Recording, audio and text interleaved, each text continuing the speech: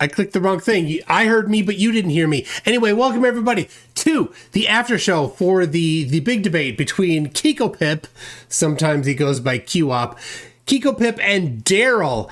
And Darryl, oh my goodness, it was not a good day for Flat Earth. Holy cow. So sad for Flat Earth. But you know, Kiko Pip is the man. He's the GOAT to be the one to absolutely destroy Flat Earth. The poor guy. Oh, you almost feel bad for him. But you know, he's going to pat himself on the back. He thinks he did great. So what are you going to do? What are we going to do? We are going to get out our cans of Tab. Everybody, get your can of Tab. Open it up, right? And then have a sip. We're going to need it.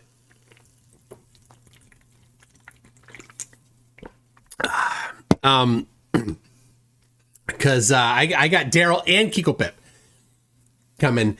So I have a Zoom call, and everybody that wants can join the Zoom call. You know, not too many. What's he saying? I see spin. The beatbox finale. Did they do it? I don't know if they did it or not. I didn't even. They did? Oh, well, we can have it here. We can have it here. That is the, you didn't hear it. None of you heard it because I had it muted, but now they can hear you, Max. Oh, nope, they can't hear you. I did it wrong again. Now they can hear you. So, OBS changed their UI. So it's better, but the mute for a channel and the listen to it back to myself for a channel is right next to each other. I keep clicking the wrong one. Anyway, Max, how you doing? I am doing fantastic. Are you on screen? I'll get the screen going. I am not currently, but okay. Give me like 5. That's okay. It's okay. I'll switch when others are on. You got it. Yes. On screen. My face on that too. That's right. Yeah, he's still. You know, you've seen Terminator, right? It's just the metal right now, everybody. So he's got to put the flesh on over the metal exoskeleton. Oh yeah! I just got my voice back yesterday. I completely mangled my voice in the anniversary stream, but like completely. I didn't have a voice until yesterday. It was awful. Well, I'm glad you got it back. Yeah, me too. I do, though. However, it sounds better when it's all messed up because it gets lower. But I can't. I can't. Well, then they won't have as much to complain about. That is true. That is true. What are they going to say then? One of the most iconic YouTube voices ever. Like if you had like the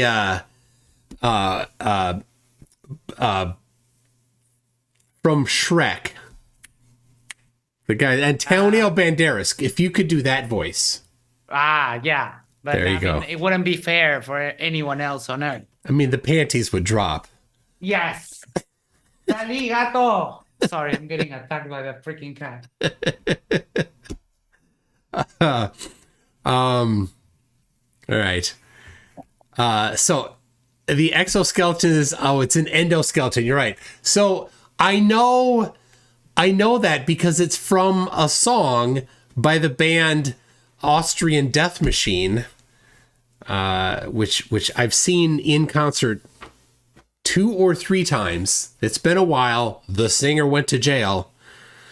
Anyway, he's out now. Apparently, I don't know if the band is back together. I don't know. Anyway, I saw them before that whole mess live a few times. It was an amazing show, but. In the like little in between, they have a little clip of Arnold saying something over metal endoskeleton, and I quoted it wrong. So there you go. We've got, look at this. Look who we've got here, right there, everybody. Look. Oh, hey. Yo. How's it going? That's great. I couldn't miss out on this. There's no way I could miss out. Holy crap, queue up. Just a whole bunch of and I don't believe what Flat Earth says. Could be this, could be that. It wasn't. It wasn't good for Flat Earth today. It was, I gotta say. As I Lay Dying is the other band that he was in, and I don't know the singer's name. Calder knew the band before I said it, of course, yes. Human Tissue Over a Metal Endoskeleton. There it is. That mosh pit was insane. There's probably only one more intense mosh pit I've been in. That would be Zayo. If you've ever seen Zayo, they're still touring. But yeah, I saw Zayo. And that was a little more, though. You know what? I saw Slayer, Testament, Megadeth. Not in that order. It's Testament, Megadeth, Slayer. Wrong order. It should have been, seriously, Testament, Slayer, Megadeth, but whatever. It was a great show. That pit was pretty rough too, but I think Austrian Death Machine beat it. Another one called Argyle Park. That was pretty rough too. You get that deep tissue massage. Darryl! Yo, Darryl. How you doing? Oh my goodness, Darryl is here. I'm doing good. All right, so I'm going to go into Kiko Pip's Discord server for a bit, and I don't know if I'm going to be able to, if the audio is going to be routed correctly. I will have to maybe adjust things a little bit to make sure that they can hear you and you can hear them. And then, but if it doesn't work, no matter what, I'll send a link to Kiko Pip just to let them know. But so I'm not going to go in there for very long. I'm just, and I'm not going to put it on screen. There's nothing on screen to see. So, can I just say, I just want to introduce myself to Darryl. Hello, Darryl. Okay. Nice to meet you. I'm Michael. Good to meet you. I'm Mike. My name is very clearly there. Not to dox myself or anything. But I'm the host of the Drunk Debunk Show, and I gotta say, well, I can't picture a called, tune in a Slayer concert. Argyle Park. Oh. That was pretty rough too. Robert Silverman. Thank you. Appreciate it. Darryl. I got. Okay, I think he fixed it. Queue up. Can you hear me? Yeah. All right. Could you hear them on my side talking in here through me? Hello. No. Are you talking to Darryl too? I have Darryl. Yeah. Let me see if I can fix it. I have Darryl on my Zoom, and I'm trying to feed it into Discord. So Queue up is the kindergarten teacher. Bro, tell him I sent the payment. Thank you for doing a horrible job so I can look good. Tell him that. Oh my gosh. Queue up. You're so adorable. I love it. You have And never that Slayer concert sounded epic. Okay. Appreciate it. All right. Now can you hear them queue up? Kindergarten teacher coming in. Check. Yeah. Oh no, I can't. I don't think I can hear him. Yeah, we can hear you. Okay. Thanks. I heard Max, Mike, and Darryl. Oh, See- What's up, can you Spin? ask Max? Is Max the fake Q up channel? No. He says no. Why would I fake being you when I can just be You're me? obsessed with me. No, it's Queue up's mommy. Yeah, Q Up's mommy. That was kind of funny, Q Up. All right, let me tell you. Weasel's mommy's funny All too. right, let me tell you this, Q Up. This was I just love listening to you, Q Up. You are a lot of fun. You're wrong about stuff, but you're a lot of fun, and I really appreciate what you did. It was just a good time to listen, and I think most people had a great time. So thank you for that. You just say thanks back or something like that. That's okay. Never mind. Don't worry about it. It's fun. It's fun for you guys. It's annoying and agitating for me to like make arguments, not have them get responded or like listened to, get strawmanned, and then he monologues and then he like ends it with gaslighting. I mean, What I recall argument? responding to everything you said. I don't think there's anything. If there's something I didn't respond to, let me know. It's pretty good. Okay, hold on. We have unfinished business though. There was a demand for a beatbox battle, and it didn't happen. So, all right, Darryl, I'm no good at beatboxing either. I got my name MCToon in college when my roommate and I, Robbie B, we started a rap band. Neither of us are rappers. I did the beatbox. So Here's the lesson. You ready? Just say boots and cats and boots and cats and boots and cats. Okay, that's all you need to say. Q-Up's gonna win this. It's fine. So go ahead and just put it out there. All right. Because MCToon acts, I am going to beatbox. 1, 2, 3.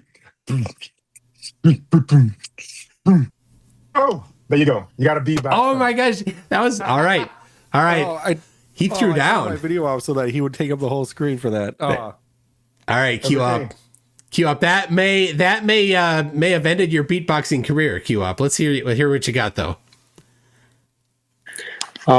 Boots and cats and boots and cats and boots and cats and boots and cats and Nailed it. He literally said boots and cats. And ironically, oh my God. All right, Q up. You won that. Oh, That was actually good. Yeah. Like I can see the beatbox battle still. that was pretty good. Now, somebody Q up. Somebody called you Q-tip. That's a new one. I thought that was pretty good. Nothing beats Kiko Pip though.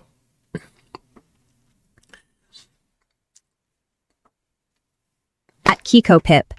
Nothing. So Where'd good. that come from? Glad you Who said that? Who said that? I found your direct messages with Quap. Are you leaving me for him? Yes, I am. But why? All right, so I'm Q up. I'm not going to be in your server for much longer. I'm just popping in to say hi. I linked your channel in my video here, but anything that you two want to say before I pop out? You're leaving, but why? Well, I want you to have your server be your server, and like, you know, you're like, if you're gonna be doing entertainment, if I'm gonna be making entertainment from you, then I need to get more subscribers for you, and I didn't get more subscribers for you, so I can't commit to that. Ryan! Yes, you had your own Ryan moment. That was adorable, Q-Up. We were wondering, there were some bets happening before this debate started. And yeah, glad to have your own Ryan moment. Even Mike, the moderator, asked about, like, why is everyone saying Ryan? It was pretty good. Jack Fetter says, stop humoring Q up. He doesn't understand sarcasm and actually thinks he's a premier debater. FFS, he's an infant virgin moron Timu Witsit. Oh, dang. Throwing down. Throwing down. Yeah. That's rough. Now, Jack, tell us how you really feel about Q-Up, though. Mr. E-Man says, can MCToon explain to Q-Up what a straw man fallacy actually is? Yeah, I'll do that. So a straw man fallacy is when you misrepresent their position. So for example, if a flat earther says that the earth is a disc with a dome over it and water around it, and then somebody says, a glober says, well, you think the earth is a disc flying through space. See, that's a straw man. However, if the other person, Well, there's not a more nuanced straw man than that. well, let me finish though. If the other side doesn't in fact have a model at all, you cannot straw man the non-existence of a claim. It's impossible to straw man that. You have to actually have a claim. I made a perfect analogy. I made a perfect analogy of an atheist claiming you're straw manning them when you're claiming that they should either be basically Muslim or Christian, and making anti-Muslim from a Christian perspective arguments when you're saying you're an atheist. So yeah, that is a position. That didn't It might not map. be a model, but it is a position. Oh, Q-Up's mom. Hold on, I'm sorry. Q-Up's mommy gets up priority. Says, sorry to interrupt, boys. Q-Up, sweetie, did you remember to bring clean underpants for your sleepover? Oh my gosh. That was in American dollars. It was not in Uruguayan pesos, so it's definitely not max. So Q-Up, in your atheist example, that wouldn't be a straw man, because if you're telling them that they should be like, if you're applying to their argument Christian or Muslim or whatever other values, you're not holding to what they believe, which is that God doesn't exist. So it's a silly example. I can't even to understand this guy. What language is he like? Oh my speaking? gosh, Spanish? Q-Up. What the yikes. hell? Oh my Yikes. gosh, Hey. Q-Up. I have to go, you guys. The tacos are ready. It's not, it doesn't even have tacos. You go to Uruguay, no tacos to be found. What are you talking about? No, nowhere. At most, you can find a Venezuelan tequeño, but that's a lot. I was in Punta Arenas and it felt like Mexico to me, but it was so disappointing. There's no Mexican food there at all. Nothing spicy. Nothing. I'm in a restaurant. I'm like, you got anything that's picante? They're like, what's that?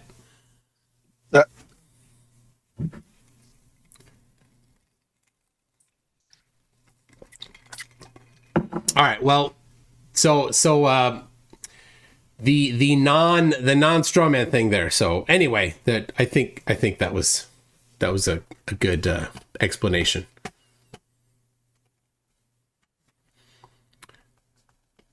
We're not hearing other people being piped through Toon, like Mike or them or something. No, I don't think anybody's talking on Zoom either. So Spin, can you hear me? Yep, loud and clear. There we go. All right, perfect. Yeah, routing is fine. Thank you, Spin. This might be the first time I've done some complex routing successfully. So congrats, Toon. Good for me. Okay.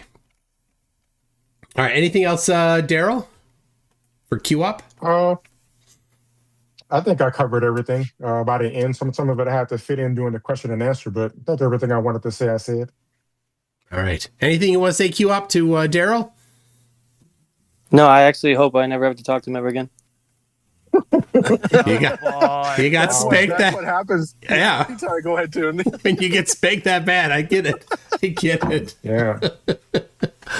If I didn't want to look at any evidence and somebody kept asking me to support my positions, I wouldn't want to talk to him anymore either. What in the world? Okay. Oh, hold on. Sorry. Brenda says, "Queue up, hun. Remember to get to bed early. You know how fussy you get without a good night's sleep." Can you ask Brenda? Can you ask Brenda if Darryl has sex with you, can you get pregnant? I'm pretty sure no. It's funny that for someone who is so desperate, they can do it for fun. To try and get followers, that you constantly attack everyone when you're an absolute dumbass. No entiendo español, please. Inglés. Yeah, queue up. Let me in your server. Queue up. Do you want to take an English test head to No, head with me? no hablar español. Gracias. No, gracias. No, don't you dare mangle my language. You know what? I would put serious money on an actual English test on Max winning. Yeah, I would too. He would beat me. Bro, I bet I could speak Spanish better than him. I would put money on Max speaking better Spanish. Oh my god! I bet he has that like annoying list that all not only that, I would put that Max could outdo you in Mexican Spanish, outdo you in Uruguayan Spanish, and outdo you in Castellano. Oh yeah. Yeah, it's basically the same. So they're different dialects. Yeah, there's different words that they use in different ones. Yes, for example, in Mexico, for a big mess, you say something like rebambaramba, and in Spanish you say quilombo. Both of those sound like song names. Those un desmadre. Desmadre también, yes. So no, Kiko Pip, language is not amongst your skill. Just acknowledge it. At Kiko Pip. Okay, one more thing, Q-Op, if I can offer some advice. A few things. There are no moving parts inside of a ring laser gyroscope. The ether stuff, all that ether stuff. The laser. What? The light is literally bouncing around in there. Oh, the light's moving in circles. Oh my god. Oh, that's adorable. I love how adorable that is. Okay. It's adorable. It's okay. There's a little interferometry set up in ring laser gyros, correct? Yeah. And light is traveling through the whatever little contraption. Yeah. No, when you said it though, it did certainly sound like you thought that it was somehow moving internally. Okay, that's okay. Yes, that's the fine. light that they're claiming to measure the fringe pattern from is moving. Yeah. And I don't know how that has anything to do with what you're saying, but it was okay. Never mind that I guess. But remember when you said stuff about at the beginning about unsubstantiated claims and basic claims like that? Ether is a baseless claim. So you just said a bunch of things about it. You didn't even try to support it. It would be a little better if you had like a list of experiments that you thought, I mean, they wouldn't work, but if that you thought like proved that ether existed, it'd be a little more interesting and fun. Well, then what is electricity? Can you tell us? Electricity is moving electrons. Oh yeah, I forgot you. He doesn't believe in electrons, though. We don't care. I don't care. I don't, because I've got the evidence, right? And I can right? and denialism is a lack of evidence. So lack of evidence always loses to evidence. Right? So anyway, I'm just, maybe I can like privately coach you a little bit for next time if you need. I'll offer my assistance. I know what to do. Anytime someone asks you a question, you just say it's either a big ball or a small little ball. I got it. I don't think that's it, but okay. Now you've got the moon landing debate coming up. And if you want, I'll coach you. I will put on my flat earther hat and try to help you if you want. Just saying. Okay. I'm gonna drop out here. Queue up from your server, but thanks a lot for having me on and for a bit, and we'll see you next time on your server. All right. Adios. All right. But if you want, I'll send you a Zoom link. You can pop in here directly if you want. So anyway, bye. Yeah, nice talking to you, man. You be good. All right. I'm off their server, off his server. I will send him a link in case he wants to come in directly. I don't think he will, but he won't join. No, he doesn't want a round two with Darryl and you. Are you kidding? Just one lose a debate so badly and still think that they came out on top. It's baffling. They always do. It's so funny. Yeah, it's that confidence level they have. It's amazing. Speechless. I mean, he literally is talking about, high level stuff, but can't understand basic trigonometry. It's like, what are you doing? He's claiming it's too much force, but has no idea what the force is. It's like, what do you? It's crazy, man. It's so amazing psychologically. Mm-hmm. So, all right. So, oh, sorry. Go ahead. One of the things he was talking about was, was the pendulum, and he's like, it should move if it's not swinging. And he was, then his analogy was a car moving, but the earth isn't like a car moving like that, that it should move. And he's like, it should move, like, but is good pressing him on backing that his claim about that. But the thing that that happens is it is in a application of Coriolis. So when that pendulum is moving, Coriolis is directly proportional to the velocity of the object in relation to the surface of the Earth. Mm. So when the object is not moving, there's zero Coriolis. But when it's swinging, there is Coriolis because it's in movement.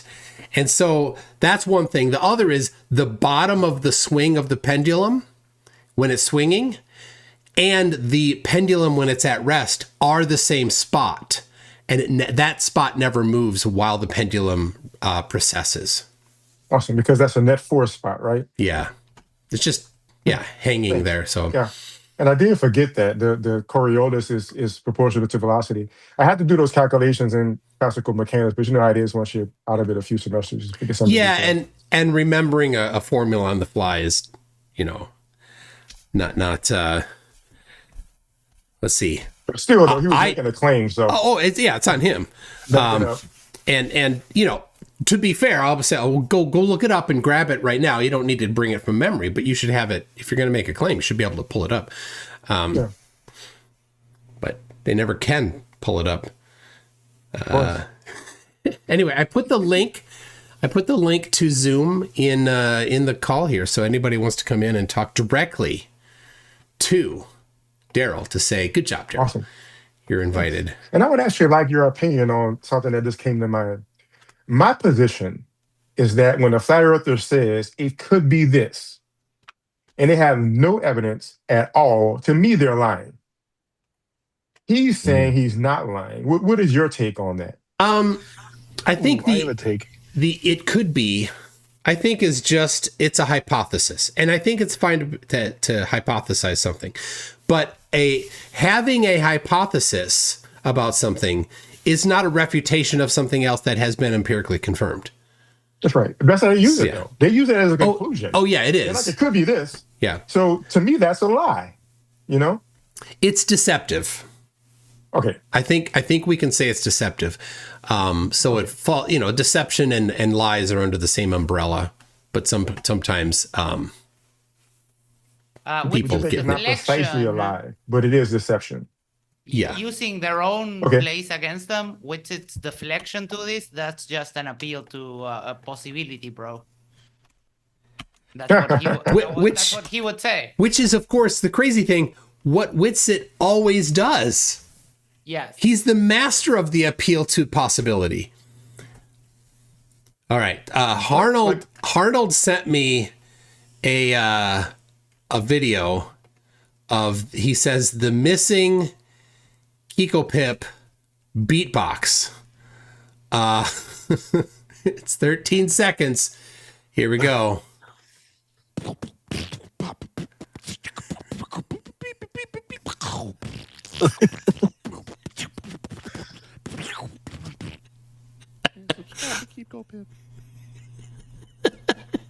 That might not have been loud enough, but it's pretty good.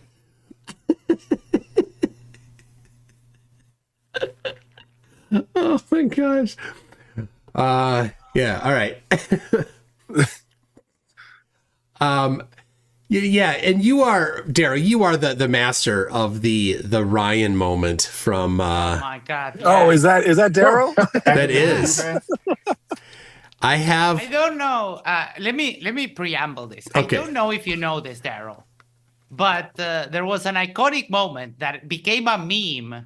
And whenever you see people yelling in all caps in the chat, "Ryan," when someone appeals to the moderator, it's because of that.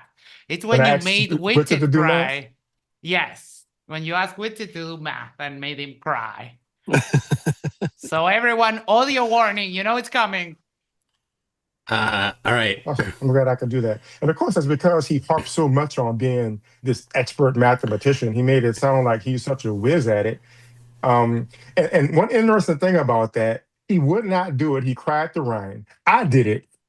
And afterwards, when he had it on video to see it, now he's saying, you know what, I could do it. And Flat Earthers actually bought that.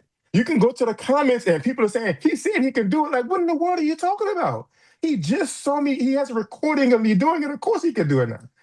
But they fall for it. It was amazing so much stuff they fell for in that debate that I debunked. And he just says, well, you prove my point. And they just fall for it. It's crazy. All right. Sorry. My Zoom, for some reason, the Zoom is chopping or freezing. Okay. No, Yeah, it's like, it is a little bit choppy. looks like it's coming in. All right. Well, here comes the original Ryan moment. It's 20 seconds. And in school, you did math and you could pass the test and not have to write the answers down. So why don't you tell me, how would you integrate this? What would be the proper way to integrate this? No, dude, Ryan, why are you not moderating? Do you see that all the guy is doing is intentionally avoiding every. Ryan. I love that. And that's still going on today, the meme? Oh, yeah. Yes. Wow. Yes. It goes like everywhere, even in other channels. When people appeal to the moderator, it's like, Ryan! I know you haven't been super connected for a bit, but yeah, your legacy is well set. All right, we've got Henzik in the chat in the Zoom call here. I don't know who Henzik is. What's up, Henzik? Wait, Kiwi Bush? Was Kiwi Bush accidentally timed out? Quai Bush? Quai Bush? I think that might have been an accident. I'm able to address Darryl Frost's question. He asked some questions about cosmology. Sure. First of all, let me say, I kind of hate cosmology. Like if it was my choice, I wouldn't study cosmology, but I study stars. I love stars. And it so happened that I was able to get into research with stars by applying it to cosmology. So I'm learning cosmology too. And the professor that I took cosmology with in the spring, that's his research. So he's very deep on it. And Darryl Frost asks, is there anyone in academia questioning the validity of the Big Bang, expanding universe models as opposed to justifying all observations into a lambda cold dark model? And that redshift distance is not expansion. So, I mean, right now, I think there's always people in my experience questioning something. Like there's still people talking about modified gravity.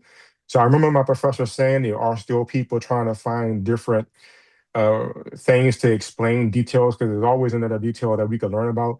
But right now, the latest change is this understanding that there's inflation. Like we understand that Big Bang is not starting from a point. There was a period of inflation where there was this rapid expansion before the phenomena that we relate to the Big Bang as being. And right now, that's simply the winning thing because all observations point to that. So it's not a thing where there's a definite thing. It's just all evidence now points to the lambda cold dog model with inflation to start the beginning, and then it goes to the Big Bang, and that's just where the evidence leads.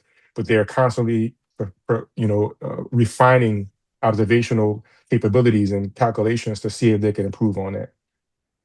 Now, Darryl, I have a question. Does that relate to the raisin bread analogy, where when you bake raisin bread, the raisins kind of separate apart from each other? Yes, okay. We know that's going on. And flat earthers, knowingly or not, always get that wrong. They tell themselves that means that everything is moving away from this point. What that simply means is that in any point in the universe you go to, you will see every other point moving away at that rate, because the universe is expanding at every single point. Space itself is expanding, so that is correct. So when we look, and we just know that from observation, just looking at space, we could just see that everything is expanding away from everything else. And no matter what point you're at, you'll see everything expanding away from you, just as if you were in the center of a loaf of bread that was expanding from being baked. That's just observation. Awesome. Very cool. Thank you, Darryl. You're welcome. Still haven't heard Henzik. Maybe you unmuted for a sec. Oh, okay. Sometimes muted back up. There we go. No, I'm not a flat earther. I didn't prove it. I just wanted to make sure you had a chance to talk and you weren't struggling with some audio issues. Oh no, thank you. No, I know that the universe is expanding and all that. So I just love this debate stuff. All right. Awesome. Oh, I got to get out of here. Icy Spin showed up. I gotta go. I might. Oh no. Be good.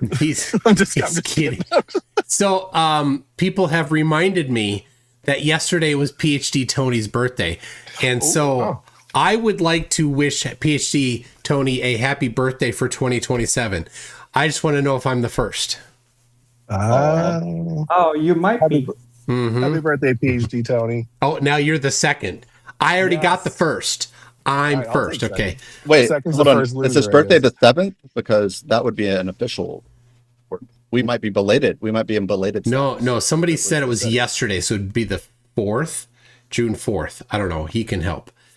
He knows his birthday probably. I'm just guessing. Yeah. But I just want to know. I'm the first to wish him a happy birthday for 2027.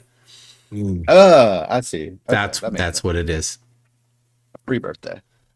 I find Tony's it the man. quite, I don't know if you heard this, Toon, but Kiko Pip said that he destroyed you in a debate.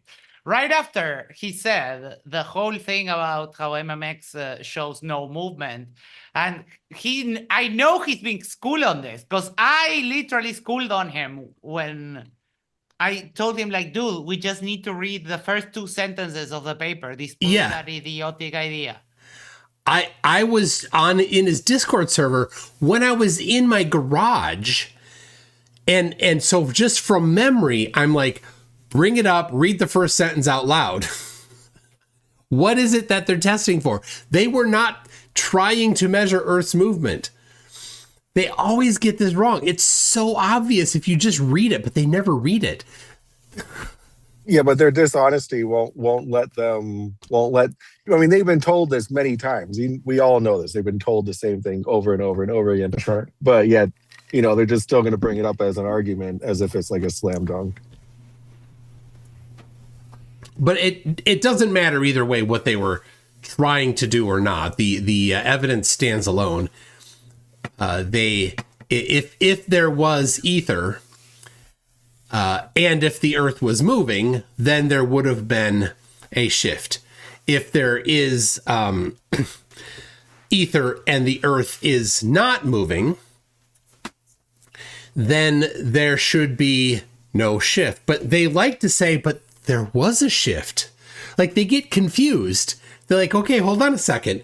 Was the ether moving or not? But so then they're like, oh, they had to change their cope for this, because at first they're like they agreed with the standard result of it did not measure a motion within the margin of error of its inability to do it. And I remember hearing Bob Nodell talk about the newer measurements of similar Michelson-Morley things that were like 1 million or 1 billion times more precise than Michelson-Morley, and measuring no movement, as they say, right? But since he died and the Ether cosplay boys have come along, now they're like, oh crap, we need it to be moving to ad hoc explain these other things, like well, even Bob did this, right? What does cause the motion in the ring laser gyroscope? Oh, it's the ether vortex that's doing it. But hold on a second, Bob. You said ether vortex, but you also said ether not move because billion time more precise Michelson-Morley test. Oh, which is it? Never mind. Let's not talk about that anymore. Let's just only talk about the very first experiment that Michelson-Morley style ever did, and pretend like the newer ones didn't happen. Is that called the Flerf reset? Because you remember in the beginning of the debate, I was trying to answer that one point, and I built upon, look, you could tell the direction of the light source by looking at the shadow line. And he agreed, he acknowledged, he pointed out where the light source is. And later he's like, you didn't make one point, everything was just conjecture. Like, hold up. Did you forget what we just talked about? That you yourself acknowledged the very first thing was built upon direct observation that you acknowledged? It's crazy. Yeah. Well, that's just ad hoc, right? He's like, it could be mirrors. There could be 1,000 other things. Okay, well, we can test them. Again, it's I have a hypothesis and that's all. Therefore, the empirical evidence doesn't count. It doesn't work that way. You need to, if you have a hypothesis, you got to go through the process of testing it and find out that it's confirmed, and then repeat it before you could take it seriously. And of course, when I asked him for evidence, he was like, I'm just different. Why bring it up then? What? I'm not saying that's what it is. You're not saying that's what it is. Why'd you bring up all the mirrors? What are you doing? What's the point? What are you doing here? Yeah. It could be anything. Oh my God. Are you aware that EcoPip has a series about how MCToon did not actually go to Antarctica? Are you aware of that? Darryl watched them all. Oh, you watched them all? Yeah, Darryl, you completely befuddled him when you said that you'd watched them all. He's like, you did? Wow. I bet he pooped himself a little bit too. He's like, oh shoot, no. He actually knows. He was about to go into the thing where they try to make it look like they know stuff by asking you stuff you don't know. But do you know I did this? But do you know I did that? And he just shut down. He didn't know what to say. So I know what he's going to do, because he says that the one, he didn't look at multiple, the one video of the 24-hour sun where it followed the sun.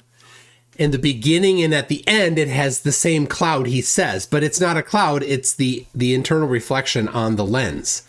because so the Insta360 has a lens, and then over it there's a lens cover, and that lens cover that it ships with is plastic, and it's not awesome, but it's fine. And Will had the plastic lens cover on his Insta360, both of the cameras. You can replace it with a polycarbonate one, which I've done. It was like $20, so a little more expensive, but not much. It's a little better. It doesn't have as many distortions, but it still has some. But anyway, so he looked at that one. He's like, they put a fake cloud in, and then they repeated the same fake cloud. Like, if it was faked, why would there be a fake cloud in there twice? Why would you do that? But and then he says they're giving breadcrumbs. Why? So you have an international conspiracy to fool people, and you're giving breadcrumbs. Why are these people? I just don't understand. It's just making up stuff. Yeah, Darryl, when you called them out on how it could be possibly done, where multiple days throughout multiple months they'd have to take pictures and videos of the sky, and then like superimpose that on the blue screen sky or whatever he was saying it was. Yeah. When you called him out on that, he's like, "Well, I don't have any evidence. I don't need evidence." Like, what are you doing? Oh, well, that was great.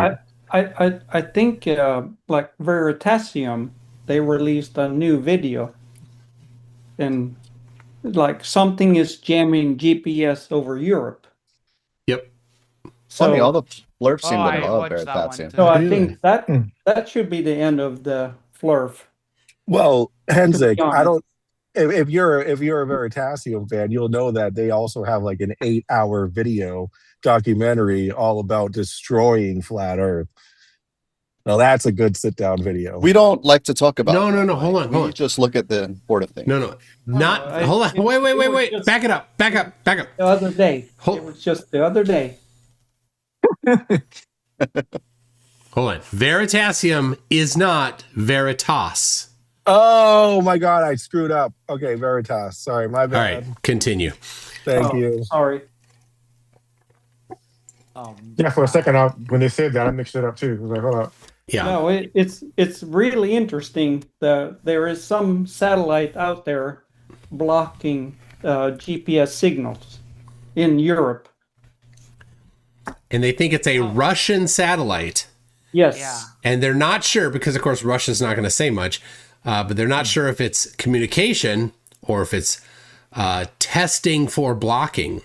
Correct. A very good video. Go watch it, people. Yeah, but it goes over how GPS works as the foundational stuff in the video. It's really good. How you solve a series of equations in order to get your position, and you don't even really think about this, and this really puts in the space-time into a little more concrete usage.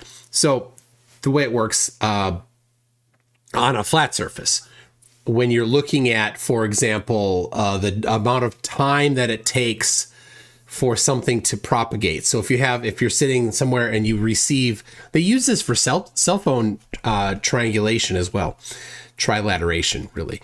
So they'll ping a cell phone, right? And then they'll get how long it takes, and then they'll ping it from another tower, and they'll ping it from another tower. And given those three, because each tower draws a circle. Yep. Based on the amount of time. So you do one, you do two, these two circles intersect in two spots. You do it for a third, those three circles intersect in one spot. Similarly, with GPS satellites, satellites transmit their location in three-dimensional space, an XYZ coordinate system, and the time that it's sent. And so then the same thing, you know from when you receive it, you take the time that it said it sent it, and then you compare to the time that it currently is on your phone, and then that lets you draw a sphere around that satellite at that moment in time. You do that for a second one, you do that for a third one, and that gets your spot. But the problem is you don't know what time it is to the same precision that the clock on the satellites do. Right. So how do you do that? You get the satellite's position in time as well, and you solve a fourth equation with a fourth satellite. Equation. Yes, amazing stuff. And I, when I first was studying GPS, I'm like, oh, cool. Then it knows what time it is. But wait a second, how does your phone know how does your GPS unit know what time it is that precisely? If it's getting the time from the satellites. And I'm like, oh, genius. Yeah. Humans did that. Well, yeah, to go back to what Mike said, Veritasium, although he's not Veritas, he does a regular job of completely destroying Flerf ideas. But they all think he is great, too. At least some people that I've talked with on Discord, for instance, Jeremy on EA loves to bring up like Veritasium videos. And then it's like when Veritasium brings up like these new chain link tires that bikes are using now in like beta testing for astronauts, like he won't ever touch that with a 10-foot pole, but other things he will, right? Like the Veritas or Veritasium, it doesn't matter. I mean, Flerf's cherry pick everything. Mm. But by the way, Darryl, last I heard you were working on I think you were working on a graduate project. It's been probably a couple of years now. Have you? So I graduated in 2025, and now I'm in graduate school. So good for I'm you, man. working on my PhD in physics with a concentration on astrophysics and cosmology. So in about 4 more years, I'll be Dr. Berry. So cool. Dr. Berry. That's great. I only have a computer science in bachelor science, so but that's about it. Still good. I successfully completed middle school math and science. Yeah, I have my GED. That's enough to know it's not flat. That's all you need. I'm from Uruguay. All right, you win. That's my only qualification into flat Earth debunking. It's like, yeah, Wait a second, Max. Don't undersell it, Max. You're actually a hot topic in the Flerf circles nowadays. For he really is. Oh my, yes. Your new project that you're about to do. Yeah. Oh yeah. Oh, I can't believe that it's like they're losing their minds. Kind of like if it was TFE, but it's nowhere near that. It's just amazing. Darryl, do you know about this? Say it again. Max, you want to fill in Darryl on what's going on in So your part of the world? there's a flat earther, Darryl, called Josh Monday. So after TFE seeing all the repercussions, he got in touch with Jaron and was like, hey, I have an idea for some observations in the south, in Punta Arenas and in Canada. Yeah. And they're going back out there. Yeah, I did see they're that. going back. So I'm going with them in December. And Vic and a bunch of groups of flat earthers are just completely losing their minds over a trip that literally anyone can make, because Punta Arenas is not Antarctica. That's anyone can go. You could just it's from the US. It's like $1,500, right? So it's not even round trip. A super expensive trip. Yeah, and the hotel stay is not expensive. The food there is pretty reasonable. So, with American dollars, it's all pretty good stuff. Yeah. And Max is on translation duty, I think, for the most part of the trip, right? Oh yeah. Honestly, when I was there, very little translation was needed. Punta Arenas is pretty cosmopolitan town. Nice. That's cool. On Sunday when I went to Vicas, he was like, "Oh, you were there in Punta Arenas with them," and I was like, "Wait, what? No, I wasn't. Like, where did you see me? No, weren't you? Like, they Will had. I think it was that guy that got confused as being Will's like bodyguard or something. He's like, "Yeah, you were that guy." He's like, "No, I'm not that guy. I wish I was. That guy went." Rented a helicopter to go skiing on a mountain in Antarctica. Like, of course I wish I was that guy. That guy's loaded, man. The funny thing, Darryl, is that this Joshua Monday guy, he's kind of got a following, like, and he does. Is he a pastor? I believe. I think he's a pastor. He's not a pastor. He just teaches. Okay. Yeah, his channel is sort of church-esque. Like he does a not a sermon, but kind of like that, you know. Bible study. Yeah, yeah. But he is a flat earther. Yes, and he's got a following. Mm-hmm. And I think that's part of he justifies it with that a lot, at least from what I've seen. But it's kind of interesting where Max had already gave him the sort of like, all right, this is what you can sort of expect based on like what Jaren and Austin and those guys ran the gauntlet of their communities turning on them, and it's playing out like you wouldn't believe. Every time that a flat earther has had them on his stream, they're like, why are you going? Like, what is exactly that you're trying to do? Like, how do you think this proves it? And then basically at the end, without missing a beat, they all sort of tell him that they think he is doing this for the wrong reasons, and he's a paid shill, and he's a demon, like just crazy stuff that like, and so it's kind of entertaining to watch in that respect. All the normal stuff. And yeah, just make sure you do that laser test, Max, in the for the Foundry. Oh, yeah, I didn't get the details, but I'll get it from Vlad. What we know for sure is that he's going to have tickets coming out the wazoo. There was a particular flat earther, Darryl, named Vlad, who's like Ironwork 92,000 is his handle, and he made a big deal about the fact that nobody would show their tickets like when they flew there. And of course, Toon had his and ended up putting him up and stuff. Oh, and some of the other guys. But only Jaren's. Vlad just wasn't. It only had to be Jaren's. It couldn't. Mine didn't count. But then when he got Jaren's, it was a year later, so therefore it was not really funny business. It was funny business. So Max, there's a small chance, very small chance, that I might be there too. Oh my goodness! In Punta Arenas. Yes. That would be neat. Oh my god! Yes. Somebody on Facebook, and he emailed me first, is saying he wants to take my $100,000 challenge. Wow. Let's So go. and he emails me and he's like, I tried to send the escrow to the link and it didn't work. Like, there is no escrow link. I don't know what you're talking about. What a but so then I'm like, okay, I'll get the stuff together then. I didn't expect anybody to actually step up to give me their $100,000.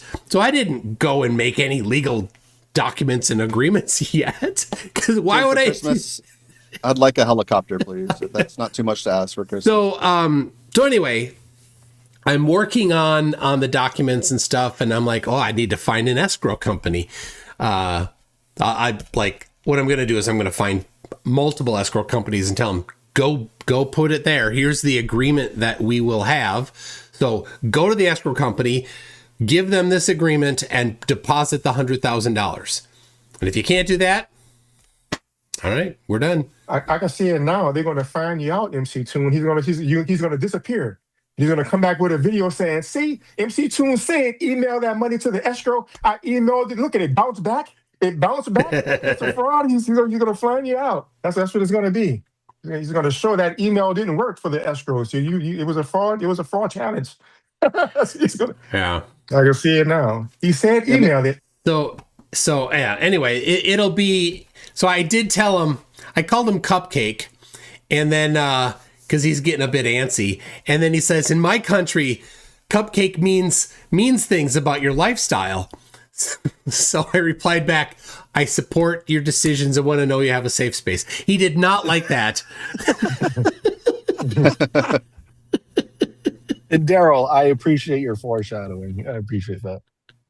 Toon, do you think it's going to actually happen? Or No, there's no way he's going to cough up $100,000 and put it in escrow.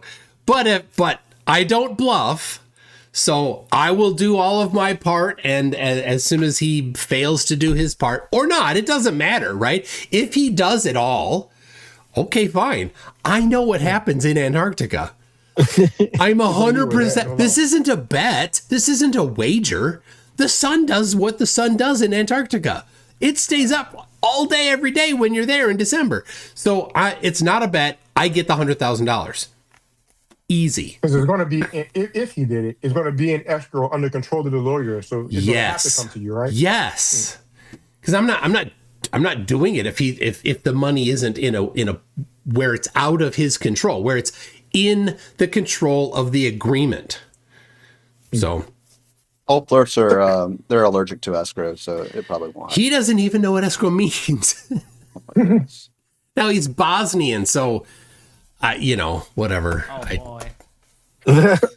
Talking about Punta Arenas, by the way, it seemed to me that I explained clearly enough, because he was trying to go into this light could be curving around type stuff. And I was like, it doesn't matter how it curves, it ends there.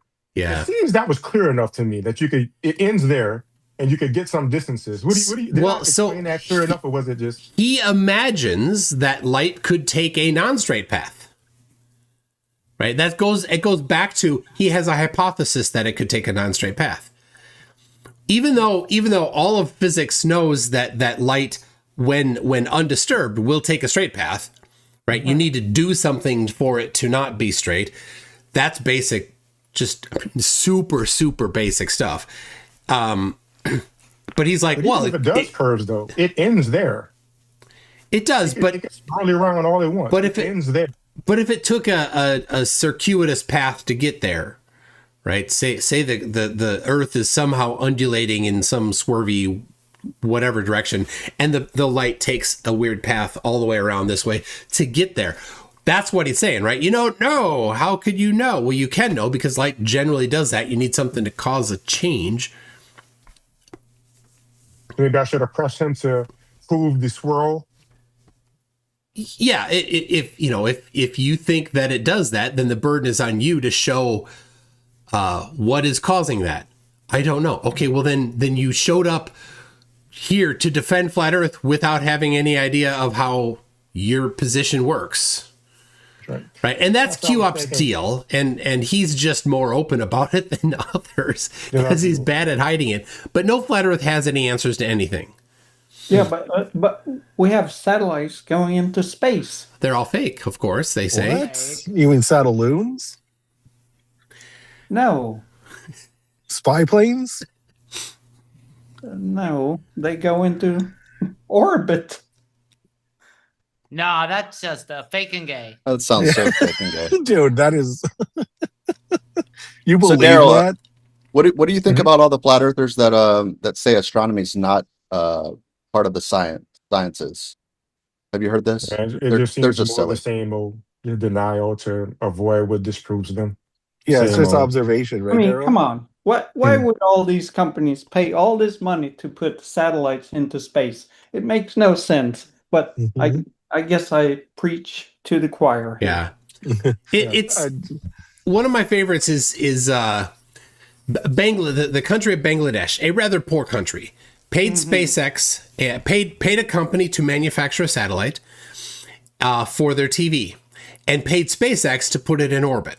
And it's in geosynchronous orbit above the equator, right south of Bangladesh. So the people in Bangladesh can point their satellite dishes up at it and get TV. Now, the Bengali officials didn't do the infrastructure themselves, right? So they purchased this system as some sort of a maybe turnkey system where the people that made the satellites like, okay, well, on the ground station, you're going to need this, this. You're going to need to put a satellite dish here, and you're going to need to point it at this direction. Okay, you got all that good. Okay. All right, now let's do all the testing. And so they're doing all the testing there before the satellite goes up because flat earthers don't know this. Adults test things. So they're testing all these things and getting all their systems in place and hiring everybody that's going to do with the stuff and right. And then they pay SpaceX, and SpaceX puts up the satellite, and then one day it starts working. They start getting a signal from their satellite dish. Crazy. How on flat Earth does that happen? Did the Bengali authorities were they in on it, or did they purchase something and they didn't know because they're compartmentalized out? Okay, then did the satellite manufacturing company not know about it? And then they just handed off this hardware to SpaceX, and SpaceX then, right? SpaceX knows about it. Obviously, SpaceX, according to Flat Earther, they got to know about it. They have to know that thing isn't going to actually go up there. So did they take that satellite, reverse engineer everything in that satellite, and then have the Illuminati, Freemason, French mime Zionists put something in place in a satelloon? Yep, that's it. That's what happened. Right? Nailed it. To hold it there and then somehow affix it so it can't move. Where did all this happen? I think it's just going back and forward in the air over the Earth that is flat. On a circuit, right? Yeah. except it doesn't move because the satellite dishes don't move. No, they don't. That would have been interesting to hop into with QOP because he actually believes satellites exist. Oh. And he says that they go on a circuit, but he doesn't have a mechanism, and everything just falls flat. But he's argued with a guy named Josh on he's an engineer for Amazon and does a lot of stuff with NASA, but he's argued with him quite a bit, and it kind of just always falls flat. Josh works at Amazon on the LEO project, which is the low Earth orbit satellite internet service that Amazon is working on. And they have several hundred up at the moment, and they're supposed to have like 1,000 up by July, but they had a little bit of a boom last week on their rocket. So don't know what they're going to do, if they're going to maybe try to renegotiate or try to get somebody else to send up a few satellites for them. I wish I could use my Muppet, the beaker on Zoom here. That's my favorite Muppet. I use that in my corporate world. Like Roger that. Beep beep. Darryl, I got a question for you. Darryl, you said you study the stars. Is that correct? Mm-hmm. Yes. I am actually very familiar with somebody else who studies the stars, and and they come up with I'm gonna assume very different conclusions that you come up with, Darryl. Are you familiar with a creator named Mikey Smith? That name seems to ring a bell, but I don't think I've ever seen any of this stuff. The name sounds familiar though, but you're in for a treat. Okay. Yeah, go to my channel. You'll see plenty of stuff on Mikey Smith. So he has these alternate. Does he believe that the stars are these? Because I've seen flat earthers take horrible pictures. You don't know how to use cameras and telescopes. There and it take is. these fuzzy pictures. Wow, it's a whole different way though, because Mikey has a P1000 and has somehow figured out that the P1000 is not a good camera. Yeah, and instead you're gonna love this. Instead of using a telescope, like he did a GoFundMe for a telescope, and a bunch of people sent him money to buy a telescope. He bought a telescope and sent it back. Instead of a telescope, he gets high-end binoculars. Right. And then he sticks his 4-year-old Samsung camera phone to one of the eyepieces, and then that's how he takes his astrophotography. And then he calls himself the real starman. And sent it back? What was that, Darryl? And you say he did have an actual telescope and sent it back? Yeah. Yeah, because it didn't give him the results that he was getting with his binoculars. Oh. Makes a lot of sense. So Mikey Smith has proof, Darryl, of the firmament through the binoculars and his taking pictures of the stars, which aren't what we say they are. They are rings that are spinning very fast, and then energy frequencies are shooting out from the ends of it. Frequencies are shooting out. Yes. It looks a lot like. And I'm sure he has a big following too, right? Oh, that's an image. About 12 people. Actually, wait, that's the wrong image. 12 people. That's exaggerating. Funny story about this image, actually. There's a Astrocade. I don't know if she's in the chat, but can you share that? People can't see it. On my avatar. Yeah, we can't see that on Toon stream. It's just even if it was on screen, it's tiny. So just remember. Do you have a problem? I see. Do you have a problem with people saying that much? No, not at all. I'd love to present it. But that's not what that's. I mean, that's a very clearer picture of what he should be getting. Can you send it to me? I'll put it. Yeah, I will. I don't know if I have that. Maybe I have. I think I took her picture and I overlaid some Mikey images they're TOS, but they're not real, likely. But anyways, I'd like to get Kate's actual. Maybe she's here, but Kate's actual picture, because I never did get that. That would be interesting. Let me copy this and send it to you at least, and Discord for sake of discussion. Copy. What's your name again? MCToon. MCToon. That's right. Okay. Isn't it like There it is. all out of focus, or Well, so It's a and lot. she could, It's a lot. she's a good person to jump on and even explain what happened. But this is a very crude version of her image, and she went on to Mikey's stream and she did it really well, but she presented a couple of photos of the stars that she took with her binoculars, and they were just how do you say garbage without saying garbage? Like they were not very good. And then she said, and I have this one, Mikey, that I took, that's my third image, and he swiftly booted her off the stream and called her many names and said that's fake CGI. It's very important. It's very important information to know what star exactly, because Mikey is very proud of the picture that he has of the star Sirius. That's right. He was so proud of this picture that of Sirius that he went to the Sirius radio or satellite radio headquarters and wanted to speak to someone about changing their logo to his picture of the Sirius star. So that's the level of holy crap that we're dealing with. And he regularly will call a different how do you say observatories? Observatories. Yes, there you go. All right, I'll put up. Tell them they're stupid. I'll put up his Astrocate's version there. Astrocate is my spirit animal. I just want to make. So this is. You guys forgot to mention though that Mikey also thinks the stars are only a few feet across. Yes, that's right. There's no depth to the stars, and they're a few feet apart. And you can tell. You can tell because there's no depth when you look at them. And I'm like, how did you do that?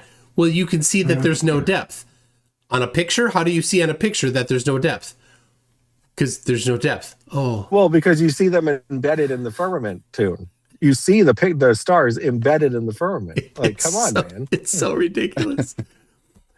This is linear chromatic aberration, by the way. It's textbook, right? A picture that if you looked it up, this is what you would get: green and purple on opposite sides, straight lines. But Sam said no, that he investigated and it could never possibly ever be aberration because he studied it.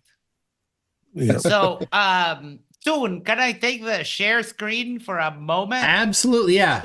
This is the good time of the start your share there of the yes, the debate, the modern day debate. Yes, take it away.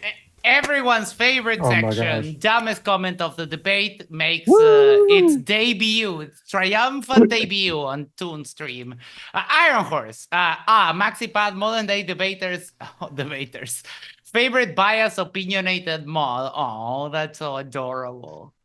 Iron Horse, again, if the Earth was a globe, ironically, it would have to be a cube to compensate somewhere for the lack of curvature. He's really putting on. He's really putting on the effort there. Well, this was just Ludwig being awful. This one is good.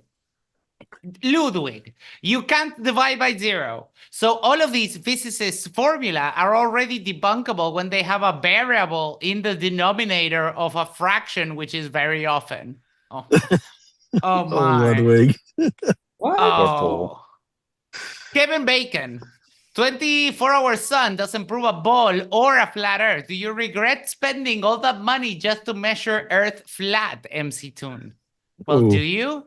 No Flerf has ever showed the application of this geometry they think that happened. It's never. How is it that no flat earther has ever questioned, wait a second, go through the math? You know why? Flat earthers can't do math. Mm-hmm. It's a cause, by the way. I shall be right back. I can still hear though. Okay. Kevin also, if you didn't realize, I think it's pretty obvious. Kevin is an Oakley fan. Oh yeah. To measure. Yeah. When you say measure Earth flat, that's how you know that they're an Oakley fan. Oh yeah. Bless my vibe code. This one is out of context. This one is a funny, like Easter egg. Kiko Pip. Kiko Pip has 376 subs, joined June 10, 2015. 5 videos, 3,321 views. Man, this guy chose failure in life. It's sad to see. It's embarrassing. Frankly, he's a knockoff with it pity. Oh, that was a lot.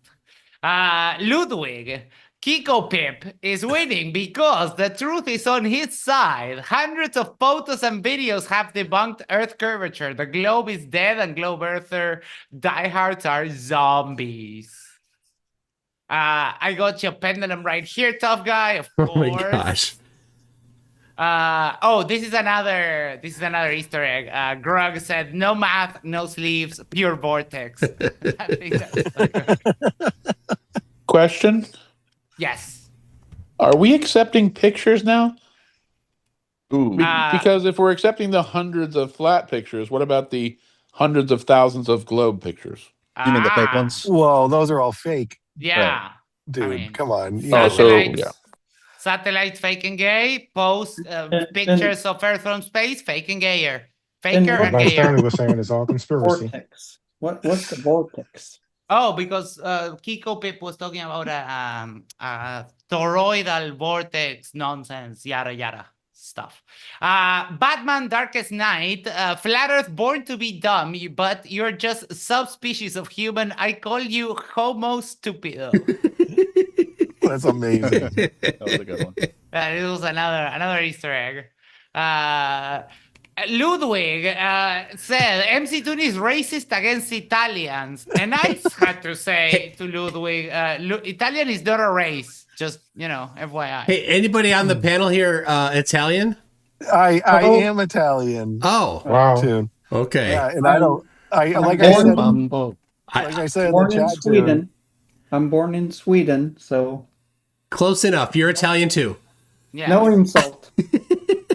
Like I said in chat too. You gifted me something. I did. You gave me a gift, and you were nice to me, and I don't think you're racist against Italians at all. It's such a cope. Like he has nothing. I totally humiliated him the other day with by knowing every single thing that he was gonna say in response to the to Wolfie 6020's video or photo video showing the curvature of the horizon. Yeah. You have never insulted me in my life, so there you go. I thought the thing you did with his name was even funnier. And that, yeah, I thought that was pretty good. All right, so we have Iron Horse, Ludwig, Kevin Bacon, and the guy from Footloose. Yeah. Yes. So who does each one vote? I'll vote for Kevin Bacon, and it's just because it's a new face to this segment, and he specifically attacked Toon for going to Antarctica and just denying that it happened. Well, they're back to claiming that Duffy spent $250,000 too. Wow, that's a lot of money. He didn't. He didn't spend that much. Of course not. We know they this, can't math. They're back to that again. The Homo Stupido was a good one. I like that one. For the people asking, Matthew Hakim is obviously not in the nominees because he wasn't there. Matthew Hakim. I nominate Q up and everything he said. No, that's not the rules. Come on, of the comments here. So Kevin Bacon. What? One vote. Hold on. No, where is Hakeem? Is he like in jail overnight or something? We don't know.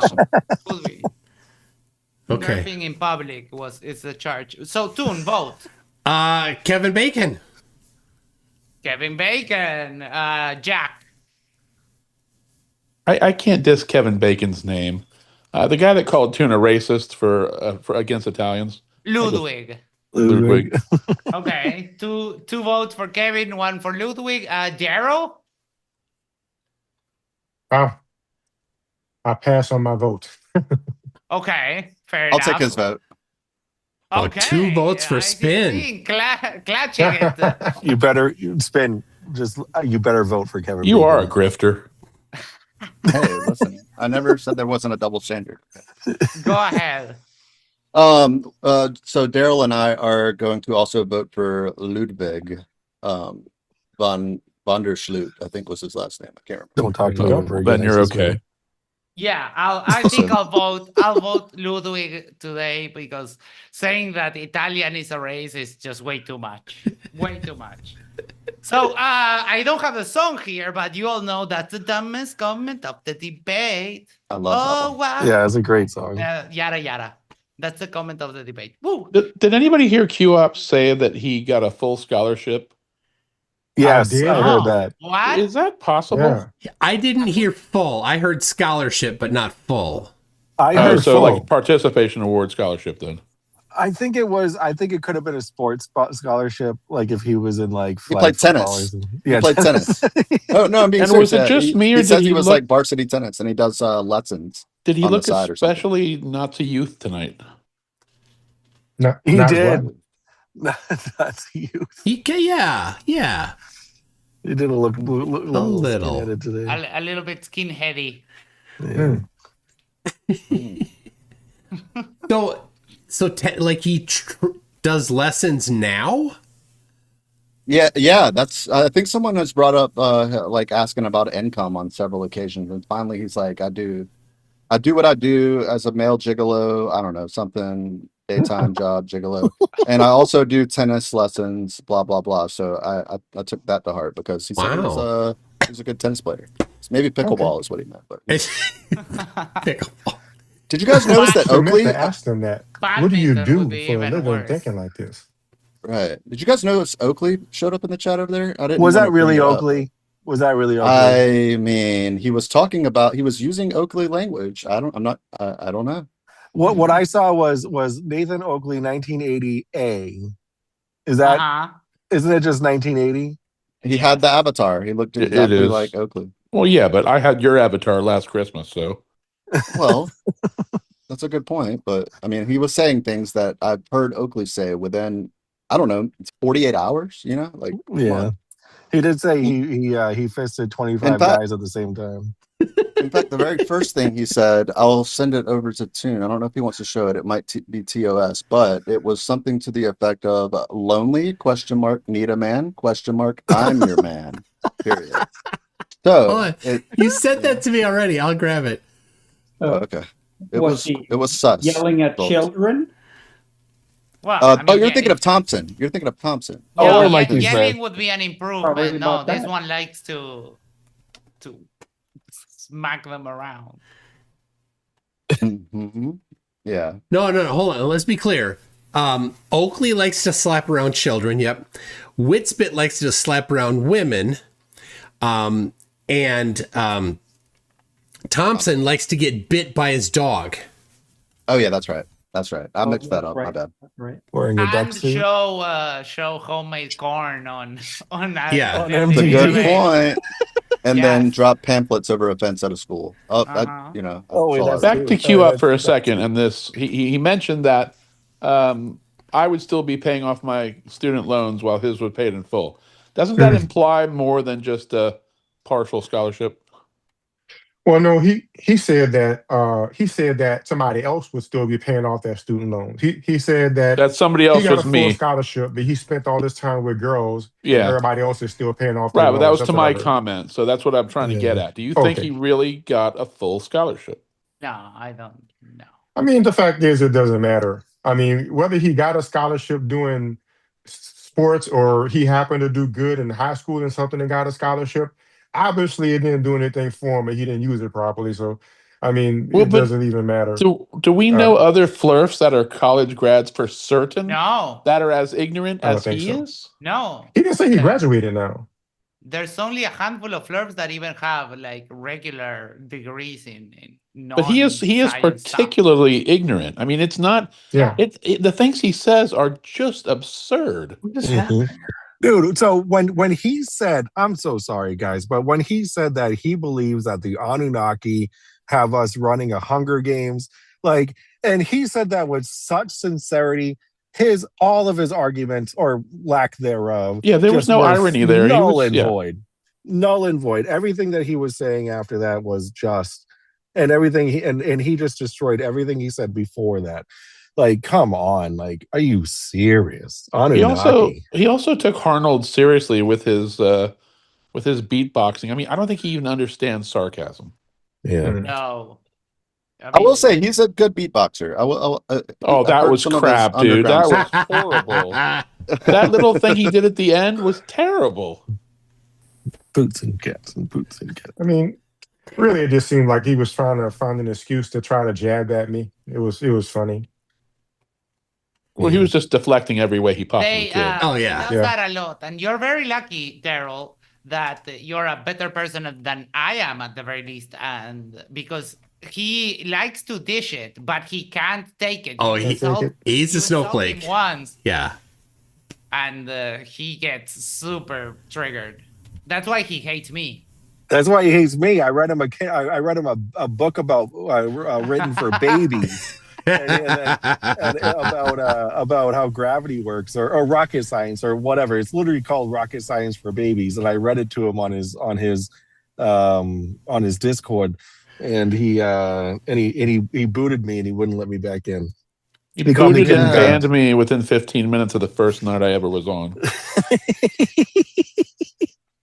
Jack, you're always a thorn in his side, though, in every debate. I love that. And the thing about it is, the flat earthers have a standing insult to all scientists, right? Every single scientist is either lying or they're so poor at thinking that they can't even determine that the satellite they built is not working how they built it to work. I mean, either you're stupid or you're lying. They say you're paid off. Compartmentalized, right? Like you're paid off. Right? Well, that's lying. So that's still included in lying, right? None of them obviously have done any engineering work at all. Yeah. Nobody could fake the thing that I made to me.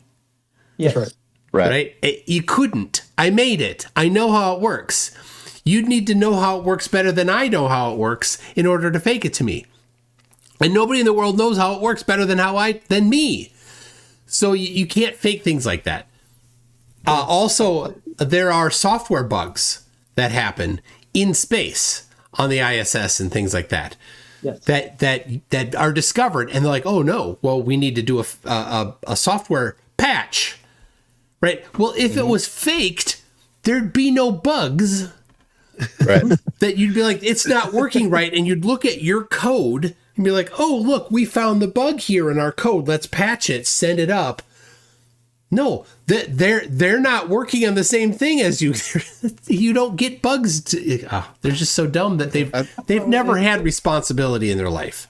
It works the same way on Earth. I write software. We have a lot of bugs. We fix them. You know, it's just part of life. My profession. I'm a software engineer. You know, that's how it works. Can someone explain though his whole? We don't write 100% software from the beginning. There's always bugs. You know, that's how it works. Does anyone explain to me? He seems to hate Witsit and thinks he debunked him, but doesn't he understand? He sounds literally like a Timu Witsit. It's the same exact thing that Witsit does. He wants to be Witsit. Strawman, and Mm-hmm. He wants to take over his life. Yeah. Oh, he wants the role. He's even constantly hitting on Kai. Mm-hmm. Oh, yeah, that's true. Oh, I think they live in the same state. They are, yeah. Fortunately for her, they're on the opposite side of the state. She doesn't need a third child. No, I don't think there's any chance in hell. No, he would be that third child. He is the child. He is the child. Sort of to go back though to like this like Flerf ideology. Like I think that it's common that, I mean, even Max will tell you, we say it in tongue in cheek. Like he had his by the way, Max just had his first year anniversary like 3 days ago, and he's killing it over there at Yerba Mate Talk. So we were on his stream for that stream the other day, and the 24-hour stream, I think it probably came up 784 times where a flat earther would say that we know what it's not, right? We're not affirming what it is, but we know that it cannot be a globe. And that's just their fancy way of saying that it's unfalsifiable, while also saying that it's totally falsifiable. And that's how science works, and just talking out of both sides of their mouth constantly, always. And then they get deep into this Flerf ideology where they just enjoy the popularity that it brings them and their little small segment, and then they forget how to think. And I think that's how being a Flerf works. 784 is very specific. Did you have a counter on that? What was it? What was very specific? You said 784. Well, I mean, it might have been, I call it 783, 785. It was right there in the ballpark. So it was a lot of times that we heard it. Margin of error plus or minus one, exactly. That's right. Exactly. There was That's a how we part in operate. there where somebody sent in a super chat where they sort of made a question/claim, just stringing a bunch of words together. And he seemed to disparage it, but it did sound like his opening. He was just throwing a few big words in every now and then and just stringing them together. That's Yeah, what that parts of was what he me said also. seemed like. Yeah. The word salad fallacy, I think they call it. Dude, Isaac, but I just want to let you know that all your fallacy callouts in chat were appreciated. Thank you. Yeah, I was making notes because I couldn't remember what I said. So yeah, I got a chuckle out of every single one of them. It's, What's up, Arnold? It's funny how they always they know the fallacies to try and use them as a defense mechanism, but they always use them incorrectly. Why don't they actually call them out correctly every time? Because they didn't learn what the fallacies are by actually learning the right way. They learned what the fallacies are by sitting in echo chambers and having the other Flerfs tell them what these fallacies are. And they got them wrong. It's just a self-propagating error. It's like perspective. They use it wrong and every single time, but the one time they need it is with crepuscular rays. Then they don't use it. Yep. See what you just said, Max. The saddest parts about that I see, Max, is it doesn't really matter, because if you look at the chat, it doesn't matter what they say. The other flat earthers just believe it, even though they say that's what we do. But they could be totally wrong about what they're saying and just say it's a fallacy. And in the chat, you'll see, yeah, it was such and such fallacy. They don't really care. They just mindlessly believe it and repeat it. It's crazy. Yeah. Darryl. And what you just said, Max, that was an ad hom. They don't know that's the most often that they get wrong is ad hom. They think any insult is an ad hom. Right. But it's not. And so the difference is, here's an insult. You smell bad. And here's an ad hom. You're wrong because you smell bad. Right. Hey, Darryl, I was the one that made the super chat with when he gave you the timer and then said that you were just monologuing. Oh my gosh. We're speaking during your time. And what was Kiko Pip's response? That wasn't during the timed part. It was during the timed part. Right after, yeah. He's like, that was after the timed part. It was exactly. He did it consistently. He'd be like explaining this. I start explaining, like, hold up, do you have an attention span of like 5 seconds and you want to talk about science and physics? Oh, and then he's like orbital motion and the gravitational effects on the pendulum, and you need me to answer in 5 seconds or less. He's like, I forgot what I was talking about. Like, yep, he does have a short attention span. Darryl, does it make you furious that, the effort you're putting in toward a PhD, that you've got basically a high school virgin challenging you that on the dumbest middle term. school. Come on.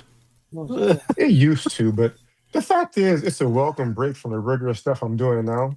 To just take a break and just talk about geometry, and it's actually a welcome break, because tomorrow I go back to doing real science and research, and of course trigonometry is real as well. But it's not like we still trying to figure out the shape of the Earth. So I used to be frustrated back in the day, but like I said, I've been talking to them off and on since like 2018. So over time, I've just learned to accept that this is how they are.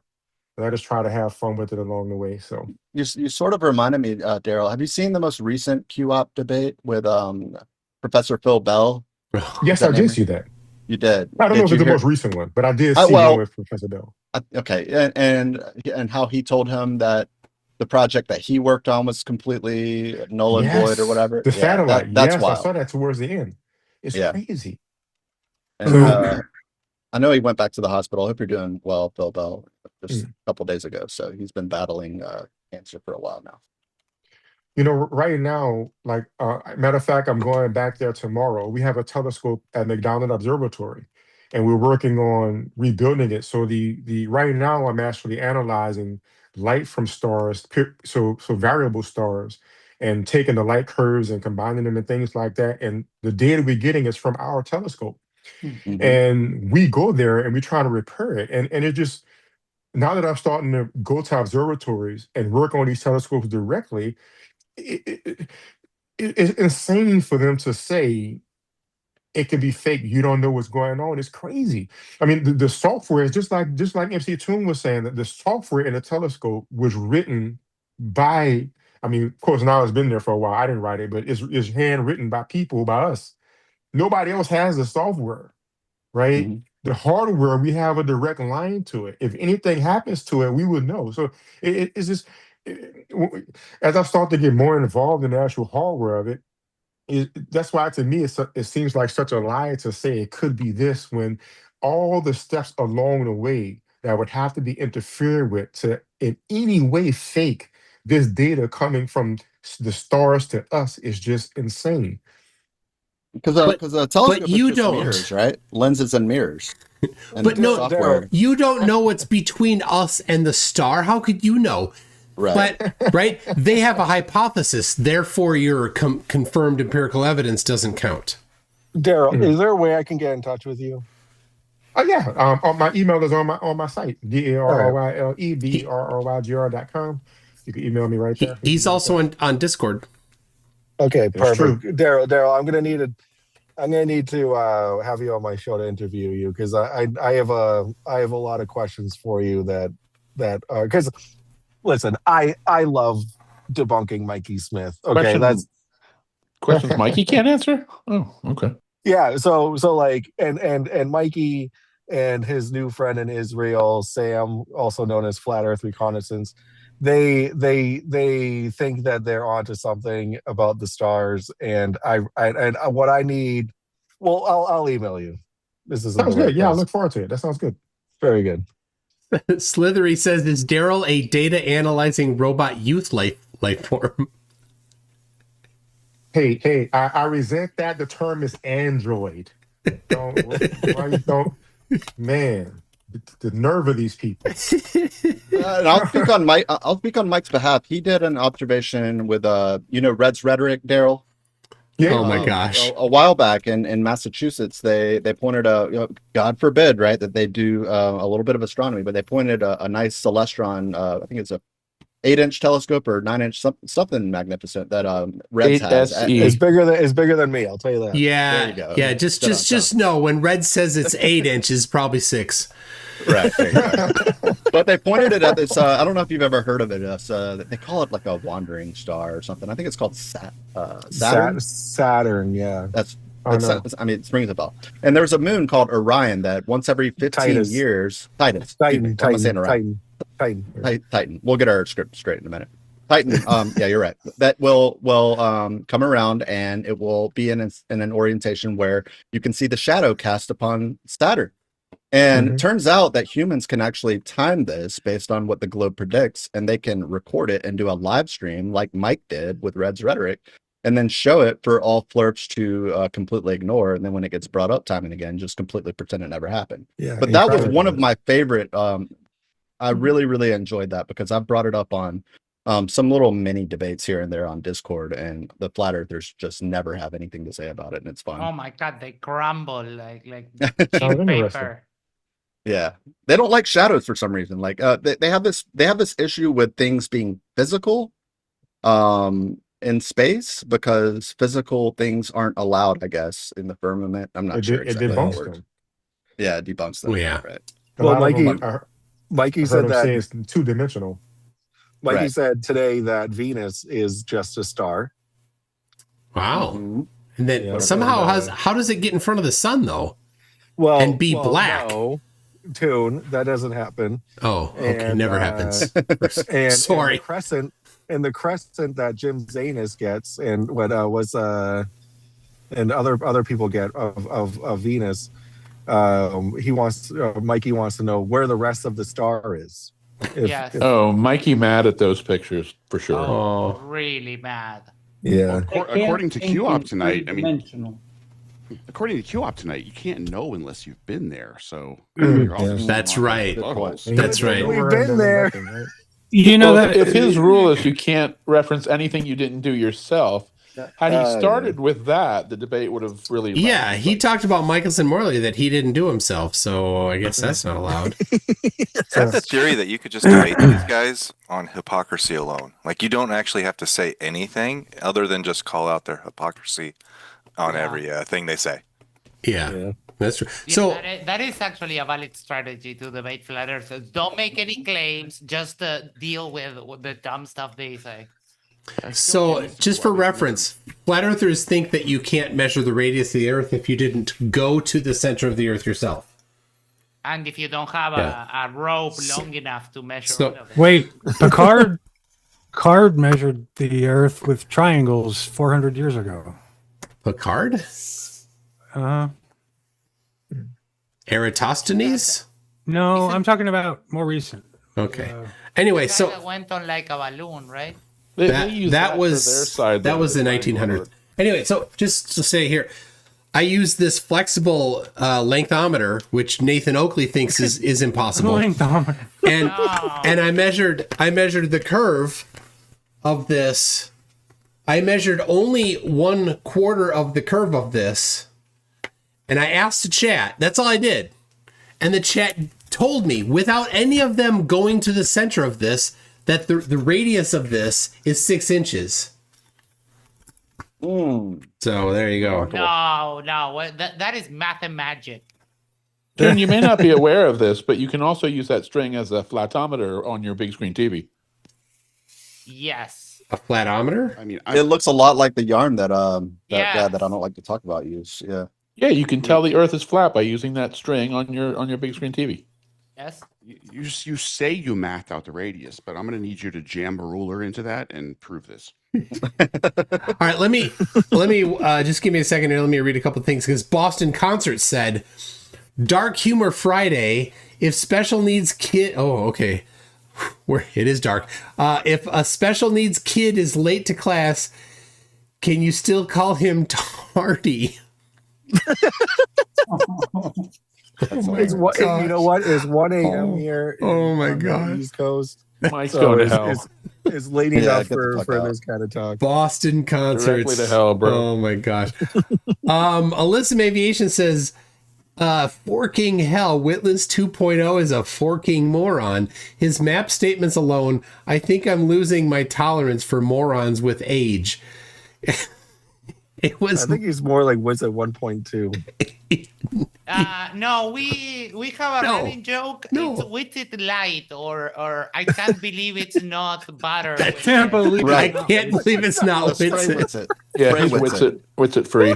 Yeah, it's 0.0, like the alcohol drinks. That's right. It's non-alcoholic wit spit. Yeah. There you go. Yes. You still have to ID them though, right? Oh. I like Witsit 0. Witsit 0, yeah. All right. Larry Scott says, as you pointed out, the data plots in Michelson-Morley document, they misinterpret the scale, not realizing the data is at the noise level. And if you look at the graph on the Michelson-Morley paper, there's two things. There's the predicted amount of shift, which is in a sine wave, and the measured shift in the fringe, but they're at different scales, in fact. So the predicted shift is like 1/4 of the scale of the actual measured shift. And so when you and I did this, I should get it in a place where I can more easily present it, but I actually modified it to make the scales both the same scale, the charts both the same scale. And so the Michelson-Morley fringe shift that they did measure is very, very slight. And when the experiment was repeated, it with more precision, they have no shift at the precision that they're able to measure it with. So What is this photo here? Is that Mikey? I'm glad you asked. Is that That's Area Mikey 51? Oh. He's breaking the rules, bro. Yeah, absolutely. Because that's what Flerf shoot. He was not allowed to take any photography here. It even said warning. You can see the big red letters. Yeah. Wow. That'll show them. That'll show him. Wow. That's amazing, Mikey. Mikey breaking all the rules. Was that before he cried because he ran out of money to get home? Well, I want to make it very clear because, listen, this was like my first interaction with Mikey. Was I made a video about him demanding money from people and then calling them idiots and shills for not giving him money, and then I made a video about that, and then he went live bawling his eyes out about this video, calling me rat shit and all that kind of good stuff. So I take credit for that. Mike make Mikey sad. Yeah, I do make him sad. Mike, he was so angry when I talked to him last week. You guys did this to him. You changed him from an innocent little child to a guy who thinks he's now a goat and has attitude. And you mean an angry little child? Do you guys remember that early in Mikey Smith's career, he was actually doing these experiments and almost every time getting this close to actually showing globe and then give it up? Yeah. It was really fun. He doesn't do experiments anymore other than his astrophotography. Yeah. This is that one time that he was trying to show how the sun works on Army Men on the top of a humongous globe. Oh, that was brilliant. Good.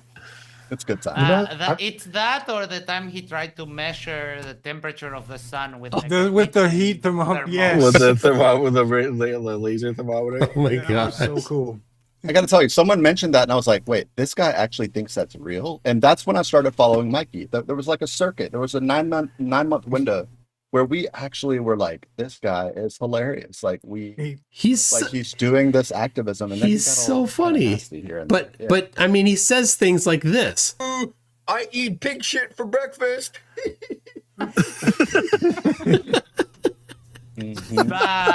Poor pig. You mentioned last week he had this to say to Toon, when Toon. Oh, is that to me? I think so. Yeah. Aww. Is that? Well, how is you that doing? the- Oh, is I that don't know. from I'm the stupid. clip? I don't have no education. Toon messed him up by calling him every day. That was just. Isn't he suing you, Yeah, Toon? Apparently, yeah. I need to just name the date, and he'll come here. Oh, and pay for it too, and file the paperwork. Right. I don't know. I mean, he took an entire live stream to call Border Patrol, my state, my town, or my Don't forget human town. rights. Oh yeah, and human rights, and then my town that I used to live in like 20 years ago. Oh, Mike, was police. that you? Yeah, that was me. Oh wow. Wait. So calling the cops. He called the cops for a home from my town that I lived in like 20 years ago. And it was like, and they're like, we don't have any record of this guy living here. And he called the Mounties so that they'll never let you into the country. He filled out an IC3 form against him with the FBI the too. FBI, that's right. You gentlemen were laugh it wondering. up. You keep laughing it up until you actually have to face the percussions, and then we're going to see who's who. Right. Oh, hey. There's a formula pair of binoculars, though. Listen up, It is, people. right? Listen up, people. Mikey's got something to say to you. Mikey, ask anyone in the South. You've kicked the wrong. What did you do? Oh, you cut him off? Okay. That's it. Sorry. Anticlimactic. Sorry. I don't know why that got in my folder. I thought it was going to be better. Here. Talking about flat earthers that get evidence for the globe, though. I really all of think them. if Rob Skeeble would have still been alive, I think he might have came around, because I saw two videos by him. One where he sent up a video, a balloon, and he acknowledged that it was curved. Yep. And another one where he was saying that the moon. So there was a moment where I believe it was a satellite that saw an eclipse from space. And he just swore up and down that the shape and that the size of the Earth relative to the moon is all wrong. But he actually got like a beach ball and a tennis ball and all this stuff and set it up real nice. And he got all the dimensions right and confirmed that the camera is accurate. And he posted both of them. So I really believe if he was still alive, he would have came around because he was really doing stuff. The problem is that he saw those two things, which to him were solid, and then he still refused it. So, and Robbie Davidson has told me that he thinks Rob Skiba would have come around too after TFE, but I don't know. I interacted with him a little bit on Facebook, challenging him on his lie about what NASA means in Hebrew, and he doubled down on it. And then blocked me. So I don't know. And his family is insane. His family's insane. Well, like Q-Op said when you brought up Skiba earlier on the debate, Q-Op said that he was a paid actor. So no, Bob Nodal. Oh, Bob. Oh, my bad. Yeah. That's the funny. I'm awful at names, apparently. That's the funny thing. No flat earther is a real flat earther unless they're me. That's basically all they say. And of course, like when you have Vika with JJ and Ira and the other group of dummies, like they're all the OG Flerf. The other ones, they're just, I don't know, I guess they're also fake. They all claim to be the original. Some of them are like, I've had on, they're like, oh, I've been a flat earther for, they're like, how long? 14 years. Right. Like, oh, really? Well, what was it that got you into flat earth? Watching Dubé videos? Oh, well, the earliest one was 10 years ago. Well, no, it was something else. Oh, no, I've noticed since elementary school, just nothing added up. I debated this guy, you debated him before, like he's like actually evil and crazy, Simon Ramos. Oh, yeah. He said that he was the one to come up with the term Flerf, and I was like, no, you didn't. I don't know who did, but it wasn't him. No. Nah. And he also claims that he is the original modern flat earther that everyone, like, he's so fucking crazy. The no true dumbass fallacy. Oh, yeah. This photo here is actually a friend of mine by the name of his name's Mike. He's just below you from my version. But anyways, he printed a beautiful, by the way, pamphlet for globe activism.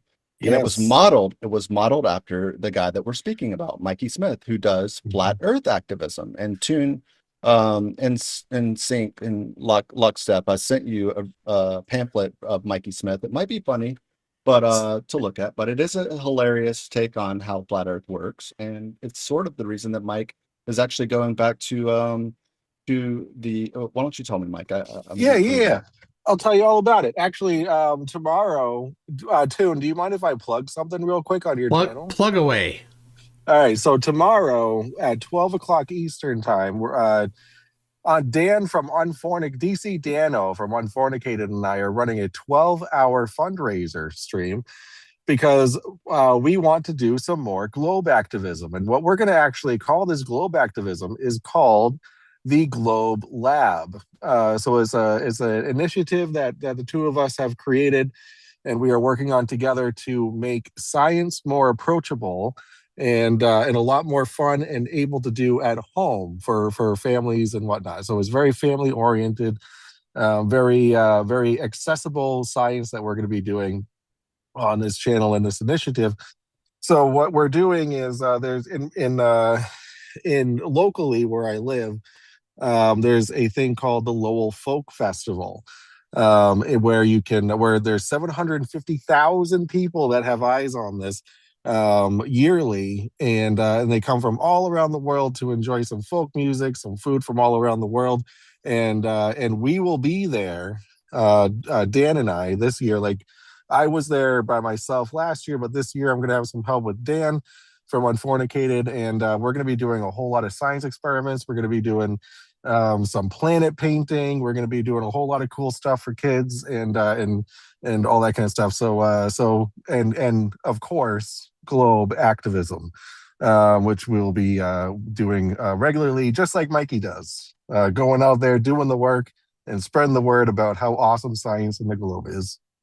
So that's globe Earth activism, i.e. educational, versus flat Earth Mikey activism, i.e. community harassment. Correct. Yes. Yep. And if you want to stop by, if you're in the Boston area, you can get your picture taken in space. There you go. Paint a planet and also see some really cool experiments.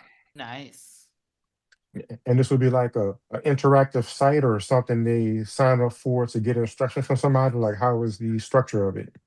Yeah, so we're gonna have a booth at this festival. We're gonna have quite a bit of space, and what people are gonna end up doing is just coming up to our booth, see what we're about. We're gonna explain what we're about, and then we're gonna have some scheduled demonstrations. We have a few vacuum chambers in different sizes and shapes, and we're going to be doing gravity tests. We're going to be doing air pressure tests and all that kind of stuff. It's going to be a lot of fun. Oh, wow.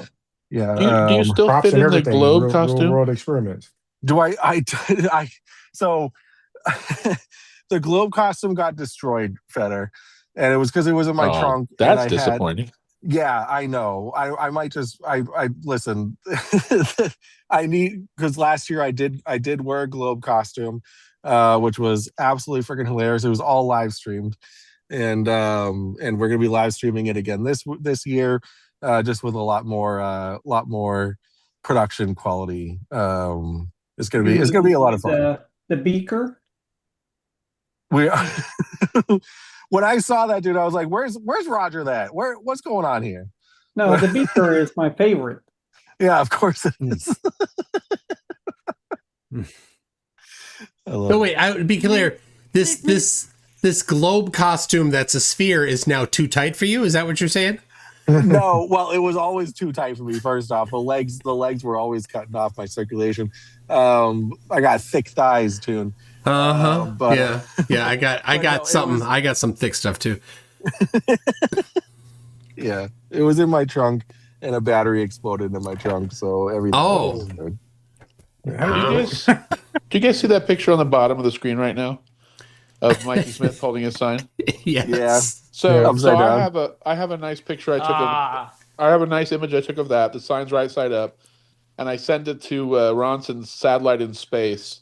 It'll be a year before the photo comes back, but there should be a photo on the satellite's 8-inch display over the globe Earth of Mikey holding that sign. No way. Awesome. I swear to God. Dude, that is insanely cool.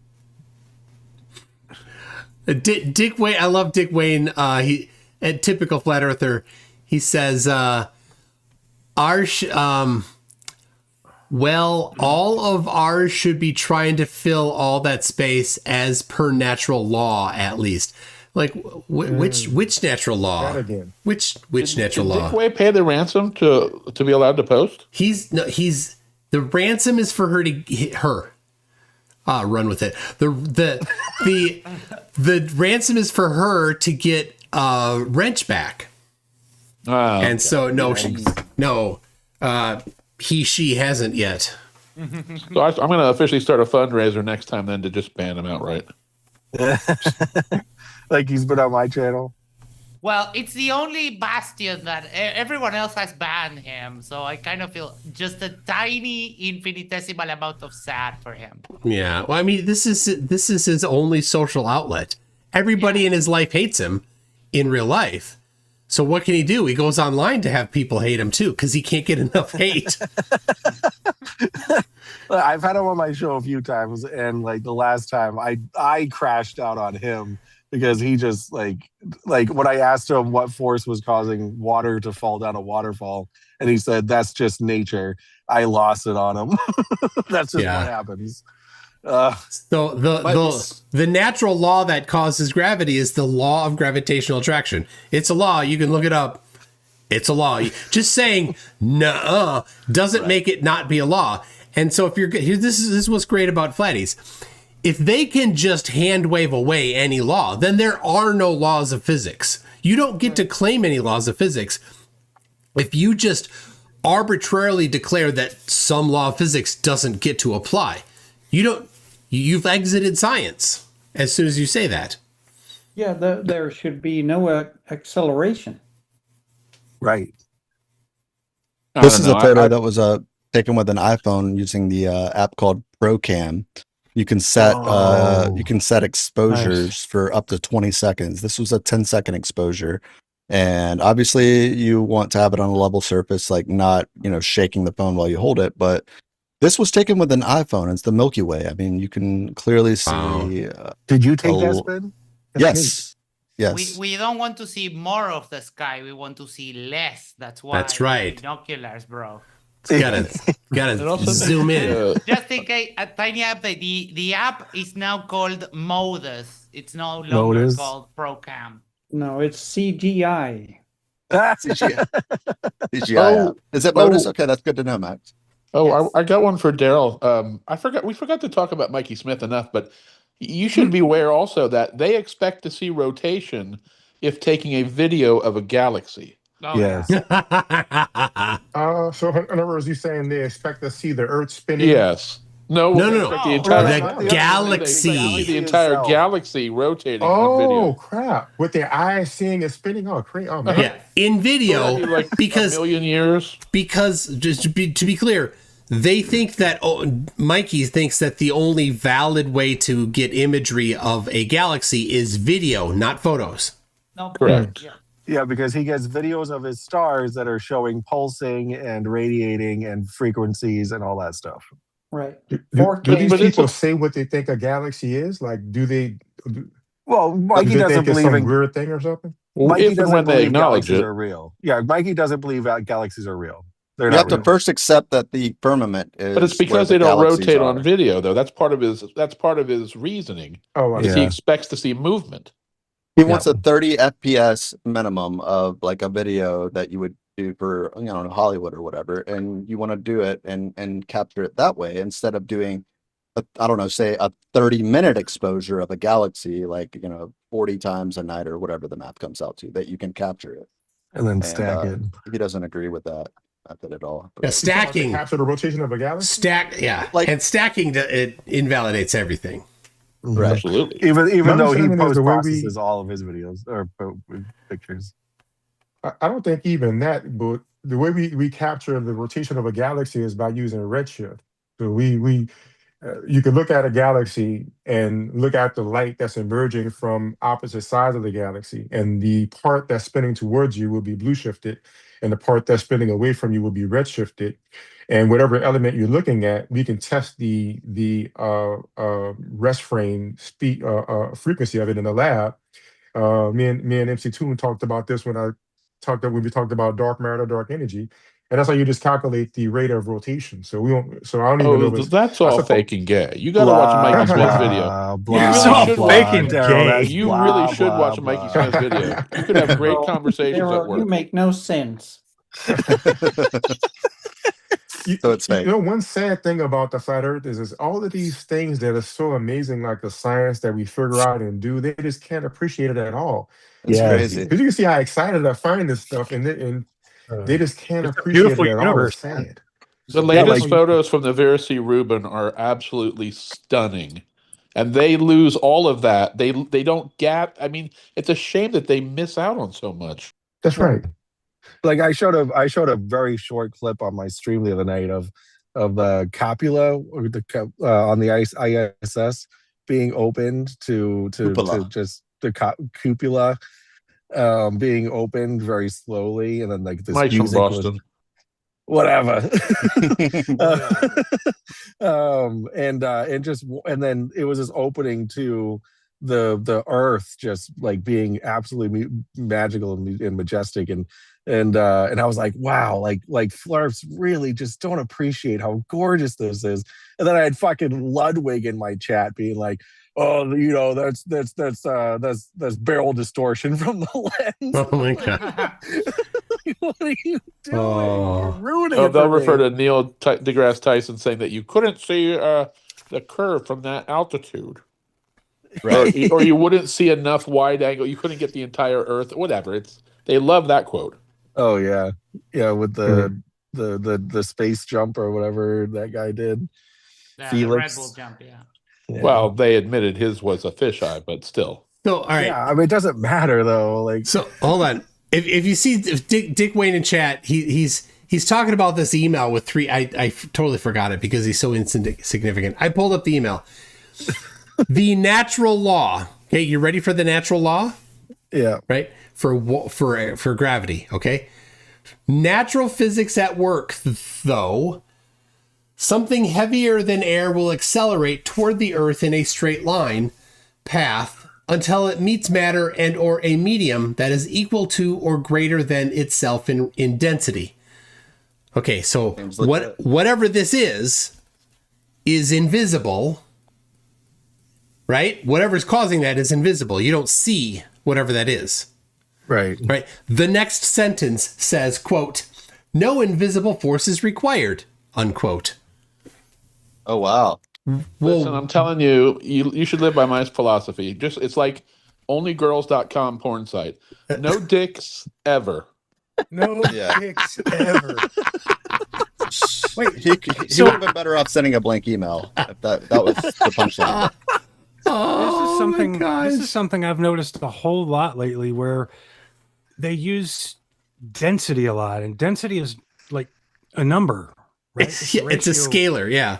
It's the ratio between a thing's mass and a thing's area, right? Like it's how much stuff is in how much space. Yeah. It's a number. It's not a force. Yeah. Right, but then they say the density and what's the buoyancy. Buoyancy. Yeah. Buoyancy. The formula for buoyancy has gravity in it. So this is They hijacked it. The globe hijacked it. This is the critical thing, right? The law of gravitational attraction has a formula. That formula outputs a number. That number is 9.8 meters per second squared. Right? Now 32 feet per second. But in I use evil numbers. Yeah, we're extraneous. The only one that I'm appreciates sorry. the metric is Max. I'm sorry. I'm kidding. Okay, you guys get on with the time. So flat earthers, they don't get this. They're all too stupid to get this. Whatever you're going to try to replace gravity with must output 9.8 meters per second squared for things on the surface of the earth. So if it's electrostatics, okay, I need that 9.8. If it's density, I need that 9.8. Whatever it is, we need that 9.8. And if you don't have that, you have not yet proposed a hypothesis. But even further, shouldn't they have to output big G also? And because that can be used. No. Just small G? Okay. Well, no, they don't get to use big G. Right? That cannot be part of their answer because because they don't believe in gravity. That's the gravitational constant. So if they're rejecting gravity, big G isn't part of it. So whatever it is, right? And they can't use mass right? Mass isn't, they say mass doesn't attract mass. So they can't use mass in their answer as well. So whatever it is, Dick Wayne and all other flatties, you need to output 9.8 meters per second squared. You can't use big G and you can't use mass. That's our stuff. We use mass. We use big G. We get 9.8. Super. Go. If you can't do it earlier. Yeah, QOP even said it earlier. He's not a math guy, right? Like he just came out straight up, said not a math guy. And then he also said, I'm spiraling, which is what galaxies do, I might add.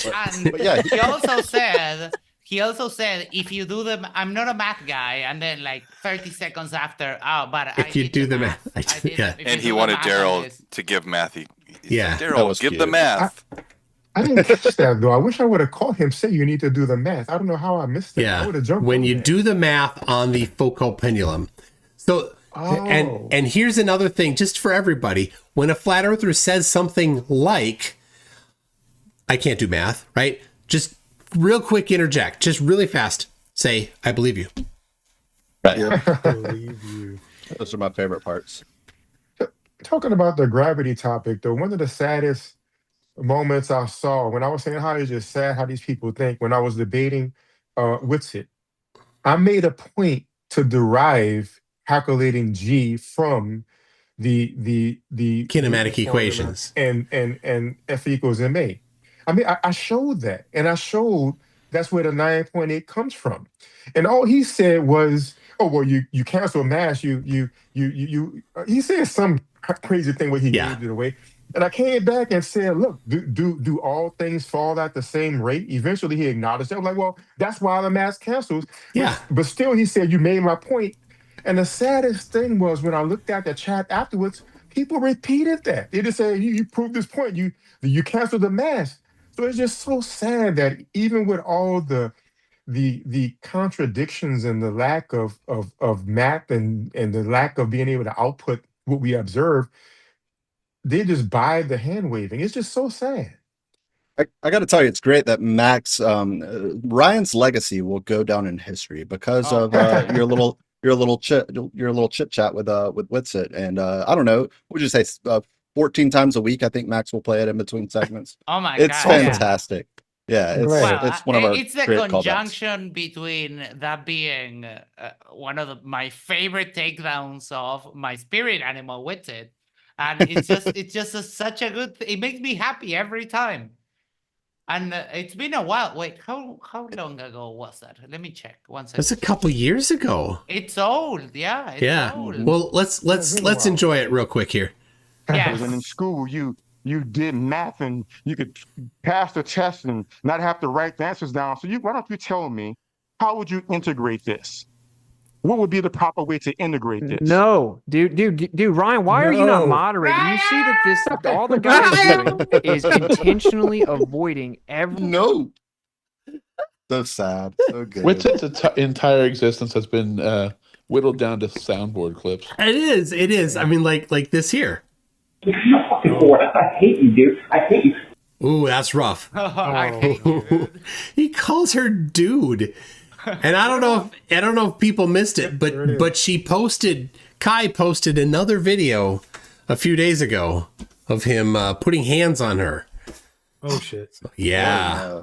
Here oh my goodness. Toon, do you have the clip of him explaining to Duffy the moon phases? Oh yeah.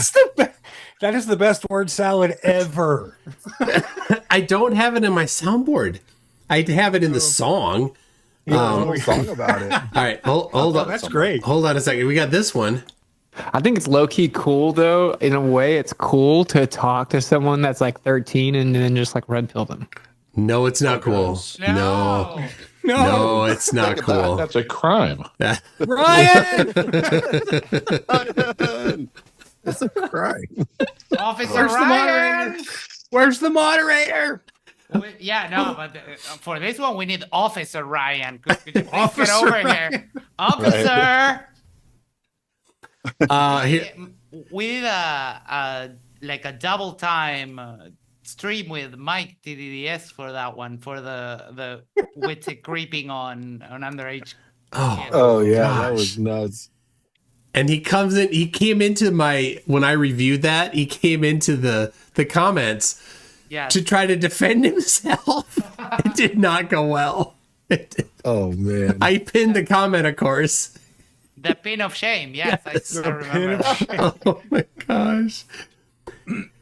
I have the clip. I have the clip too, and I'll send it to you. Yeah. All right. Versus all right. Oh my goodness. And you need a reflective surface to even get a rainbow. The rainbow? Jesus. You need a reflective surface to get a. I asked somebody in Discord was getting hot about that, claiming that. I'm like, oh, could you just draw for me the path that the light takes from the sun to the dome, then to the observer's eyes? Right, just draw that path. They're like, I gotta go. I gotta go. That was it. We didn't make any positive claims about that. It is a positive claim, though. Well, they're not 100% sure if the sun is inside the dome or outside. You get different answers. It depends on the problem they're trying to solve. Then you ask them, how is it that my garage? Yeah, then you ask them, how does it that the sun appears due south at all in Antarctica? And they say reasons, bruh. Oh, or it was fake. I gave a good homework assignment. So I gave a good homework assignment to some Flerfs about dismissing the idea of local sun. Is you just get a stick and a protractor, and then you put the stick in your yard, and every 60 minutes you measure the edge of the shadow, and you'll notice it's always 15 degrees apart. Like every time, no matter where you are on the globe, no matter what time of year, it's always 15. And if your dirt pizza is 360 degrees around, you divide that by that 15 degrees per hour, you get 24 hours. So the sun should be in the same spot for all observers over flat Earth every 24 hours. But it is not. So flat local sun has to be outside the firmament. Toon, on Sunday, Vika told me that north and south remain like fixed directions, and east and west can change. Because I was showing him the example of the predictions for Punta Arenas and he was like, no. First of all, I started battling with them and making them understand that we're looking west at the sunset. And they couldn't. It's like, no, but looking south. No, you're looking west. Wow. Wow. What a great conversation. That was just epic. All right. If you get a, they might have something here because for flat Earth navigation doesn't work, right? Because on a flat Earth, if you draw a straight line, what direction are you going? Because your compass will constantly change if it's always pointing north. So there's no way to do navigation on flat Earth unless east and west is constantly changing. Yeah, you have to always curve. Right. Did you ever hear Facadsoid explain how to get to the South Pole? I remember that. You just go there. You just take a direction and go. He just annihilates he annihilates the flat Earth so softly and so swiftly. It's awesome to watch. That was funny. You just go. You just take a direction and go. By the way, did anyone catch Mikey trying to up his game a few weeks ago by using the coffee cup caustic? Oh, get out of here. Really? No, I swear to God. I'm like, what is this? I can't believe I missed that. Yeah. Wow. Good for him. Oh, he's not a baby flat earther anymore? He's Well, there? he's trying, but he really he really fudges it up pretty good. All right, let me catch up on a few things here because Jim Daniels said that is crossing the street the same as going from the northern hemisphere to the southern hemisphere. Oh my, yeah, that was another thing. That was JJ telling me that if you cross the street and you're looking at a street, you watch a car go by, and then you cross the street, and obviously to look back at the street you just crossed, you have to turn around. Is this like stars? Yeah. Is this to explain stars? He was trying to explain how you changing, but he didn't understand. He was trying to tell me that if you change the directions, then the thing change. But the example is specifically... He's doing the Professor Dave Whitsitt debate, right? Yeah. Where he said across... You got to be on the other side of the firmament now. Right. Right. But in his example, he was trying to explain to me how looking at the same place will give you different things. But he said, JJ, no, because when you cross the street, you can't look behind your back. You have to turn around. That doesn't work. But even when it still doesn't work, because if you take the dome that they think is right, and if you're in Antarctica, or if you're wherever you are in the south, and you can see the North Celestial Pole, and it's doing circles, right? And then you look the other direction and you see the south. Well, the dome says that the stars have to be going sideways instead of in a circle. But if you go outside the dome, you cross the street, and now you look at the southern stars, even though you're looking the wrong direction or whatever, they're still not doing circles around a single point. They're still moving horizontally. It doesn't even solve the problem. Dirth was trying to explain it. I remember several years ago, it might have been Dirth and Professor Dave had that exact same conversation. And Dirth was trying to say, well, if it's behind you, it's going the other way. And it's like, no, it's going left to right. And if you turn around, it's still going left to right. Yeah, I mean, Icy Spin also tried to get Oakley to. Oakley has a way to bully that response with it's all east to west. You guys don't understand what you're talking about. Yeah, he knows the script. He's guys turn a bolt if they're upside down. Righty tighty, lefty loosey if they're upside down. They wouldn't be able to do it. How do you put something together if you're sitting upside down? Righty fake, lefty gay. I have to do that whenever I hook up the water spigot to the camper, because it's the other direction, because I can't be inside the wall of You're the camper. steering it from the other side of the room. Yeah. So I'm like, exactly. So I'm like, it's not righty tighty, it's righty loosey. All right, Tim Davidson says, I love boobies, toucans, tits, and other funny named birds. Who doesn't love a cockatoo? I love all those words. Yo, let's go. Nick N says, Darryl got another one to cry to the mod about math. Oh yeah. Well, that's so Darryl, I sent you a message because I know QUp can't do math, and I'm like, do the math. I was setting you up. More math in there explicitly. Tim Davidson says, don't you know space is artificial and homosexual? There you go. Gay and fake. AKA fake and gay, yes. There are, in my studies, there are 3 classifications. You have fake and gay, you have faker and gayer, and you have fakest and gayest. Oh. Those are the possible classifications of evidence. Nice. All valid. Tim Davidson again says, once it said it would rotate the opposite way if you were looking from the other side, as if a window. Witsit said that. Yep. Yeah, so you have to now be outside the firmament. Yeah. Mm-hmm. And you have to go through it, like for a plane. I think that's hard because they say it's impenetrable.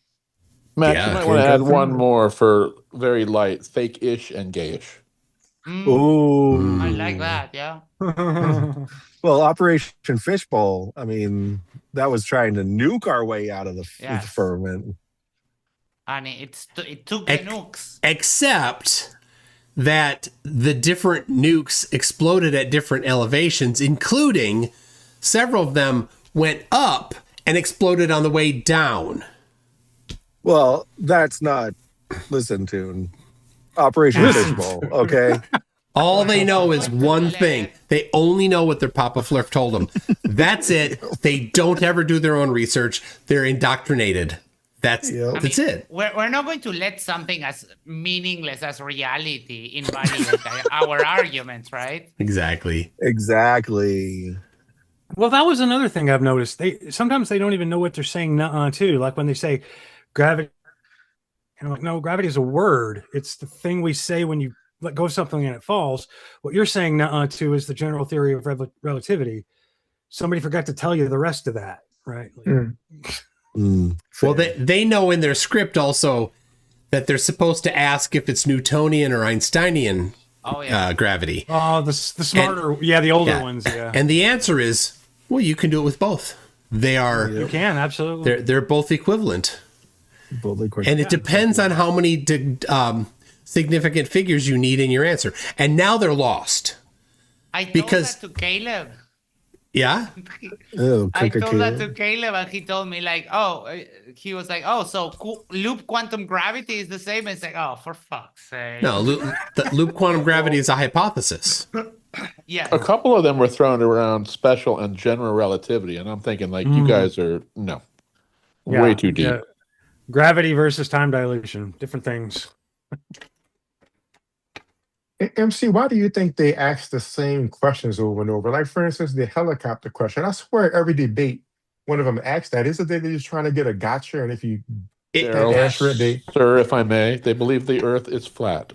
No, but you're right. I'm saying just the idea of asking the same questions over and over. No progress at all. And then you won't they won't take the answer. Like, have you ever been in your car and there's a fly in your car and you notice that he's not splat against the back windshield? Yeah. It's the same physics. No, that's a closed system. That's their answer to it. Yeah, you claim the Earth is an open system, so there should be wind. There's no wind in space. No. They don't get that. But their script, right? They go to the script. Oh, that's a violation of the second law of thermodynamics.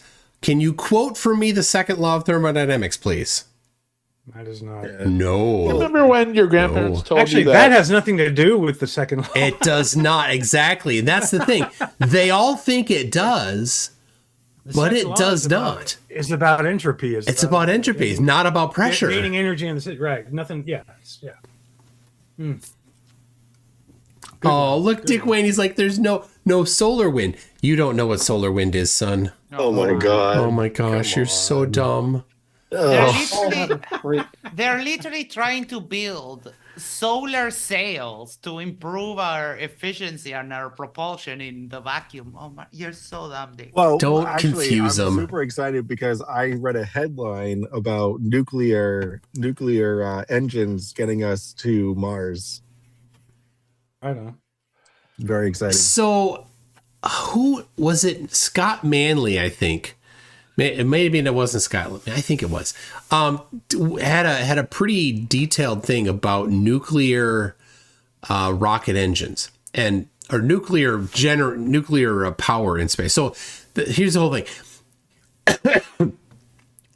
You can use ionization to accelerate particles in a rocket engine to accelerate, and it potentially could be more efficient than burning fuels, but it's slow. It's slower. But if you can do it indefinitely, then you can just keep accelerating for a long time. So where you can burn a rocket engine for only a certain amount of time. So if you can fuel it, solar panels, well, that'll work out to a certain distance, and then it's just not bright enough.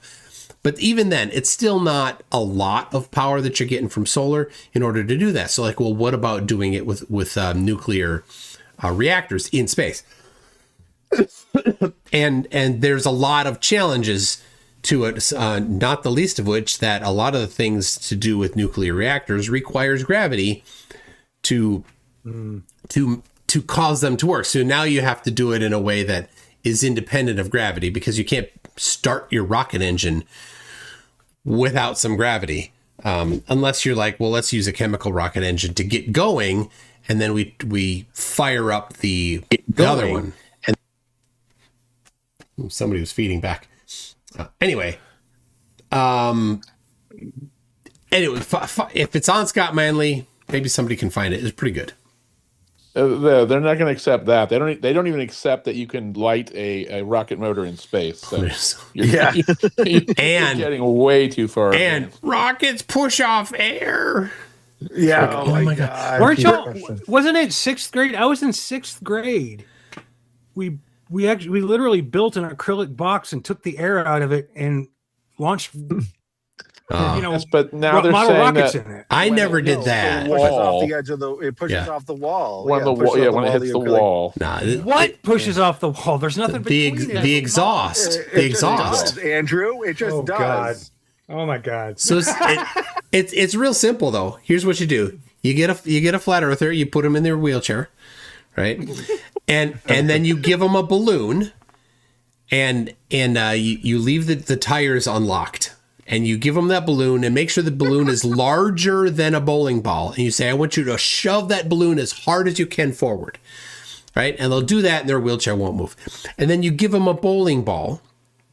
Don't have it be the little kitty pink one that Dick Wayne always uses. Use the big black heavy ball, and give that to them. And then have them shove that black ball as hard as they can. And they will get shoved back. But if it's pushing off of air, the balloon, which is larger, should have given more of a push. Mike, does the color of that we ball? did that in 3rd grade. Does this color of the ball matter? Yeah, I mean, Tuner's racist against Italians, so where does the racism end? Did you calculate the density and buoyancy in there? The buoyancy.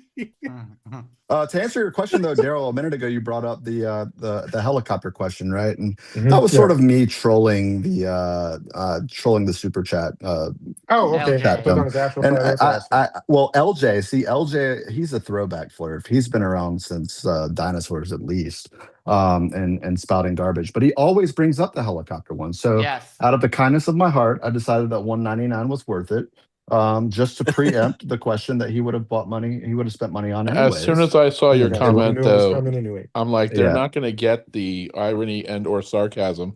They're I going to take know. it as a serious, and they did. Maybe It the was still worth the moderators. risk. You got to take risks sometimes, Feder. I mean, sometimes you fail, sometimes you win. But Max was polite enough to point out to the moderator The mod wasn't intent. And helping then either. Daryl, No, he didn't. He Daryl, doesn't went know out the and answered it. lore. Yeah. He doesn't Okay. know the lore. Big Mike is new. He's such a newbie. If I can explain, Cool, though. I like the guy. I can explain Darryl. This is the key thing, though. Flat earthers don't understand the globe. That's how they got to be flat earthers. They're not smart enough to understand the globe. And then other flat earthers give their explanations for the globe, and it's wrong. So when flat earthers are presented with the idea of Coriolis, they get it all wrong. They think that Coriolis is maximized at the equator. And they're like, oh, if you hover a helicopter at the equator, then the Earth should spin by at 1,000 miles an hour. They don't know conservation of momentum. Also, right, so that they've described a universe where conservation of momentum doesn't exist.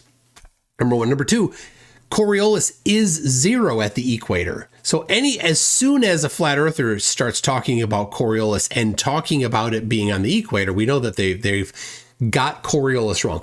But they don't know that they don't know how Coriolis works. So they bring up the helicopter thing because in their head they're like, I'm totally getting them, because they don't know how Coriolis works. They think that they've just debunked the globe because they're ignorant of Coriolis.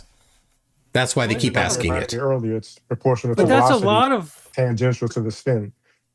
Yeah, but that's a lot of flat Earth argument, right? It's straw man. It's like we can debunk the globe, except it's our version of the globe that we don't understand that we're debunking. Every single flat Earth argument is an incorrect assertion of the globe. Every one of them. How much of the Chicago skyline should you see? They get that wrong. Can I say something about the helicopter thing? Yeah. Yeah, so I used to fly remote control helicopters, right? So we had, I used to fly F3C, which is a competition in hovering and maneuvers. So if I hovered my helicopter, I guess the airplane or Earth would just move right underneath me. It never did. Therefore flat, right? Right. Right. That's what they think. Obviously. But it didn't. I mean, I was able to hover stationary. I was able to move my helicopter up in a certain position, over to another position, hover there, under another position. So we're all in the same rotation. Like it's a simple misunderstanding of how the model says gravity works, and them not understanding that obviously the atmosphere is air and is affected by gravity, and that atmosphere acts as like a medium. Think of it as like Jello that you can move through, right? Like in the simplest way, you can just say that it's just a medium that something can move through, and without that medium, of course it can't have lift, and that medium is necessary, and that medium is affected by friction and the atmosphere. Yeah, but I have He's actual also following the proof. Earth. I have actual proof that that's the thing. You know. So now here's a question for you. Could you do that in a moving truck maybe that was large enough, right? Could you do that in a truck and then relative to the surface of the floor of the truck, hover it above the floor and then move it to a different spot? Yes, of course. Of course. And then subsequently, could you do it in a lab? Because Democ requires a lab for all of his proof. So why do we keep saying helicopter? It could be a feather dropped. It could be anything. Yeah. A balloon. Yeah, The helicopters cruise them up, and they think that's some kind of special analogy. It's because it can do it for hours. I'm just giving you tangible evidence. But they will take that as proof of stationary. That's what they will do. Yeah, it makes no sense. That's why we're here. Well, the problem with flat Earth, there's just enough. For example, if you give them the example of going 550 in an airplane and drinking a glass of water and then not spilling yada yada. They'll say closed system. Like there's just enough of an argument for them to perpetuate the flat Earth. Where I mean that's exactly what they do. They have just enough, and so they keep it going. Yeah, but the thing is, their theory would never work. Like like our theory would always work. Of course. This is what the Earth. This is how Earth or the world works. They don't need it to work. All they need to do is falsify in their own minds the globe and to their followers, and then they can pat themselves on the back. No, I've listened to you guys and all these other people, and I get it. It's frustrating, but yeah, Anyway, this is how we cope, Yeah. right? So like, Well- I mean, we just try to find it's funny. It's funny because it's so stupid. And so we entertain ourselves and each other with little isms here and there. And then we pass the time. And then we find people that are serious and that actually have an effect on people like Oakley and Mikey Smith and some of these, lower tier, but upper tier to their little environments, right? That we have to keep them out of contention for innocent people that could fall into this bullshit. yeah, but what frustrates me is that there's so many young people that fall for this shit. Well, that's why everybody here tries to debunk it. It's not they can be idiots as far as if they keep it to themselves, fine.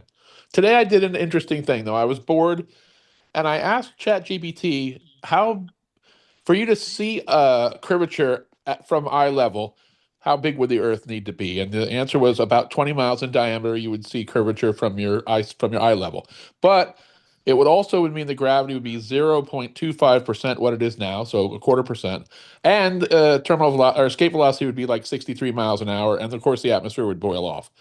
Now, the interesting thing is they would hear the first part, and they would not listen to anything that came with it, right? yeah. I mean, yeah, no, not at all. Yeah.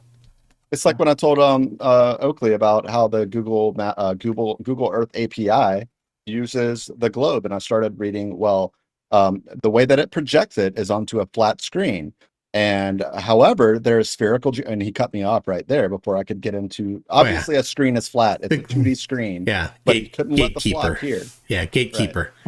Right. Did he call you a dumb C? Yeah. Oh, yeah. Oh, come on. Did he think he was fisting you? I think so. I don't think he mentioned. I think he actually mentioned other various acts, and I told him because he's not right. Yeah. Well, speaking of that, I pinned just now a comment on Rumble of a little montage. Thanks to Harnold of Nathan Oakley. If you want to be sick, feel free. It's like the cesspool. Well, it's not. It's not YouTube. Yeah, YouTube would never allow it. That's why. So yeah, the cesspool will allow it. So anyway, if anybody wants to show how flat earthers are horrible people, that's your link. That's one of their longest standing leaders. And Henzig, to your point of young people falling for this crap, enter the Globe Lab. And on that, I gotta hop off, guys. It's 2 a.m. so I gotta go to bed. So Darryl, you did a great job.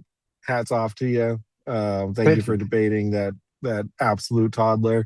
And Toon, thanks for having me on, man. Thanks for coming. Later, Mike. Hey, wait, before you go, Mike. Yeah. If you get another little kid trying to bogart all the chips, make sure you throw that little bastard out. We're not having that guy got away with like 8 bags of chips. Yeah, we're not having chips this year. He ruined chips for everyone. So good. But you guys will 12 o'clock noon Eastern time tomorrow. Be there, be square. All right. When you say tomorrow, do you mean today or do you mean today. I mean today. It's, okay, it's good. 1 o'clock for so two. 10 hours from now. It's 2 o'clock for you and me, Spin and Jet and Fetter. All right, guys. All right. I love you guys. I'll talk to you soon. Bye. Bye, guys. Mike with a job is boring. I know, right? What an asshole. I liked him better when he was unemployed. Me too. So did Sandy Crater. Oh yeah. but it's okay. All right, let me read this. We got Real Arnold says, let me show you. Yep, okay. Says, solar winds are when you pull the sun's finger. Real Arnold again says, flat Earth isn't about science, it's about cheap tactics to pretend to win arguments on the internet. Oh, yeah. Yeah. Yep. Well, Vlad also says it's about not getting laid. Well, I'm sure that works for him. I can't do it. And cue up. Tim Davidson says the worst time to have a heart attack is during a game of charades, especially if your teammates are bad guessers. Oh my God. What a nightmare. That's a good one. Oh, man. I think Tim writes his own material. He's been around for a while, and he always drops some good stuff. He does. He does. It's good. Dick Wayne said, it's baffling how dumb he is, right? And all flat earthers, really. I've been doing this for 8 years. They are so dumb. It surprises me every time I hear them say something so dumb. Dick Wayne said, where does gravity get the energy to keep everything moving so perfectly forever? Conservation of momentum is why things keep moving forever. Right. Gravity doesn't require energy. No. That is an argument from from who? From Sov. Yep. He's basically talking about how gravity needs to expend energy like an engine. So so Dude, I don't know if incredibly you I don't know if you have it nearby, but that's why facepalm protection was created. The facepalm mitt. For comments like this, and it's always good to have a totally normal, not oven mitt nearby just to protect your face. Yeah. I think what he's asking there, though, is if you have two objects with mass pulling each other together, they always will be. If they're prevented from it, that energy. So he's equating that to needing a power source.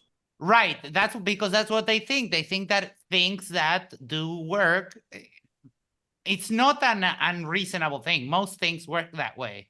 That you need to spend energy. But since the property comes from the intrinsic matter in mass, like from the mass itself, then you don't need an energy because the power source is there. It's the mass itself. Yeah. What is the energy that causes the electron to orbit the nucleus of the atom indefinitely? Same thing.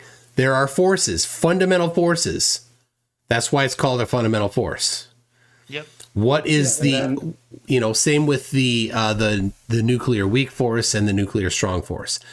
And today I listened to Planet Peterson. I don't know if you guys know him. Of course. Somebody was saying there's horsepower in objects. Oh my gosh. And I just wanted to tell him to write a scientific paper and to submit it to a peer review. Horsehead Nebula. Oh my gosh. Winning a Nobel Peace, or no, not the Peace Prize, but the Nobel Prize in, whatever. That's cute. Ronnie and Jason, I almost died laughing. Ronnie and Jason said that the true way to determine the speed of a rocket would be to put it on a dyno. In the back of a Yeah, that was a good one. And I completely lost my mind and yelled, "It doesn't have wheels!" Oh my gosh. But if you don't know, people, a dyno is the thing that you put a car on, that the wheels of the car spin these wheels that are embedded in the device there underneath it. And that's how it measures the horsepower of the car. Right. Rockets don't have. So is that how Bueller was able to roll back the mileage on his dad's car that he took out? That one, his friend's dad's car, but it didn't work. It didn't work. An 80s reference. You like that? Spin? Oh yeah, thank you. Yeah, Icy Spin was a young tyke of just 45 years old when that movie came out. Yeah, that's approximately right, but I'm not going to split hers. Well, he's an ageist. He's always picking on older people. So it surprised me when you went there in the 80s. They listen, when I go to bingo, I want to just be left alone. Okay, I want to enjoy bingo as a young tyke and just have fun. It's a fun game. By the way, the Wonder Twins that Max referred to, if people should watch them if they haven't. They are quite funny. Why is their hair always so greasy? I mean, I don't know. I've asked Only them one of multiple them. times what hair products they use because I may be going against the current on this, but I think that they have great hair. I think one of them has a luscious mane, and the other one is a little greasy. Look, and I've brought it up before with Toon. I think that they have this idea that they want to be like what they envision Jesus to be. And I think that's why they grow their hair out and they pretend. Because Toon, I think maybe it was you or someone else, but someone mentioned that they believe that they are the next of kin to Jesus or something to that effect. They think that they are the two witnesses in the book of Revelation. Oh, okay. So completely unrelated. Yeah, and that's the point. Other not popular people that thought they were the witnesses from the book of Revelation are the two leaders of the Heaven's Gate cult, where everybody killed themselves. Oh yeah. Don't drink the Kool-Aid, right? Isn't that never. No, different cult. That was Jim Jones. That was Jim Jones. Yeah. This one was I don't remember what it was that they used to do themselves in. Haley Bop's comment? Yeah, there was a Hale Bop comet. But yeah, I forgot offhand what they used. It was definitely a cyanide mixture. I remember it. Was it? I watched all their interviews. This is kind of the gross thing, right? Is that, and it's for documentary purposes. But you can actually find the quote unquote exit interviews. Gives me kind of chills to say it. Of these people, bro. There's like 30 people, and they all have these unique names that are kind of like alien-like names that they created for themselves as part of this cult, and they sat there and they gave their 5-minute interviews on camera. These are on YouTube. You frightened me too. Yeah, Spin. You frightened me, Spin. Yeah. Listen, man, cults are fascinating. Yeah, these exist, and watch a documentary on them. Here's the thing: most cults and most leaders that go bad tend to do it in a way where they maximize the number of underage people they have sex with. Right? You look at that. Joshua Smith or Joseph Smith, right? Joseph Smith. Dum. Yep. Branch Davidians, David Koresh, right? And if you watch some of the, I don't know, I got on a kick where I was listening to somebody that just gave the history on a bunch of different fallen religious leaders, and basically all of them are like got caught having lots of underage sex. Yeah. So, but the weird thing about the Heaven's Gate cult is they wanted chastity so much that all of the men volunteered to have themselves castrated. That's right. Yep. Yes. And they knew they couldn't go to a hospital to do it. So one of the ladies there was a nurse and helped do it. Ooh, Lorena told me this.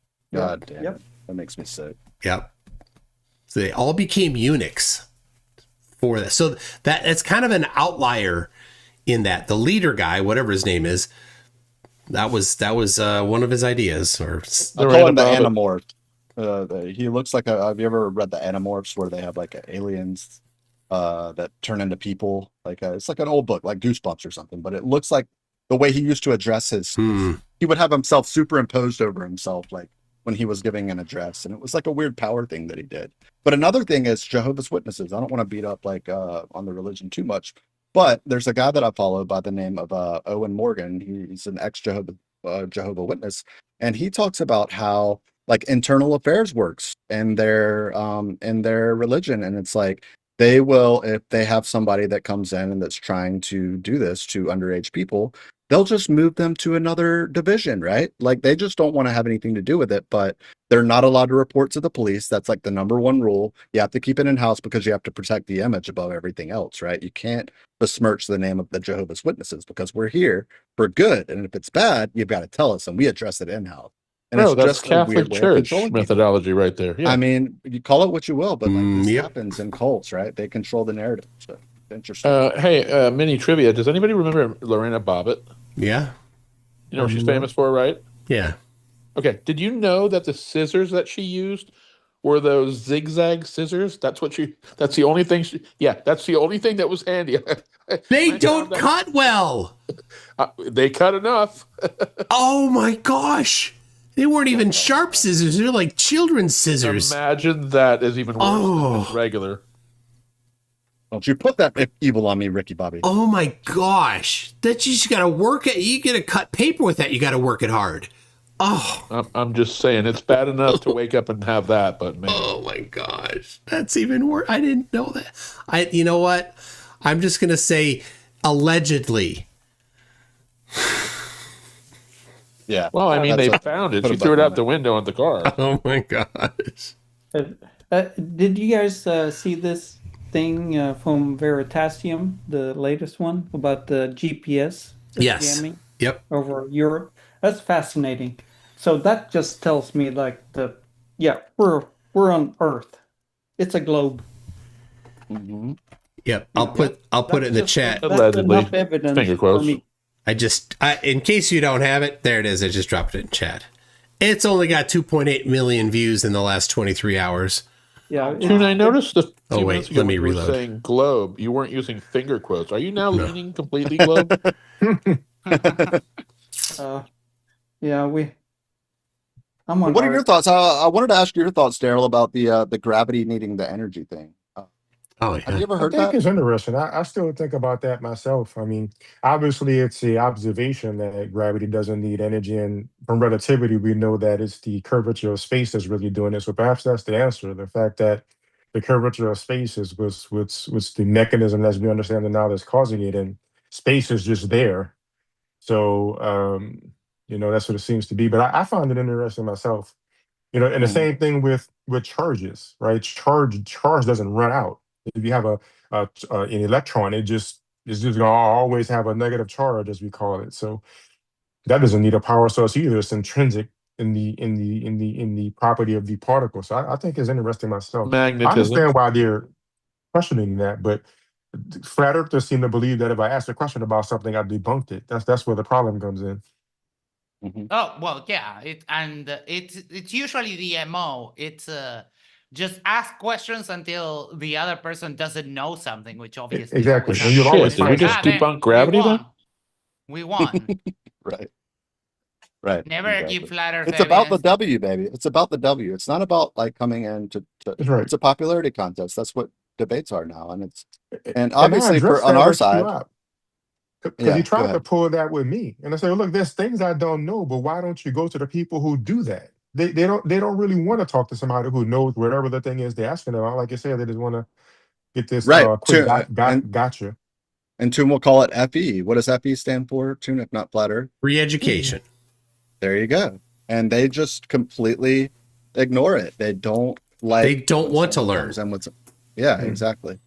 We had an example of that today. QApp said like, "Oh well, you're not giving a class." It's like, well, yeah, this is what is happening. It's like you're taking Darryl was teaching a class. Yes. QApp was just apprehensive to what was being said. Yeah, he was an unwilling student. That's right. Pretending to want to know, but he'd ask a question. He's like, "Why are you monologuing?" I'm like, what the? Why They hear does the word Keop even want to expert. do this though? He's having beatbox battles and having women throw themselves at him all the time. No. Well, that's what he says. Well, I mean, That's what he I said. know, He we all wants to be know. relevant. Why would he We lie? know that's what he says, but we all know that's not true. Of course, it's called sarcasm. He wants to be relevant. Yeah, he wants Today's to be relevant. word is sarcasm. Be careful. He's gonna block you. That's what he said. He'll on his see video. this. That's fine. I mean, Who was it? I got blocked. One of I them, was because he was OG down blocked. Yeah. Somehow he keeps me around. And I tease him and stuff. But yeah, he likes Tune. He likes. I don't even think he He likes blocked me. you last time when you called him a pussy for not having me I on. did. Yeah. And then I explained that he was being a pussy, and that's why I called him that. And then he let me back on. You only got back in because Tune got you back in. That's probably right. So I'm reading QOp's Discord, and there's not many, but there are some people that were congratulating him. Oh my gosh, it's so desperate. Let me pull that back. Not some. A single person. Singular. A singular person, straight edge. The singular straight person, straight edge. Yep. It seems That is like a he's good getting comment. less grats than usual, or is it? He overall used they think your he name. won? He used your last name, Darryl. That was cute. Yeah. He said, "Oh, just go ahead, public. Tim. It's not Blended berry into juice well done QWOP is what he said. Only one comment? Really? That's it. That was the that's all it only takes, person on his Discord server. So how soon till he destroys this one too and just tears it? Who knows? I don't know if you noticed, Darryl, halfway through the debate, someone accidentally called you Derry. They left the L off the end. So I was like, Derry Berry is a great name. So I was using that throughout while I was. Derry Berry. Yeah. There's a famous British cook called Mary Berry. So there you know. There you go. You guys should cook together or something. I don't know. Could be a good Are you a baker, Darryl? Can't say I'm a baker, but I like baked foods. Give me a pie and I'm happy. There you go. There you go. But I don't know how to bake it though. Let me see here. Get it. We got Wild Lee Coyote says no Flerf prediction for the Auroras tomorrow. Oh. No first predictions for anything. Well, yeah. And what's amazing is, when there's solar activity, right? There's and then 3 days later we get the effects here. How is that the case? And it's everywhere, right? How is that the case if the sun is small and local? Right? In fact, if it's in the clouds, as many Flerfs say, you'd think that'd be instant, not days. It doesn't. They're so dumb. And That's why it I has like to to get through the superfluid helium, though. That's why I like to show. Red's Rhetoric did a video over Tampa Bay where the sun never changes size. Yeah. So I took it and created a Python script that measures the best circle and shows it in pixels, which are, by the way, a unit of measurement. Yeah. And it shows the pixels remain constant from sunrise to sunset, and they don't like that video. I think Saab said that. Have you ever seen a coffee cup from this point of view? And then you also looked at it from, and I'm like, dude, come on, really? This is what you got? You never got But- enough credit for your what you did with the Antarctic 24-hour sun. I thought that was the 24-hour. it was really good. Yeah, The sky. yeah, and you took Thank the area, Sound yeah, and you had like a 3-pixel max deviation. Mm-hmm. Yeah, That was really good. One of my favorite observations that kind of often goes overlooked was Toon and remind me the French guy Kevin? Giannis Takas. Oh yeah. Giannis Takas. Oh yeah, French. He did the diagram for you. He's not French. It's not He's very gonna kill French. me. Sorry, he's over there somewhere in the European. It's all Anyway. the same. Don't worry about it. Whatever. American answer. We were in school together. It's fine. He'll forgive me. Sorry, Giannis. But yeah, he sent Toon the diagram of how to set up the sundial. And by golly, Oh, would that you was believe brilliant. that it didn't play out perfectly in a beautifully done 3-minute video? Could a flat earther ever have done that? So good. You could do that on flat Earth, right? No, if there not was on flat geometry. Earth, could a flat earth No. do that? because it took me hours to set it up. They would have lost their focus way sooner than that. Anyway, I got it right here. Hot pocket Yeah. break. And so to take a look at that. So this is the reason that the globe works, right? Because the globe was able to predict what Toon is holding right there. And guess what? All they Toon cared went about was and he vape gate. set it up and it worked in reality. That is the model we go with. That is the model that But makes Witsit predictions that come took a true in toke reality. of a vape, dude. Like all Right. that great That's the thing. science was missed by them. That's right. Like And then that was there's a some of the smudge best on the stuff. lens. Smudge on the lens, like this person was over there and they said they were over here. The sun doesn't hit the tables correctly and make shadows. Ground gate. Like, come on, bro. It's so silly. That's why we kind of sit in these. The drone was these beeping as it little backed chats up and- toward the dome. Right, exactly. Address the evidence, you idiots. No, like we could predict the total solar eclipse right here in Cedar Park, Texas, April 8th, 2024, and it happened. Toon's looking for his book right now. Yeah, I got it. And Hold I on. was here. I was right here. It was like 200 yards from my house. We sat on our chairs and we observed it right at that moment in time. It's magical. And what Toon's looking for is he'll find it, but his solar eclipse books. That, by the way, I don't know if you guys knew this, but books that are printed, they're done ahead of time, right? They're not written like a Stellarium. You could say, oh, Stellarium writes it like live, as it's happening, and he's not going to find it. So nope. But anyways, he has a. I don't know where I put it. He has this book that predicts it way out. Go ahead, sorry.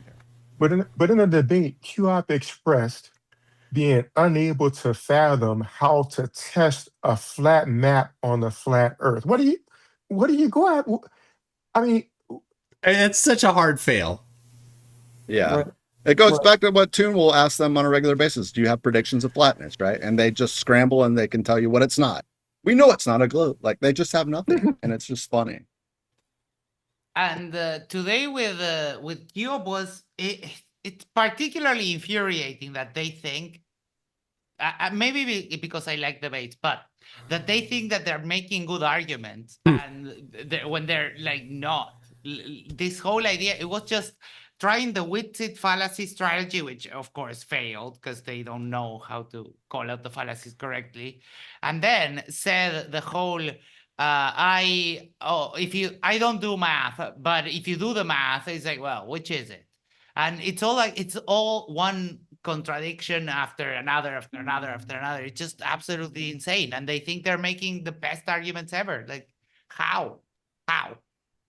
Did anybody else throw up in their mouth a little bit at the end when he asked about having hired exposure debates? Like he was basically asking if he could have debates with. He wants the final boss that he's destroyed at least 3 or 4 times. But he wants something better. Do you really think he won? Yeah, he thought he won. Yeah. The first thing he said when I got on his Discord server was to thank Darryl for being such an easy win for him. What? Yeah. But that's just cope. Do you really think he believes? Yes. That's what I think sometimes. 100% he does. Yes. Lindsay brought it up in the chat, Molegate, which this is a stretch. Oh, by the way. Oh my gosh. The stretchiest of stretches. She said that Toon had a blemish or something on his upper lip or something the week on my cheek. Oh yeah, Molegate. It was a zit. It was a full on. I mean, that's what. Look, when you're 13, that's what happens. To say that.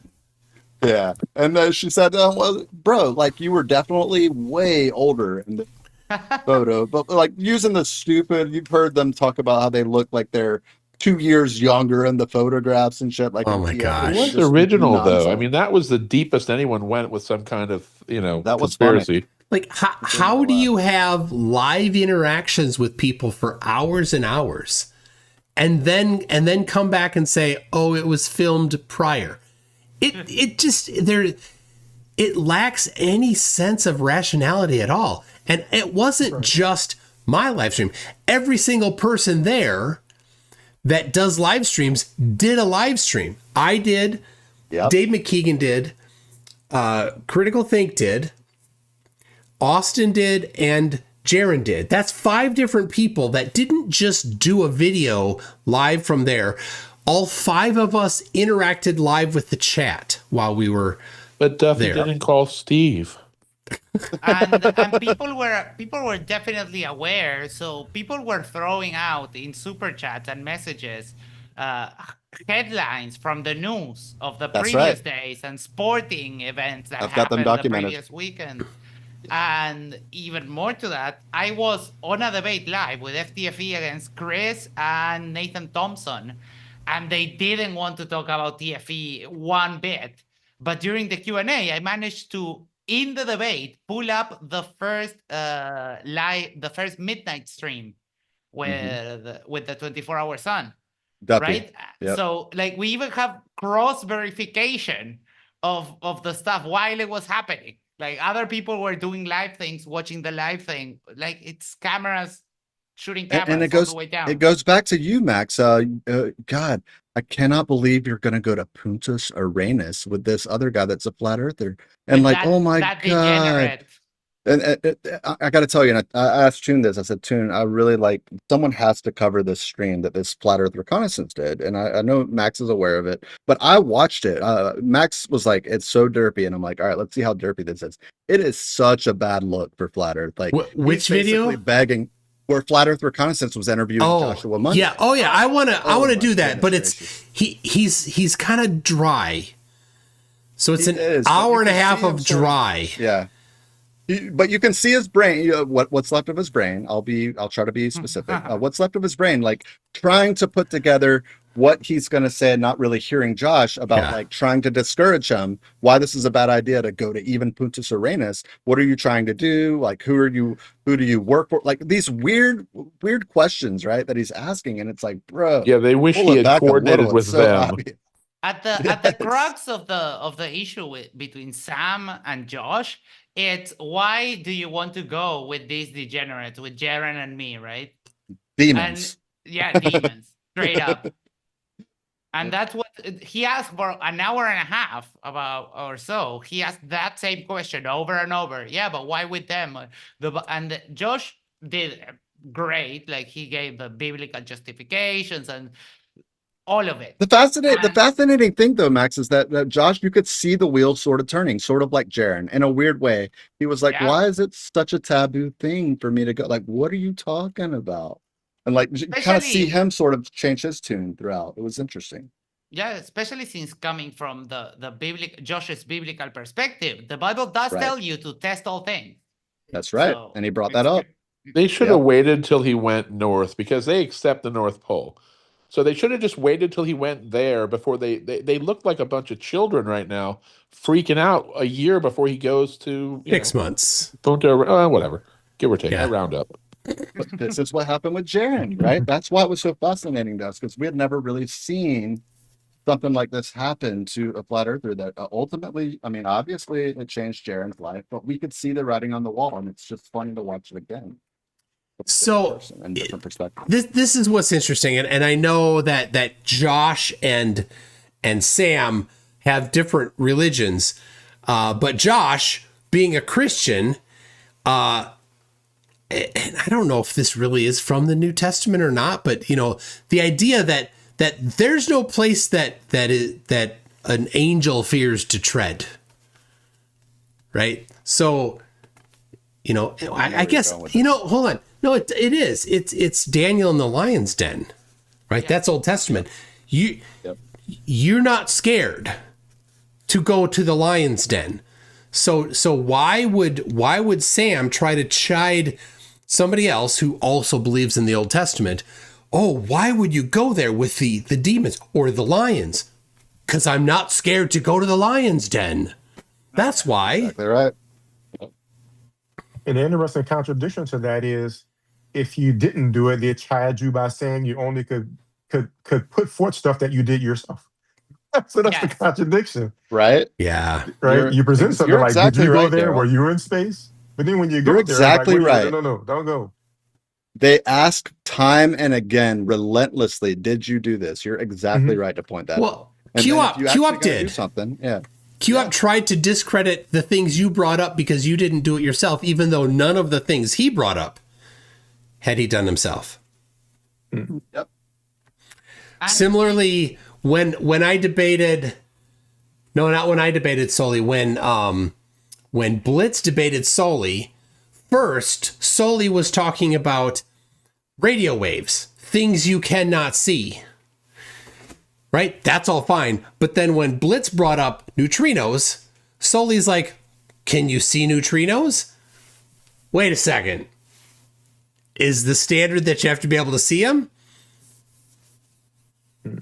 But Sully spent 2 whole weeks with ChatGPT, man. Yeah, he's an expert If now. he could have had a 3rd week to reference neutrinos, he would have smoked him.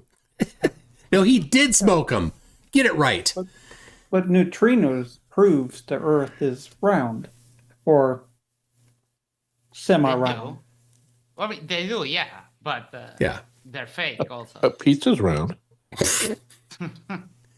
That's why they don't want to have the conversation. And so if you use the word round instead of spherical or globe, Right. then they will avoid the conversation that they know they're going to lose by saying pizzas are round. So don't use the word round. I don't use sphere either. I use the word globe. Yeah, globe. Because a sphere is a perfect shape. It's not an oblate spheroid. It's an oblate spheroid, but even that isn't correct because it's lumpy due to gravity. So I take all that out and I just use the word globe. Yeah. I think I did good by not. I don't think I let him get away with anything when he tried to. Oh, run. no. I think I pretty much nailed him on every point and didn't let him deflect. And then he's like, "I'm super triggered." Like, those aren't the things you say out loud. It was funny though because he was basically challenging you because you over-explain things when he would just say, "We all know this," and then move on as though it's just fact. Well, I mean, Darryl you did. I handled don't it think really Darryl good. I think. I don't think he even over-explained it. I think he was Well, asked a Q-Op question thought and he he just did. went in. Right, but he went into a normal explanation because he is labeled as this guy that knows things, right? Then that's when he takes the authority to say, "Oh, you're just teaching. You're trying to what is this, a seminar?" Like that's when he uses that. It's all a tactic, right? He understands what he's getting into. But are they all denying all the images, pictures? Yes. Of Oh, course, none of that Photos counts. Yeah. that we they're so have, fake. Yes. like that are not digital photos. Yes. 100%. All of them. Everyone. You said today that I think it was Jack, or no, it was Jim Daniels. He challenged him like, "Hey, why don't you debunk the first video from space?" And Q was like, "Oh yeah, those are the easiest to debunk." Like, oh no. It's And a that film was it. from 1947. He just said it. It was done by the Army shot from White Sands. It's a great. If you want to see it, it's on. It's like 2 minutes. It's on the internet. Pre-NASA, 10 years before NASA, and he just dismissed it. The North Dakota photo that he's talking about. That's a different one. Yeah, No, I'm talking about video. the film.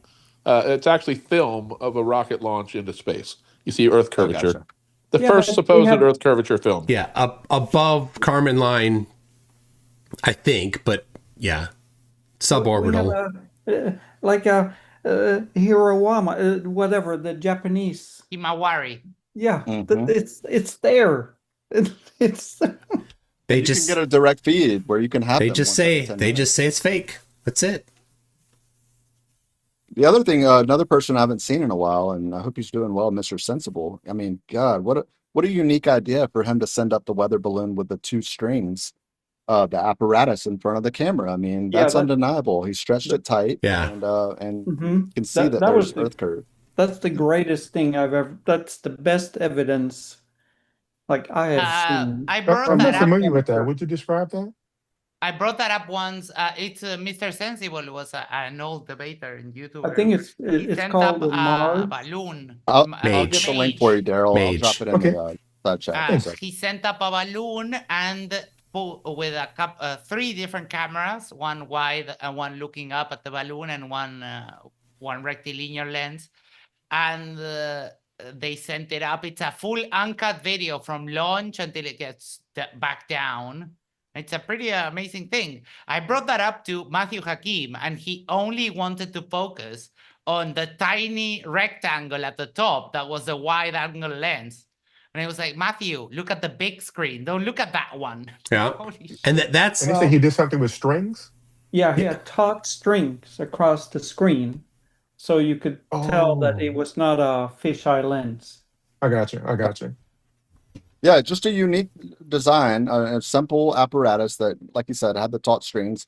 But that way you could look at it and you could say, okay, well, this is clear barrel distortion at these points, but we expect everything in between these to either follow, for example, on the bottom part of the frame, if you catch a part of the Earth curve in the background, you would expect there to be some bowing, right? If it's below center frame, you would expect the Earth with a rectilinear lens to sort of bow upwards instead of bowing the opposite direction, bottom of center frame. And so it's a hard thing to sort of demonstrate in a 5-minute Discord, presentation or They something don't to flat earthers that understand are going to deny barrel everything anyways. distortion, though. They think it's all one-way curve. They don't understand that south of the center line, it would curve the opposite way. And that if you had an image move across from top to bottom and stay curved, then that proves it can't be a barrel lens or barrel effect. I But they're think just I think biased the to bottom whatever they line. believe makes them right. Because of course, perspective, if something is going to fall the way, it shrinks all the way around. It doesn't just shrink downward. But they tell themselves perspective make things go down. So it's Perspective is just the their same old. kryptonite. Let's face it. Yeah. Well, I think the bottom line is they don't understand how huge Earth is. Yep. Like the Earth is huge. You could have stopped at understand, but I'll agree with what you said too. You had me at understand. That is. But yeah, I just dropped the link for you, Darryl. If you even click it and just scroll appreciate it. forward, you'll see the two strings that we're talking about. The other It's one, the a good really one is remarkable way to demonstrate it. The other good one though is that big ropey string from the rocket that separated stages. Max, you show that a lot. What is that one? That's a keep thou give us. That is really good. Yeah, that one. They hate that one too. And the deflection for that one is before in the pre-roll of the video, they show some footage of some of the tests they did. So they grab one frame of the curve being inverted the other way, because obviously in the test they were using just the regular GoPro lenses. And it's like, you see, it shows the curve the other way. It's like, oh, for fuck's sake. What's the main part of the video? And then we can argue, because I can't deal with this lame deflection. Oh, they'll look for the one frame that supports their, and that's all they'll show. And ignore the rest of the 14-minute video. Yeah. That's a lot of work to be Flerf. And what you brought up, Max, about Hakeem and focusing on the wrong camera is why when doing stuff like that, you need to just simplify it. Mm-hmm. Right? What was that other camera there for? What value did it bring? It didn't. The primary goal was to see whether or not the Earth curved. Right. Secondarily would be to have on-screen information about the height. Telemetry. Right. And some telemetry. That's it. I would have nothing else on screen there. Who's dumber, Hakeem or Sam? Hakeem. Oh, he's so dumb. You've watched Sam lately, Toon, haven't you, with Mikey? Yeah, but Hakeem is dumb. So dumb. See, I'll argue on Hakeem's behalf in the sense that he is a little bit trickier to make look as stupid as possible. Sam is the easiest. Sam's just a dope face. But Hakeem is just he's such a deceptive person that he'll go there when he'll slip in the going there, like when it's not obvious that he's like up against the ropes, but he does it in a really weird kind of crafty way.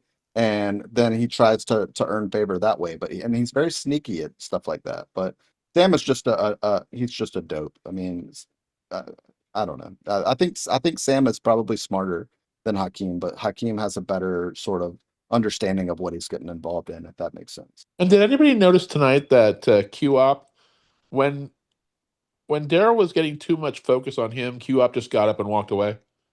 Like he didn't want to hear the answer, or he was just trying to be, I don't know, passive aggressive. Starts with an N and it ends in narcissism, I think is what the word is. I have a perfect sound clip for that. He likes that. Yeah, you do. When it comes to this whole debate thing, I don't understand why they don't try at least to make an effort to debate properly, because all of the lately has been just half-ass. It's so bad. It's worse than ever. Worse though, no, they all agreed to the Sergeant Schultz defense a long time ago. And no nothing.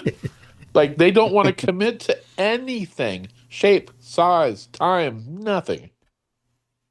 And it goes back to: are you stupid or are you lying? Like, how else can we boil this down? Like when we're at that point in the argument where we're like, okay, I've literally laid it out for you, and you're just playing a game right now. Like, what are you here for? And you know, it's just sad. TFE changed the argument because they moved from trying to have some kind of explanation or map or something to, we don't have one, we don't need one. Oh, I mean, they just deny everything, which makes it hard to nail them down on anything. Yep. It's bad. It's I don't know how worse. What's the under limit on how worse it can get? It's going to get worse, and here's why. There is no bottom. Yeah. AI is going to get good enough for them to start generating believable videos that they can do. Like right now, if they just don't have people can do it if they know what they're doing, but it's going to get so good that they will be able to generate stuff to support their case. Right. We're starting to get to that season where we have to start coming up. Remember when we did the what are they going to say about the MCToon? We're going to have to start thinking about what are they going to say about when we actually land on the moon and like start doing this moon. Well, they're going to do everything that they did with Artemis 2. They're going to create AI fakery. It'll be better. It won't be it's super obvious now. Right? That the raft, they're like, oh, how come there isn't scorch marks on the Apollo craft? Right. It doesn't have the orange balloon things at the top. Well, obviously that's fake. It doesn't have the raft that they were on in, sitting horizontally, vertically, whichever way it was sitting, right? They don't have that matching, right? Those are super easy to pick up, but they're posting them. Just yesterday, somebody posted a new one where there was a NASA logo above the door. And they're like, how come that isn't scorched? Like, because that's a fake photo. That's why it's not scorched. But they're posting it around, and in the comments, the other flatties are like, I can't believe they're trying to fake us. Like, no, flat earthers are faking. So what do? It's always been the same. If this is a photo from NASA, link to the photo on NASA's website. Every single NASA photo has a unique ID. What's the unique ID? And you go to Dearth, every time Dearth is like, I can't believe NASA tried to pick off this obvious fakery. Like, it's not from NASA. Mm-hmm. Show the original. And they never do their own research. Banjo's one of the worst about NASA. He does him and who's the guy that talks kind of like real deep like this? Terry R. Eicher. Terry Eicher, yeah, that guy. They're both the absolute scum of the earth when it comes to actually trying to pure scum. Pass off real NASA stuff, and they manipulate it in a way that's in their favor. In fact, I called it.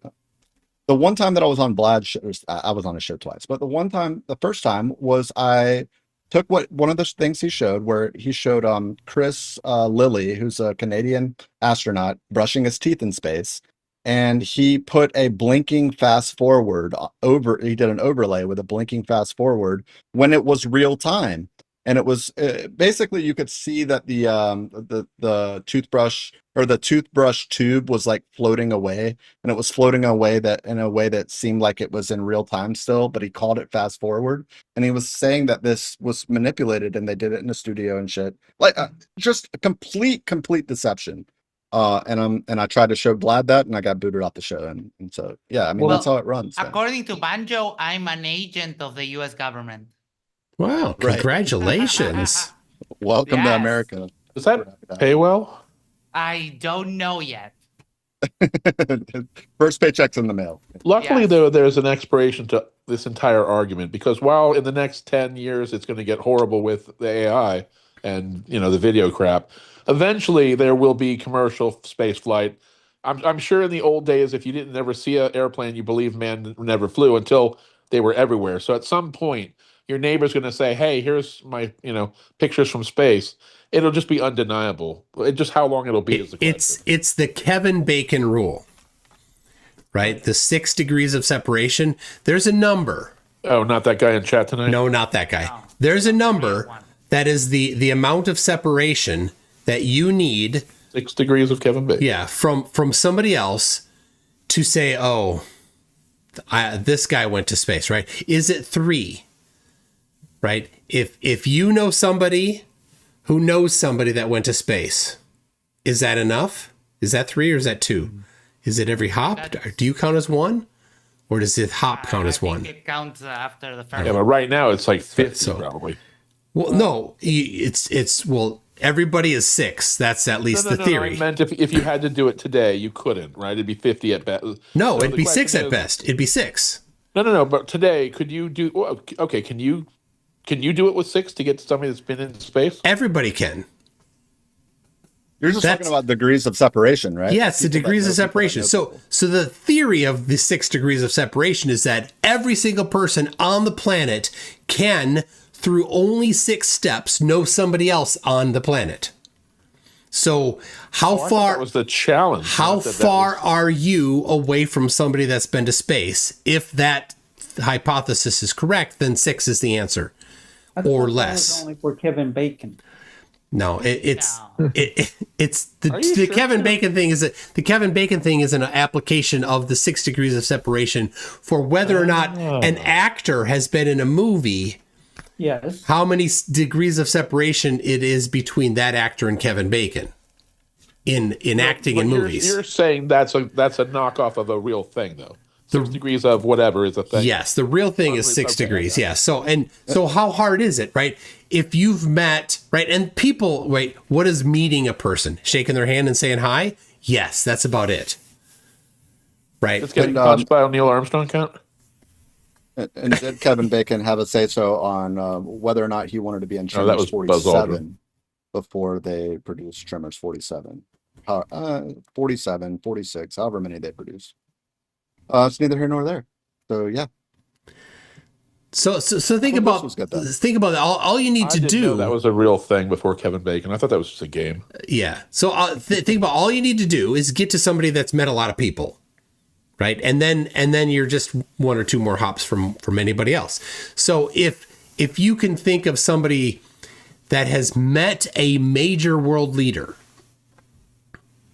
right? So everybody is probably just knows one person that's met a major world leader, if you haven't yourself, right? A president, king, something like that. Fuck me, I know. Oh, sorry. I know. I met a world leader. There you go. Okay, so now,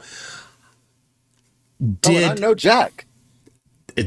There we go. All right, so now all of us now are 2 hops away from a world leader. Now, how many hops away is that world leader from an astronaut? 1 hop, no doubt. 1 hop for sure. So there we are, three hops from an astronaut. Now, to convince somebody of the truthfulness of something, you probably need a little more than they shook their hands and said hi to each other. So, somebody that you trust. So it's more than just degrees of separation. It's degrees of trustful separation, which is a bit different. But, if somebody you trust, their dad went to space, okay, well, that's pretty good. Yeah, I that's do a have good point public because. service announcement. Go ahead, excuse me.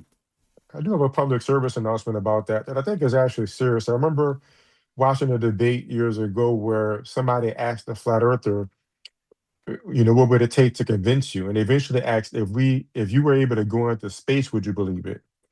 And the flat earther said, I wouldn't believe that either because they could fake the windows. It could be televisions in the windows. They stopped answering that question too. Yeah.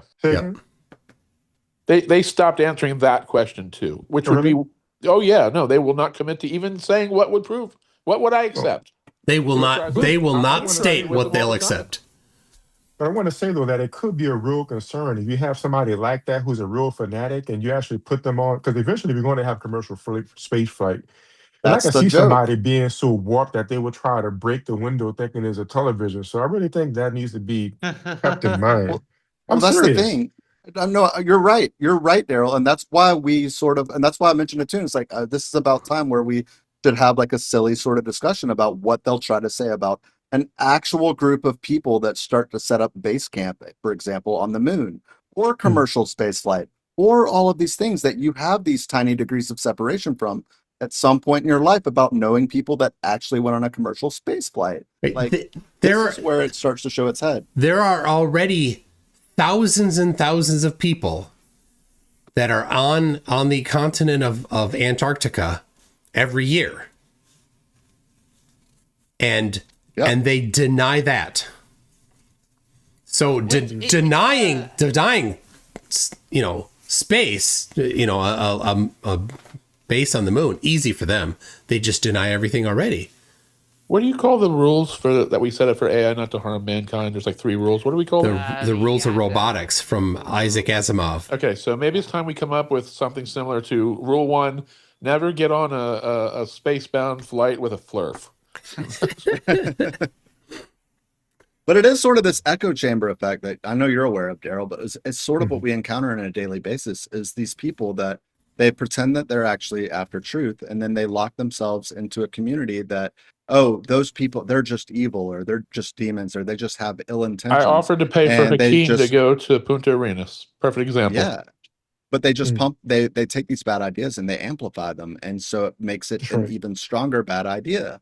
And that is what, you know, that is what is most threatening to reality and to science and everything. But if you're really a truther, right, and you think that it was all fake, the list and the names of the people that won't go to the Antarctic Marathon are public access. You can find these people on Instagram and say hello to them. If you're so interested in actually getting to know if it happened or not, right? So it's not like it's an impossibility. They're not interested in truth. They're not interested in truth. But like, for example, one thing I've been thinking about lately is that, okay, yeah, sure. The trip to Antarctica, not everyone can make that. That's a hard thing for almost everyone. Perfect. Now, Punta Arenas is accessible. Punta Arenas is just another place that people go to, like Cancun or wherever, right? And they're losing their minds over that. Cancun, really? Is that the analogy you want to make? What? Is Cancun not a place that people go? Yeah, but I mean, there's like 1,000 to 1 that are going to want to go to Cancun. And maybe like North Dakota. Well, yeah, sure, or Utah. Sorry, it's just I'm joking. It was just the first thing that came to my joking. mind. You're good. So it's, I don't know. It's like, okay, I've offered people to go. Like, well, you should come with us. And one said, Ira said that he was afraid that I would poison them. He's like, do you think I'm going to risk an international? Oh my gosh! Like, are you serious? They're so desperate. Oh, wait though. Did anybody catch? I swear to God, I heard this, and nobody has mentioned it.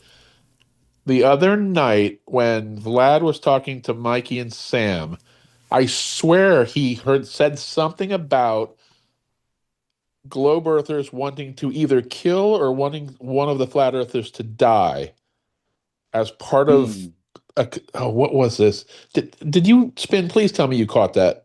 I couldn't have been imagining this. I caught Hakeem telling Vlad that he's most certainly in the CIA. No, but Vlad even went so Vlad is in the CIA? That's right. Yep, this happened in real I got to go back and find that then. I can't believe this isn't bigger news.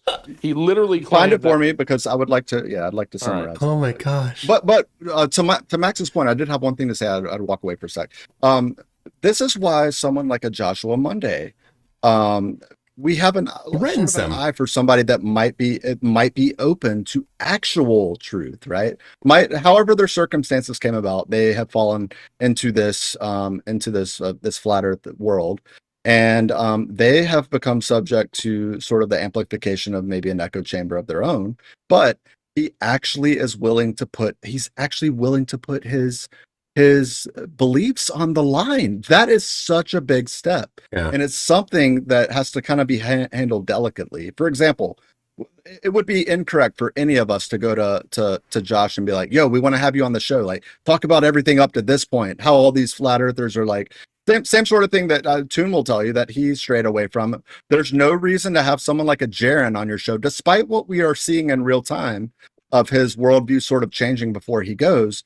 He has to go through this sort of process, but it is funny to watch from the outside because it's something we don't see that often, and it's something that a lot of flat earthers will never really have a taste of, that are what we would call like in too deep, right? And Joshua sort of even being willing to test his beliefs is something something important. I think. I don't think he knows how bad it's going to be though. After No, he I don't has think so either. he has no between idea. Duffy and Jaren, that's all coming Yeah. to him. Well, he's starting to realize. He's messaged me a bunch of times about these. That's how I found out that flat earthers were covering that interview. He's like, oh, he started by messaging me. You said that people would attack me, and it's already started. And it was some 300 sub flat earthers calling him like a shill, and also me an agent of the government, whatever nonsense, right? And then Banjo and then Vika started doing his reviews. So I thought that it would start late, that it would start closer to December, but it already started now. So it's just so wild. But I'm glad that I'm glad that I called it, that I predicted it. And it happened later. I was just wrong on the time. Daryl, I gotta tell you, I'm sorry. I thought it was in. Oh, go ahead. Go ahead. No, I was just going to say to Daryl, how many of these names and or these conversations are you aware of? Hopefully none. Because not many anymore. I don't Like Jaren. keep up with it as much as I used to. Okay. But like a Jaren and a Whitsitt or something, right? Oh yeah, I know Jaren and Whitsitt. I was gonna say, Max. I mean, I will say that your prediction, it's sort of. I don't know if Jack feels the same way, but I am a little surprised that it's come on this heavy. I don't even know how Toon feels, but like, it's a lot more. It's a lot stronger than I thought it would be at this stage in the game of someone that's talking about even visiting Punta Arenas. I am surprised. Yeah, I'm not surprised. Okay. I'm only surprised they didn't wait till if they were smart, knowing they were just going to hate on him anyway. If they would have waited till after the northern trip, then it wouldn't have seemed like they're not smart. Well, that's true. What did I say? Get out of here. They have to. They all have to hedge your bets. I'm gonna have to skedaddle. It's 2:00 in the morning. All right. Thank you, Henzik. Thank you too. Take care. Hope to see you around more. Are you in chat sometimes on YouTube? What's your name on there? Henzik. Oh, you're Henzik on YouTube. Okay, cool. All right. Yeah, that's my illegal name. Gotcha. All right. Well, it's been Yeah, fun. I was once deported from the U.S. and that was my legal name back then. They misspelled my name with one character, hence my Henzik name. But I'm now a U.S. citizen, so. Nice. All right. Well, have a good night, man. Yep. Take Nice care. meeting you, man. Bye. I'm not surprised. I'm not surprised at all that they are doing that. They know that what happened in Punta Arenas doesn't work on Flat Earth either. But when the Antarctica trip was part of it, they can talk about Antarctica claim fakery and avoid talking about the observations and measurements that we did in Punta Arenas. Oh, definitely. Vlad the other day told me that we were not doing tests and we were not documenting anything. It's like, whoa, Vlad, this is your chance. Give me, I'll start making the list. So number one, them tickets. That is obvious. Number two, he wanted measurement. And I wanted to continue asking, like, okay, what type of measurements and this and that. They don't know. And no answer. I was doing the same thing that you did with going on the Discord's pre-TFE, right? Which is a great tactic. Like, okay, well, I'm going here. What should I do? No answer. Just, don't go. Oh, that's not going to happen. Somebody has to explain to me why, though, that they went on this defense of it's not a real experiment. And then they go through this whole long, when does that even matter? Is it not? I mean, in science, I know you want to do as much as you can, but is it not valid to just see something happen enough times and make a prediction? I know that's not proof, but that is valid, even though it may not be to the nth degree that they're asking for. They don't have a definition for what constitutes proof. Mm-hmm. All they know is that isn't proof. They don't have a clear definition unless they go read it from Quantum Eraser for what they think is science, right? Or what is an experiment. The whole independent variable shit, Yeah, that's a technique to deny science. Mm-hmm. One thing's worth saying too is that I want you to pay attention, even people in the audience, how many times these people, like a Vlad, like a Vika, like a David Weiss, how many times they will say that this doesn't matter anyways. But then it so much matters that they'll make it the entire show that they want to cover, all of these things and the reasons that they don't matter. But also, but it does matter to them because they have to do their best to like debunk this thing that totally doesn't matter. Like they take both positions, and then when you question them on, well, which position do you take? Then they just either change the subject or they will just make it look like you're trying to bully them. Like it's just part of this. Oakley is that Oakley is the only one that's had the correct for them response to that of it doesn't matter. He has not dedicated shows to claiming fakery. He's just said he's just gone back into his mantras and pretended that he had not ever said that it doesn't work for flat Earth. Right? Exactly. These are not the droids you're looking for. Pay no attention to the man behind the curtain. Earth measured flat. Right? Let's go to that instead. Don't you feel Oakley's irrelevant nowadays? So other than the entertainment factor? Oh, yeah, very much. He doesn't. There's no flat earthers that like him that are new. Right? It's just the old timers. Well, I have 20 times less subscribers than Oakley, and I get more views. That's right. Weiss does the same thing though. He's actually taken. I might have mentioned him a second ago, but what he has done is say, well, we just don't understand how the sun works. We thought that it did this. We thought that the 24-hour sun, but then he's made up all this complete, absolute fucking garbage when it comes to the sun, right? Well, yeah, it's the chameleon approach. It's this doesn't work for flat Earth. Oh, well, then I guess it does work for flat Earth. We just don't understand it. Or, the trip between Santiago and Sydney proves that the Earth is a ball, his words. Yeah. And then shown that it happens. Oh, well, I guess we just don't know how it works. Every single thing is just this snake chameleon changing things as they go. And what is proof? And Sam said it well the other day. What's once been proven can't be unproven, right? And that's why science has everything provisional, right? Nothing in science is technically proven. But what do you think about the people that actually fake the evidence though? Like, do you think they're in this cult-like mentality where they think, well, I know the Earth is flat, so if I just fake it a little bit to move it along, it's not.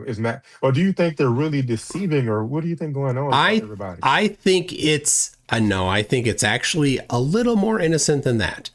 Flat Earth Dave deceivingly created a balloon-looking thing that he put in his thumbnail.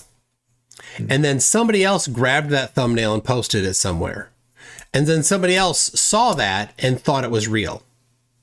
Okay. So I don't think that the meme maker knew it, right? I don't think it was Dave that made that meme. Dave deceivingly made the thumbnail for his video.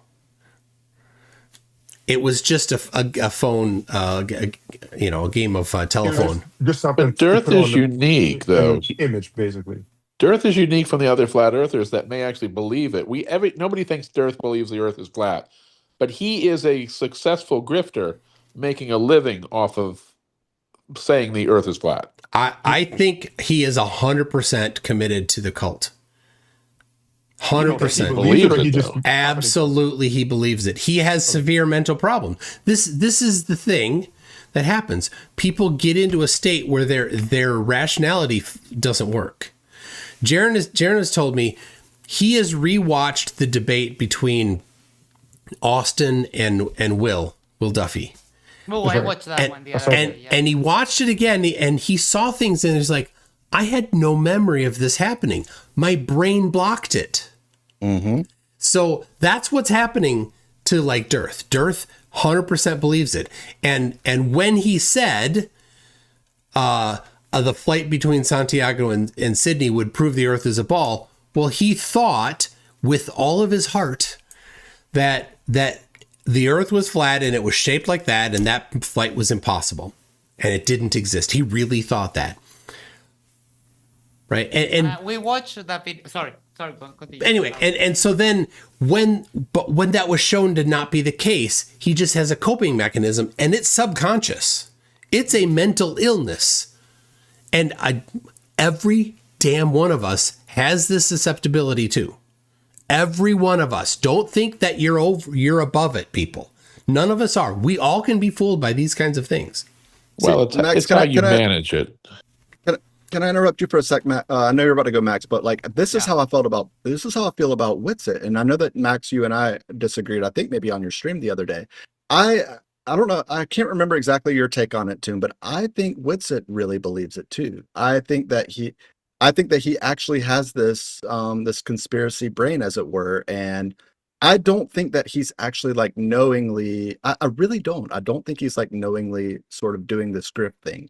For some reason, I can't bite that last part of the pill. Do you feel similarly, Toon, or am I off the mark? Because I think we're on different sides of this. I think Witsit 100% believes it. He thinks. Right, he has said before that he thinks it's this huge narcissism ego that God has chosen him and gave him a vision and a thing that he needs to follow through with, right? He's on a mission from God in his head. He really thinks he is. He thinks, I forgot the name of the book of the Bible where one of the Old Testament prophets married a woman that was a prostitute. He called Kai that woman. Jezebel. No, that. Wait, no. I'm thinking about the name of the guy that's the prophet that's in the it's the name of the book of the Bible too. 1 second. Anyway. Hosea. I think that's it. So he is Hosea in his head, and Hosea married a former prostitute, Kai. He said it in a video that is who he married. He didn't marry, but right. He called Kai that. Mm-hmm. Right. And so right. That's his mindset. Yeah, that's what was I going to say? Oh, I watched that debate with Will and Duff and Witsit on Sunday. Yeah. And I was remembering and noticing a lot of people were noticing too how Jaron was still in his deny everything and then maybe see later. But how much it changed between that debate and the one he had about 8 months later with Alan, right? And also the one he had later with Witsit. It's an enormous change in the mindset of Jaron, and it's awesome. I love it. Can't wait to meet him in December. So Real Nice Beaver says the other evening, Mikey, Sam, and Not a DJ were plotting to deceive people and proudly streamed it. And yeah, okay, I'm not saying that flat earthers don't intentionally deceive people. 100%, they do that too. But I'm saying it's not always the case. And so the video I did a bit ago, right, I gave an example of it was Dearth that created the fake thumbnail. But I don't think Dearth is the one that created the fake meme and then popped it onto Facebook. But on the other hand, there's the one that is it's a studio of the astronauts, right? It's the AI generated of the astronauts in a studio. Yep. That one, that's intentional. That's 100% intentional. Darryl might have been referring to content like that, right? Like someone that completely intentionally changed what was even possible, or like they just made it fake and then they distributed it. Like, is that the person you were talking about, Darryl? Oh, you're missing your Check it audio, out. I was Darryl. actually thinking back to, at first I thought Flat Earth was satire, but I know somebody personally who became a Flat Earther in 2018, and that's when I believe people really believed it. And one of the things that he saw as evidence was a video of the GoPro rocket. And what happened is the Flat Earther, the Go Fast rocket, has a little clip and he cuts it off where he says it hits the dome. But you could find an actual video where it actually goes up in space, flips around. You can see the moon in space. So it's like, what's going on there? Is this person thinking, okay, I know the Earth is flat, but if I could just convince people we could really go to Antarctica, we get enough people, so let me just cut off this video, because you have to know you're cutting off the video. Somebody cut the video off right there and said it's hitting the dome, or what? So that's what actually I was thinking about. That are you familiar with that video? Anybody? The GoPro video? I'm sure I could find It's the link. Go Fast. Go Fast. Go Fast rocket. Go Fast video. Yeah. I'll see if I can find They crop it. They crop the video just after it stops rotating. Yeah. Actually, it's even worse than that. The video is sped up until the yo-yo D-spin happens, and then it goes at a slower rate. And so they're like, oh, it's stuck into the firmament. It's like jammed in there, ignoring all physics. Like it was moving really, really fast. Yeah. It would have just demolished. Yeah. Like, we don't know the physics of the firmament. Yes, we do. When you decelerate that fast, things fall apart. I mean, a child throwing toys around knows that if something is moving and hits something else, something's going to happen. I mean, it's craziness. Well, there's worse examples of cherry picking. The famous 11 frames. That was extreme. Yeah, Flatzoid editing. Flatzoid standing there pointing his phone at the sunset, knowingly getting it wrong. Like there are people that are pathological liars. Flatzoid is one of them, right? He just doesn't care for truth at all. Yeah, I determined that with him as well. Yeah, I think he's the most dishonest, one of the most dishonest people I've ever interacted with. I don't know if you saw that talk. When I debated him on the moon, because there was a situation where we were supposed to do a flat Earth debate, but apparently the person on the flat Earth side, other than Flatzoid, wasn't a flat earther. So then we switched to the moon. That was with Rasa. I remember that. Yes. Oh yeah. And but in the debate, Flatzoid started talking about the second law of thermodynamics. I was like, what equation? Speaking the language of the second law of thermodynamics. And he said, you're being condescending or whatever. So I tried to have a debate on the second law, and James was like, that's too niche. So we talked on my channel, and he pulled the fake link, lied about the equation, and then he went on his channel and bragged about it. So it's clear it's a lie. I got the clip is on his channel. So it's like, well, who does that? Who does? And that wasn't the other thing he lied about and bragged about. I was like, what kind of person is this? And all the people on his panel, I thought y'all don't like liars. I thought NASA is a liar, and he just admitted to you he lied. What are y'all still doing? They don't. His counts go to 0 for his subscribers. It's crazy. Oh, well, Flatzoid's channel is You know why he's almost dead. called the Catzoid, though? I mean, that's the ultimate example of a real-time lie. Vaguely. I saw a mention of it. There was some typo on the thing he changed or something like that. Oh my, yes. Yeah. We were I was yeah. hanging out with Toon. I think it was end of the year stream, last stream, whatever. Hanging out. I've done a bunch of hours with FTFE previously. Did like 5 hours more with Toon, and in the middle of that, Flatzoid comes in the chat, starts yapping about how he was not contacted. Demanded to come on live. He came on live. And, Formal invitation argument. It was so good. And you can see my face. I was super high. I've been smoking weed all day. And all of this starts happening. And my face is just like wide open. I can't believe what's happening. And then the whole Fagazzo fiasco. This was the same stream that Nico was on, right? Yes. That stream had everything. That was 5 hours long. I thought it was longer than that. Max had just finished a marathon stream. Oh no, yeah. It was 5 a.m. when I finished. Yeah. And I had work the next day. I think it was a 9-hour show. It's like a super long one. I can't remember. There's a person in our community. Yeah. The girl that found it. God, her name is escaping me, but she's the one that originally captured the spelling error. And then we went back and that's right. Mika Ray. Yep. That's exactly right. Well, but I haven't seen her in a while. The whole point of the stream was, though, the Catzoid was arguing that he wasn't really invited to the final experiment, right? And in doing so, was saying, "Hey, my email is right there," and Toon was saying, "No, it's not." And he was saying, "Yeah, it is." And so, in between those two things, Flatzoid had gone and edited it, but of course misspelled, and the Catzoid, but someone caught a screenshot of it.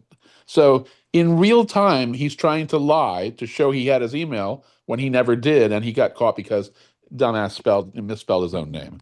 The best part is that Mika Ray sent a super chat that got buried, right, for hours until Toon will usually read them all off at the end. Yeah. And so we discovered this like 5 or 6 hours, or, yeah, whatever, 4 hours later or something when he's reading the super chats that we had no idea that he misspelled it. All we saw is Toon showing that his email wasn't there. And then someone said, oh, look, his email's there. And Toon refreshing and seeing flatzoid@gmail.com. Oh, okay, this is what he did. Ha ha ha, what a deceptive lying, whatever. And then we carried on to whatever else was the subject. But then we discovered after the fact that he had misspelled it accidentally before he changed it correctly, which is what Toon had seen the first time.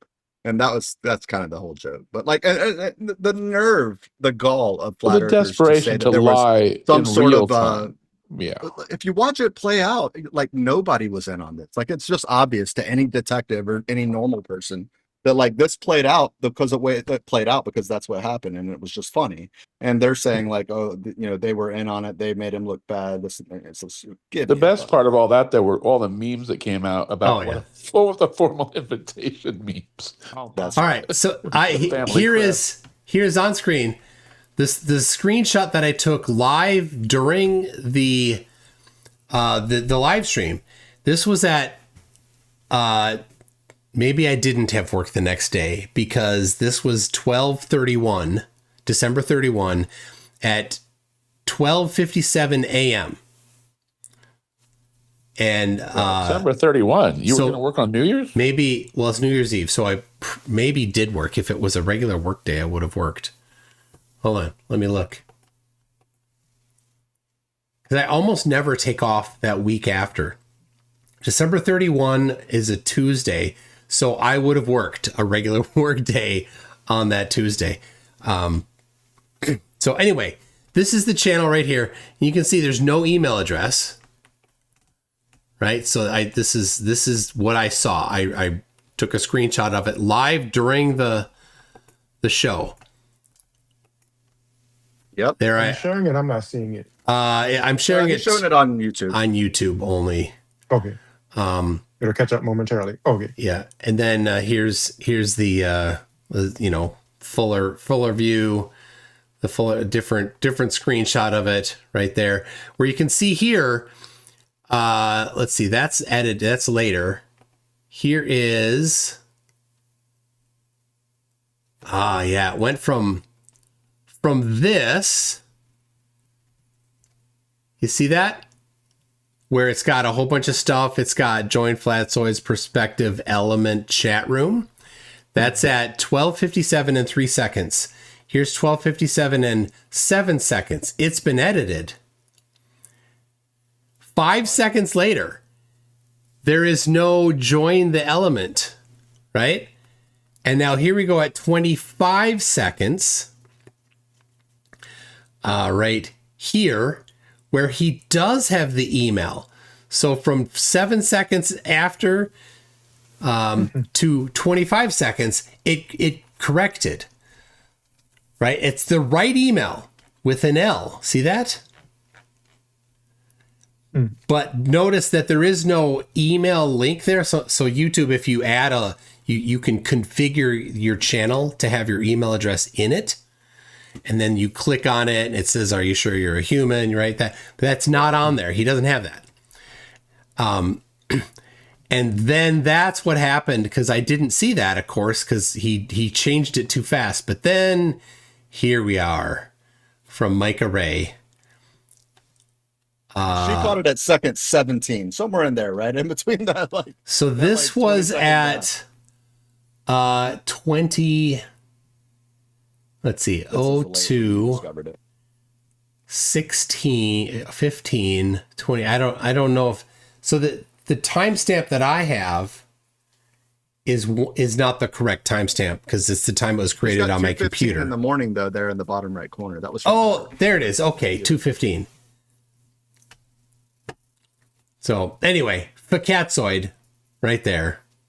But the best part is, though, he's lying about not being invited. But then and then he literally lives in real time to try and cover that lie. But he has no shame.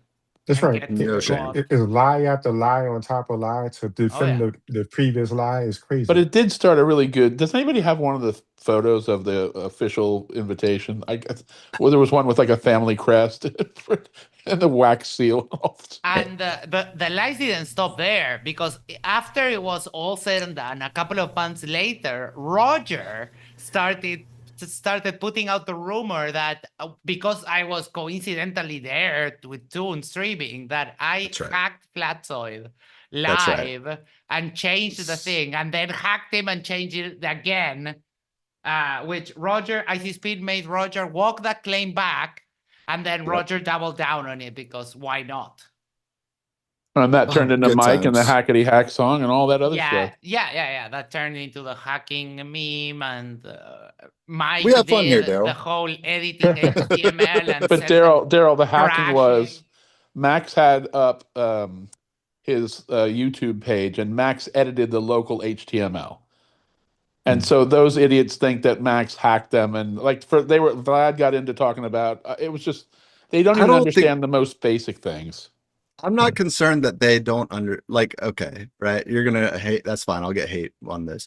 I am not sure that they don't understand that you can change local HTML, and they're just lying full cloth because they know their audience. At least some of them. I'm sure Vlad though misunderstood and didn't pay attention. Whether or not, who did you originally do the local HTML? Was that it? Wasn't Vlad, was it? No, I think it was Maybe Vlad or Mikey or something. I think it was one of them didn't understand it for sure. The other one might have. But I mean, either way, that turned into Saab, then you became I remember the Mike hacker. jumped onto Saab. Mike jumped onto Saab show, and I think you were there, Max. I think it was Max and Mike from the Drunk Debunk show. Was on but to this day, they still call you a hacker. Yeah. Yes. Because they're stupid and they're lying. And then, of course, I didn't help myself by going into Vlad's stream as that was great. Blacklight. That was so good. I love that. I have a light bulb moment. It's like, oh, these guys think I'm a hacker. He was so happy when you showed up. His bro shows up, and then it's Max. And then it's this guy. But then I went on back again, and I never shared that clip. I don't know why, because it's just a passing phrase.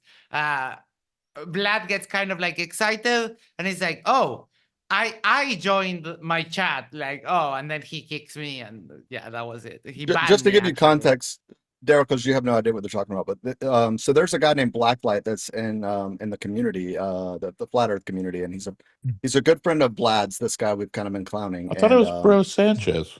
No, nope, it was Blacklight. Guy named Blacklight, and so Max, using OBS, right? You can play a video like in your OBS and make it seem like it's you. You can do like virtual cam, right?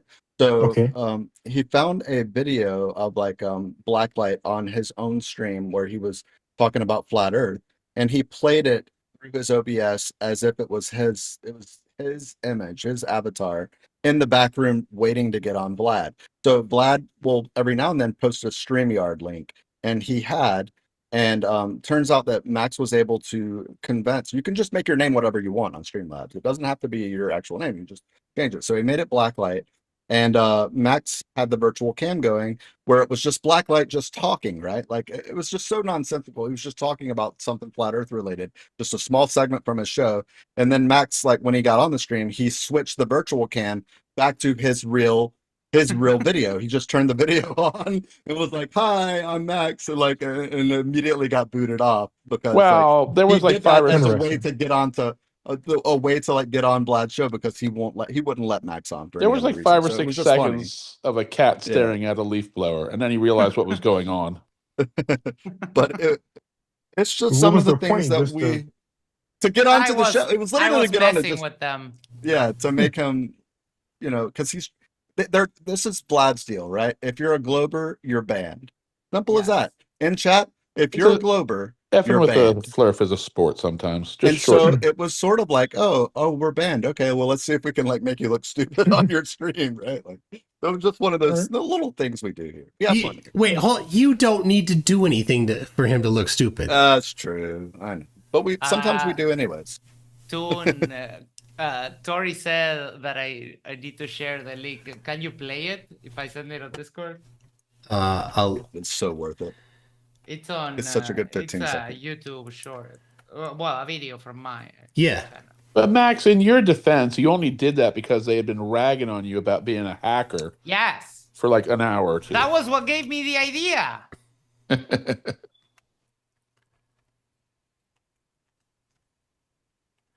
All right, keep talking while I prep this. You got it. I mean, and it was just and then I just went and teasing did him, it to really. Roger, and then I went and did it to Roger, but this time it was Blacklight, and he was behind bars, because the rumor was that Blacklight was in prison.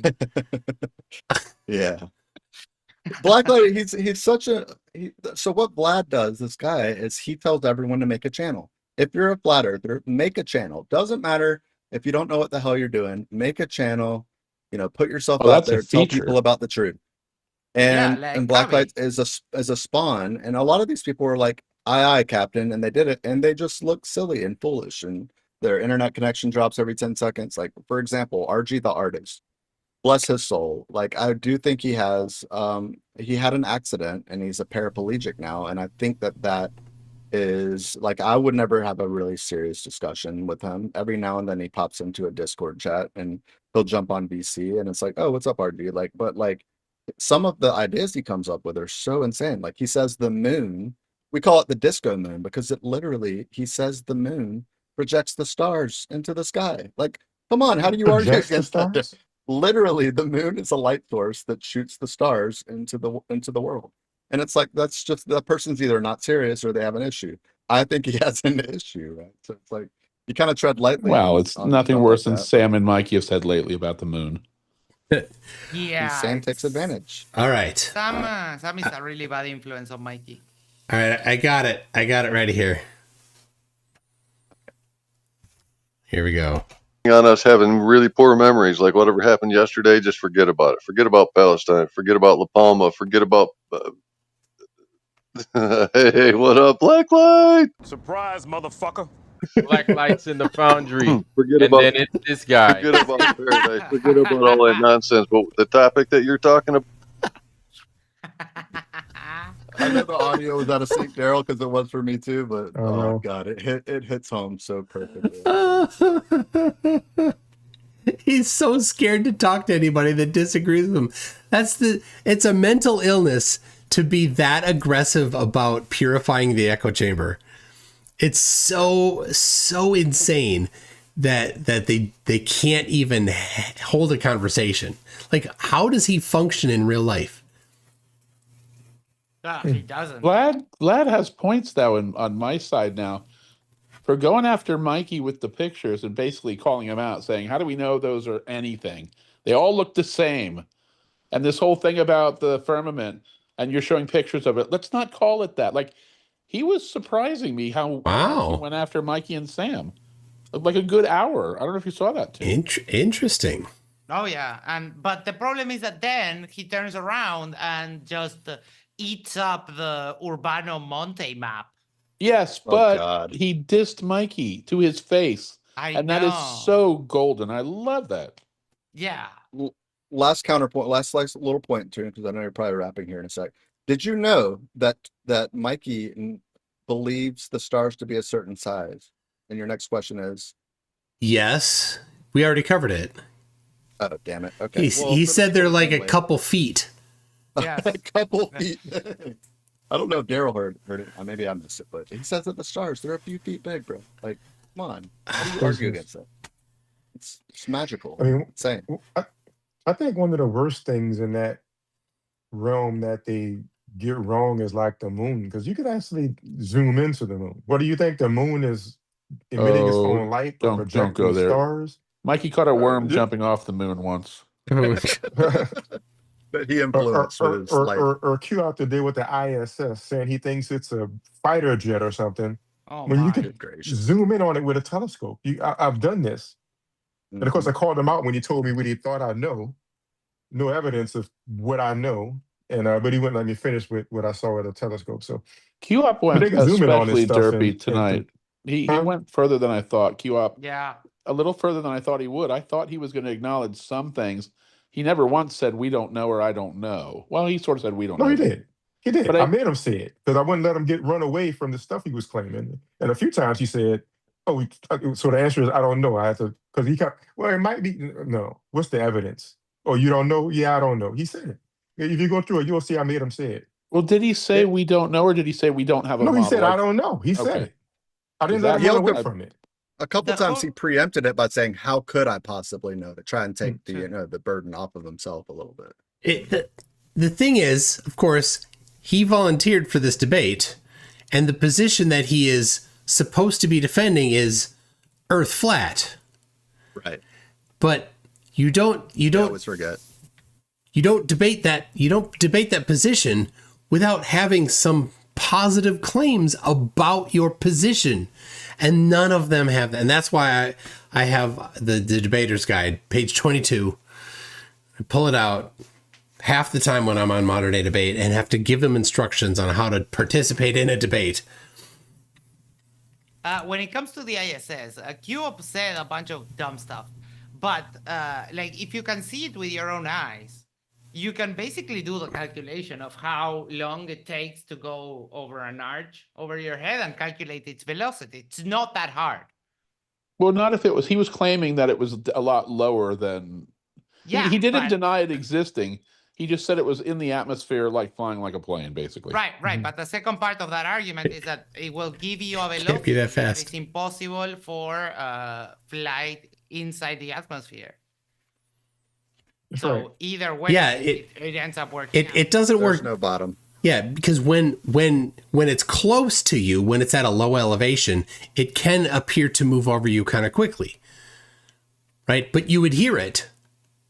And if it's high elevation, high enough that you can't hear it, then it wouldn't move that fast in your perspective. But if he introduced, if all he has to do is introduce a possibility, and then all the others go, a new hypothesis. Yeah, it could be. It's no problem. Yeah, Could it's be no mirrors. problem at all that it's not even close to an aerodynamic looking object, right? Exactly. That's what I was going to get to with zooming in on it with a telescope. You can see it's not an airplane or a jet. I mean, it's a big oblong. But have you considered that Flat Earth Dave has it from a whistleblower that the ISS is actually U-2 spy planes that are in constant swapping out 24 hours a day? He got it from a whistleblower. You have to believe it. Man. Which goes back to my original point that Flat Earth to them is unfalsifiable. Yeah. They just cosplay as it being falsifiable until they get cornered. And then it doesn't matter how deep does it go. The only question is, wow, I didn't know it went this deep. Like, wow, someone else is in on it. Oh my goodness. Well, speaking of they'll never revisit the complexity of that. Famous whistleblowers, though. Bart, what's his name? Bart Cybrell? We now know his whistleblower because, Toon, you got the guy to admit that he was his source, right? I didn't. Oh, yes. Yeah, Rasa. Rasa is the source. Rasa, who is what? A technical, like a technical writer. No. Rasa is a English teacher at Chinese university, right? And he does contract work for the Chinese Space Agency. At least he claims it. And but therefore, like translating stuff, right? Yes, he translates. He's like, I wrote a paper. Wait, you wrote a paper? Right. Well, no, I translated something. Yes, you didn't write a paper. Did call out Bart since then? No, because when the last thing I saw him debating was with Professor Dave, and Bart gave his "I have an insider," and it made it sound really but it was before the we now know the insider. And so what did Bart say? Somebody inside the Chinese Space Agency, like, I don't know if he said employee or not. Engineer. Yeah, I don't know what level he claimed this credentialed person to be, but it certainly didn't come off as the kind of stuff that Rasa is. And Rasa, he wasn't excited about it because he misrepresented. Rasa feels that Cybrell misrepresented him. Like, wow, at least Ross yeah, he is. did say he yeah. tried to correct him since then. Well, but it doesn't. It doesn't I matter. appreciate the irony of someone, a liar, telling another liar that's not the lie that I told you that you were supposed to tell other people. Just a second. The Moonworm Society says, please ask Jack to mansplain some more chirp. Ooh, that's a good question. Why would I have to mansplain it? I think I've covered this in detail. Look, the new place doesn't have the issue. You're not going to have to deal with it very long, and I guarantee you're going to miss it. So Jack is super rich and has 2 palaces with his name on the bottom line. And one of his palaces has a never-ending chirp that is in his smoke detector that just comes through ever so loudly. I don't get the mansplaining though. You're gonna have to tell me why. I'm just giving him the and then Icy Spin mansplains it. There you go. But mansplaining is very specific. Like you don't understand the chirp. Well played. I think we all understand chirp equal low battery. Now that you've mansplained it, we know it perfectly. Thank you. That's mean. Dude, I'm going to share. I was playing a game the other day because I couldn't stream and I couldn't speak. And I came into this little character that's called Chirper. That's so cute, Jack. That's you. Yeah. So cute. Oh, good. You guys aren't going to shame me in any way. I'm immune to this. We know. This isn't shame. This is because we love you, Jack Vetter. You feel like you know what it's like to have this chirp for what? A couple hours? Bro, you don't even hear total? it. Tell me one time you've acknowledged it. Years. Exactly. So you know that I never bash That's you the difference over that. between men and women, by the way, right there. Right? I leaned Jack into doesn't hear the it chirp from the first moment. I mean, I knew the second I heard the chirp, I knew it was going to be a big thing. And you are right that we are going to miss it. So I'm already trying to work on a good recording of the sound. As a matter of fact, Max has used one of his premium custom emoji slots on his own channel that says chirp in Jack's honor. And I'm delighted. Oh, it's not just that. Any other sound, rustling paper, tapping on keys, will set Max off in a microsecond. But the chirp, he's good with. I don't know why, but it triggers me a shitload. Oh my gosh. All right. For example, the Steel City did a train whistle or something the other day. I wanted to literally punch a hole in my wall. But the chirp I can deal with. Yeah. That he was playing a game and it had like little bells. It rang like a bell. Oh my, that was so annoying. Okay, hold on a second. Elder Bear's here. How you doing, Elder Bear? Says LVA Paul is the new puppet master in the shallow end of the FE gene pool. Ooh, I like that. Who's LVA Paul? Can somebody translate that? I think I've seen that LVA poll on like Discord servers, but I don't know much about him. I don't know anything. So you know where to find the Elder Bear. Oh, Elder Bear says, let's get Nathan Oakley's book publisher on for a chat. I would love that. Elder Bear, can you send me his contact information? I would absolutely love that. He's been sending me some nice juicy stuff lately on Discord. Oh, are we looking more forward to the book or to Vlad's app? Well, I don't know if either's ever going to happen at this point. I think Vlad's app is in like beta or alpha for him. It's probably gamma. That's a good point. Or beta, one of the two, like that version. Okay. I mean, it would be a shame if someone trolled the app. Like I said, it's going to be a database of dick pics that he will have to constantly edit. It's going to be so bad. There's going to be no security on it. It's going to be easy. Okay, hold on. Here's Witspit on the etherically displaced, just the speaking part, not the song. What is a full moon and what is a new moon on your model? Good question, man. I think it's probably like a magnetic cycle, and just like the center of a ferrocell cell image of a magnet, it's just completely black.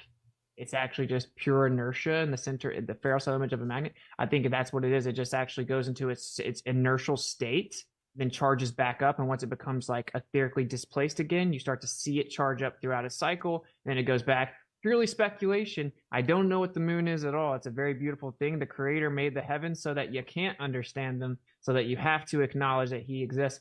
But what I wanted to talk about is the falsification is independent of replacement thing, right? Because I don't need to know what it is to know that your model is, well, provably not true. Aw. I'm glad Darryl's here. Can you explain that, Darryl? Yeah. Sometimes I wonder if he's just rambling to deceive people or himself too, or I don't know what's up with all that. I That wonder is a what's really going credible on. mouthful of words, though, right? I mean, Yeah. Well, They gotta are pay words that amazing. child support though. He has not paid his child support. In theory, It says. So somebody says. He'd make a great lawyer. No, he'd make a terrible lawyer. Oh. Because because in law, you got to follow the legally rule. adept, though. You got to follow the rules. And, in a debate, you can go back to the echo chamber and the echo chamber tells you that you did a good job. But in court, the judge says things and then it goes one way or the other. And you can't go back to your echo chamber and pretend that you didn't just lose when you lost. Yeah, you better show up with a bag of cash. It's or you're such not a gonna great be that mouthful long of for a words, blow-up. though. Jesus. Okay, LBA Paul is an Oakley orphan. What's that? Like Oakley has booted him? Like he's... Oh, no. Oh. Wait, he did that to Witsit there, did he? Well, no. Witsit was never one of the Oakley's, panel members. No, which is just crawled because he has to bow down to Oakley's authority.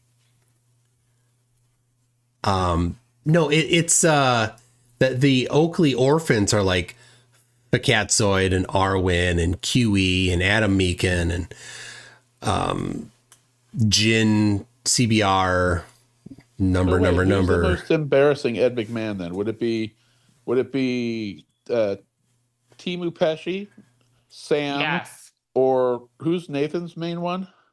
Timo Pesci, Neil. So you think he's like, I think Sam's pretty bad. Yeah, but it's different camps. Oakley, Well, no, I know that, but which one is sucking up the most in general?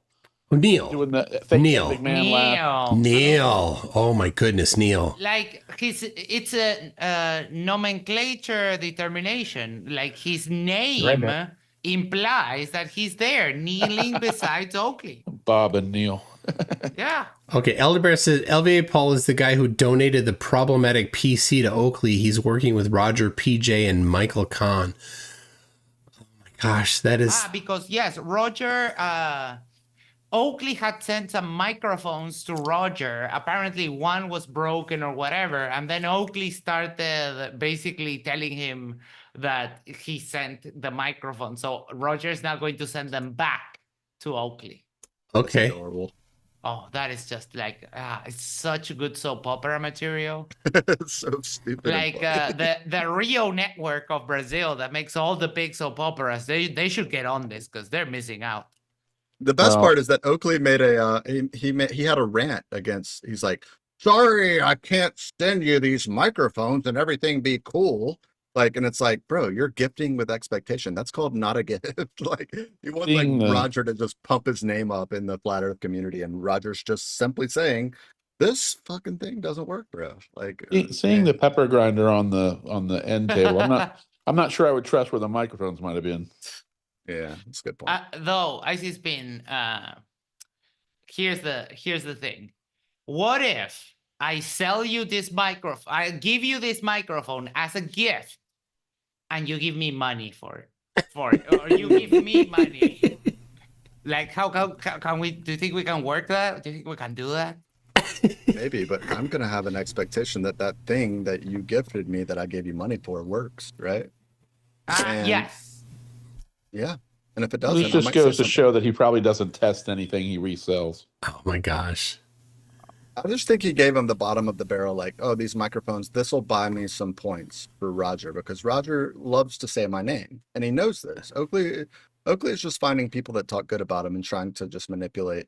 That's what he does. That's what I would say. That's one of his the stronger ways that he's been able to support himself over the years is that he just finds people to manipulate that will do the dirty work for him. And Roger is no It's so exception. gross.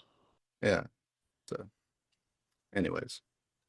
Well, Elder Bear, it says Neil is encouraged by Oakley to report MCToon for the Uncle Carmine incident. Neil is an ex-felon. Oh, yeah. Is an issue. Yeah. But his rationale was, hey, what are you going to do? Call the cops? I mean, come on. We'll take care. I got kids. Forget about it. I don't call the cops, he says. And we know why. You don't call the cops if the cops are gonna, want to have words with you already, and that's why you're avoiding them. Also, unlike Mikey, I think he realizes what that would get. 0. Oh yeah.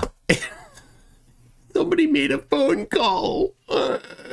Cops are gonna say, so if you ever call me, I am going to feel harassed. I just want to tell you right on top. Call the cops. Immediately harassment. Yeah. So I called Oakley, left him a voicemail. Did he call the cops? I bet he didn't. I bet he didn't. Well, that's international. Nathan put out a short calling out Roger as Neil called him a scumbag for giving QE a super chat. So Roger says he will send his microphone back. Oh, that is even more. Roger did a super chat to QE. I'm so. Oh my to explain the microphone. Is he doing it for retaliation or what? Yes. Gosh. Yeah, no, it's all very soap opera-y. It's just the worst. Like grown man just. So you gave me something, and I'm giving it back as an insult in reverse. Because of something you did on another channel, now I know what I'm going to talk about in the restream private chat to convince me to convince Roger to let me on. I wish I would have known this like 2 days ago. I would have said I've had intel about the QE situation. Maybe it's very fresh. It's fresh, yeah. It's quite hot off the press, as they say. My goodness. All right. Well, it's what time? Oh, it's coming up on 3. It's been a long after show. Like 12:30. Yeah. So let me say, Darryl. Is probably the worst that anybody's ever done a modern day debate for Flat Earth, and so good job. Got another Ryan moment. Anybody else? I appreciate it. Yeah. Awesome. Thank you. I always for learn something out. when you're on, for sure. Awesome. Very nice. I like the fact that you didn't engage him on his terms and you just kept it straightforward. And I think he was hoping to get into some kind of back and forth kind of tiff. That's what they on a thrive bunch on, of those nonsense. guys. Try By the way, everything but the debate. That's always I a know strategy. I don't know exactly where you are in America, but I appreciate you sticking it out because it is late into the evening, and thanks for being Toon's good sport the got whole 270 That's viewers, really good. man. You got great retention. Yeah. You guys are amazing. Bunch of goofballs just sitting here listening to us yapping about QE and Oakley whining at each other and having Roger be the patsy in the middle. So, We're catching morning coffee #1 for CMS and the European game. yeah. Elder Bear, if he mentioned about the publisher, I'd love to get more info to at least so I can contact them or whatever else you got. Send me a DM on Discord. Maybe I can get the guy on. I am on. I haven't mentioned it all week. I will be on Tuesday on. What's her name? It's a debate. No, not the. It's the other one. The Raging Tomato. What's her? Oh, okay. Anyway. Oh my God, Elder Bear's most recent. I hope that's true. Nathan's wife came in at midnight when he was on Worldwide Debate and said the neighbors can hear you shouting about fisting. It was hot. The windows were open. That's true. Oh no! How can we verify that? That's so cool. Well, I suppose if we could hear it in his 8-hour stream, right? That would have been the 8-hour stream. Yeah. Yeah. All right. Fine tooth comb. Oh, Who's going to take one for the team for that? I have no soul, so it's fine. I can do it.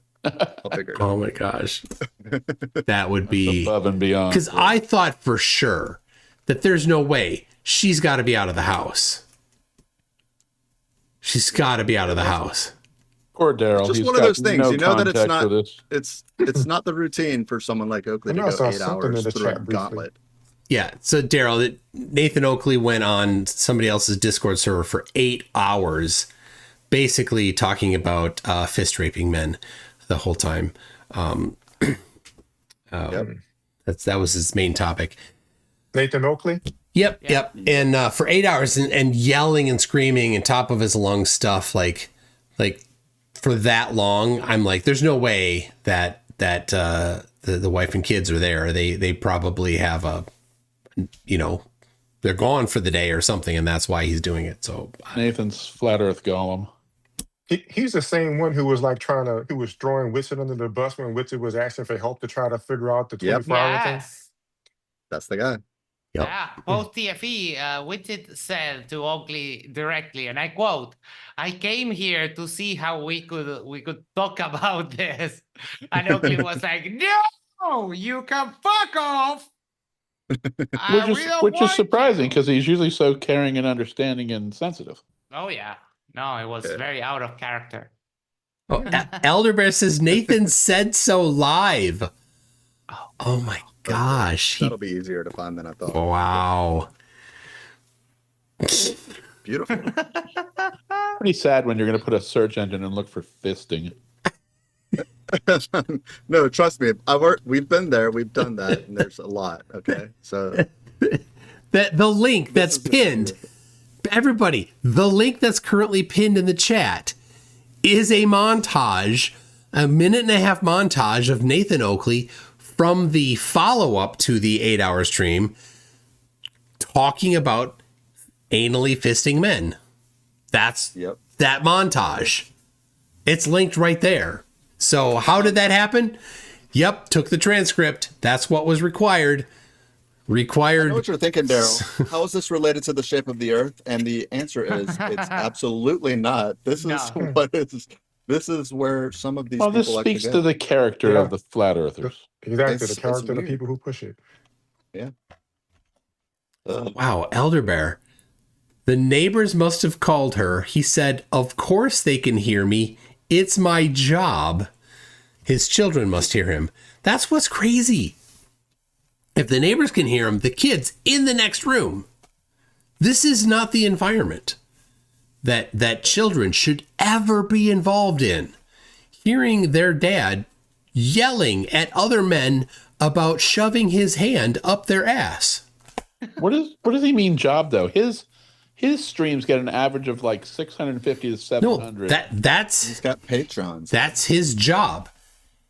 He very literally He puts up a list Yeah. of his patrons at the beginning of every show, and oh god, dude's out of breath at the end. Oh. Yeah, he's got people that send him money. Someone sent him $100 on his stream the other day. I was listening live, and boy, did he do a backflip. No, he just said, "You know what? I'm going to start asking for more money.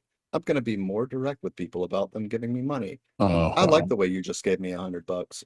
I would like it if more people did the same thing." Ugh, so crazy to be so insane. Well, let's hope this is the death spasm of him and his channel. Yeah, right. That'd be good. We'll go on with the show. That would be great. Well, on that note, Darryl, thank you very much. Nice meeting everybody. Yeah. You too. And It's been fun. my goodness, I don't have a cue up song. Just the part where we all pop out too. I don't know. You can sit and Zoom all night long and chat all you want. They're running. Madonna's Like a Virgin is a good song. All right. Well, that's a little copyrighted. So I'm going to do this one from DP Debunks. So you want to be a flat earther. Everybody, thank you very much. We'll see you next time. Bye. I love you. Bye. Yanked him out of my ears. Here we go.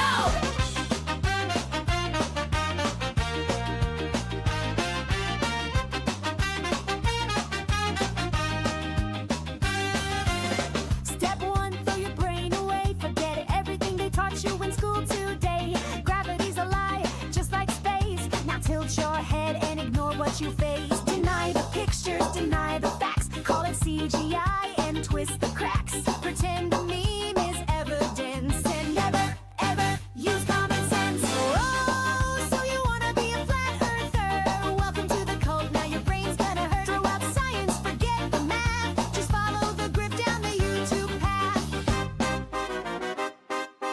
Step 2, buy a level and a laser beam. Make a test, but don't check the screen. If it proves the curve, just throw it away. Blame refraction, gaslight, and say NASA's faking. Wake up, sheep. Water's flat, the curve ain't deep. Antarctica's a big ice wall. Trust me, bro, I know it all. Oh, so you wanna be a flat earther? Welcome to the cult, now your brain's gonna hurt. Reject the globe, embrace the lies, and never look up at the skies. Step 3, learn to dodge and weave. When facts show up, just make them leave. Say perspective when things get rough. And if that fails, just make stuff up. The sun's small and local, I swear it's true. The moon's a light, not a rock to you. NASA steals $1 trillion. Science is fake, trust YouTube schmucks.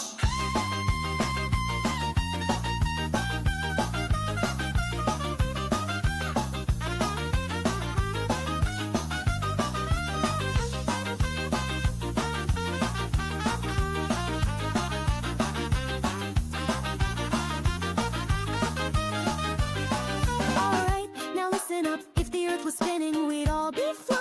Airplanes would have to start to stay up, son. Ships disappear, that's just a trick. And satellites mid get off NASA's script.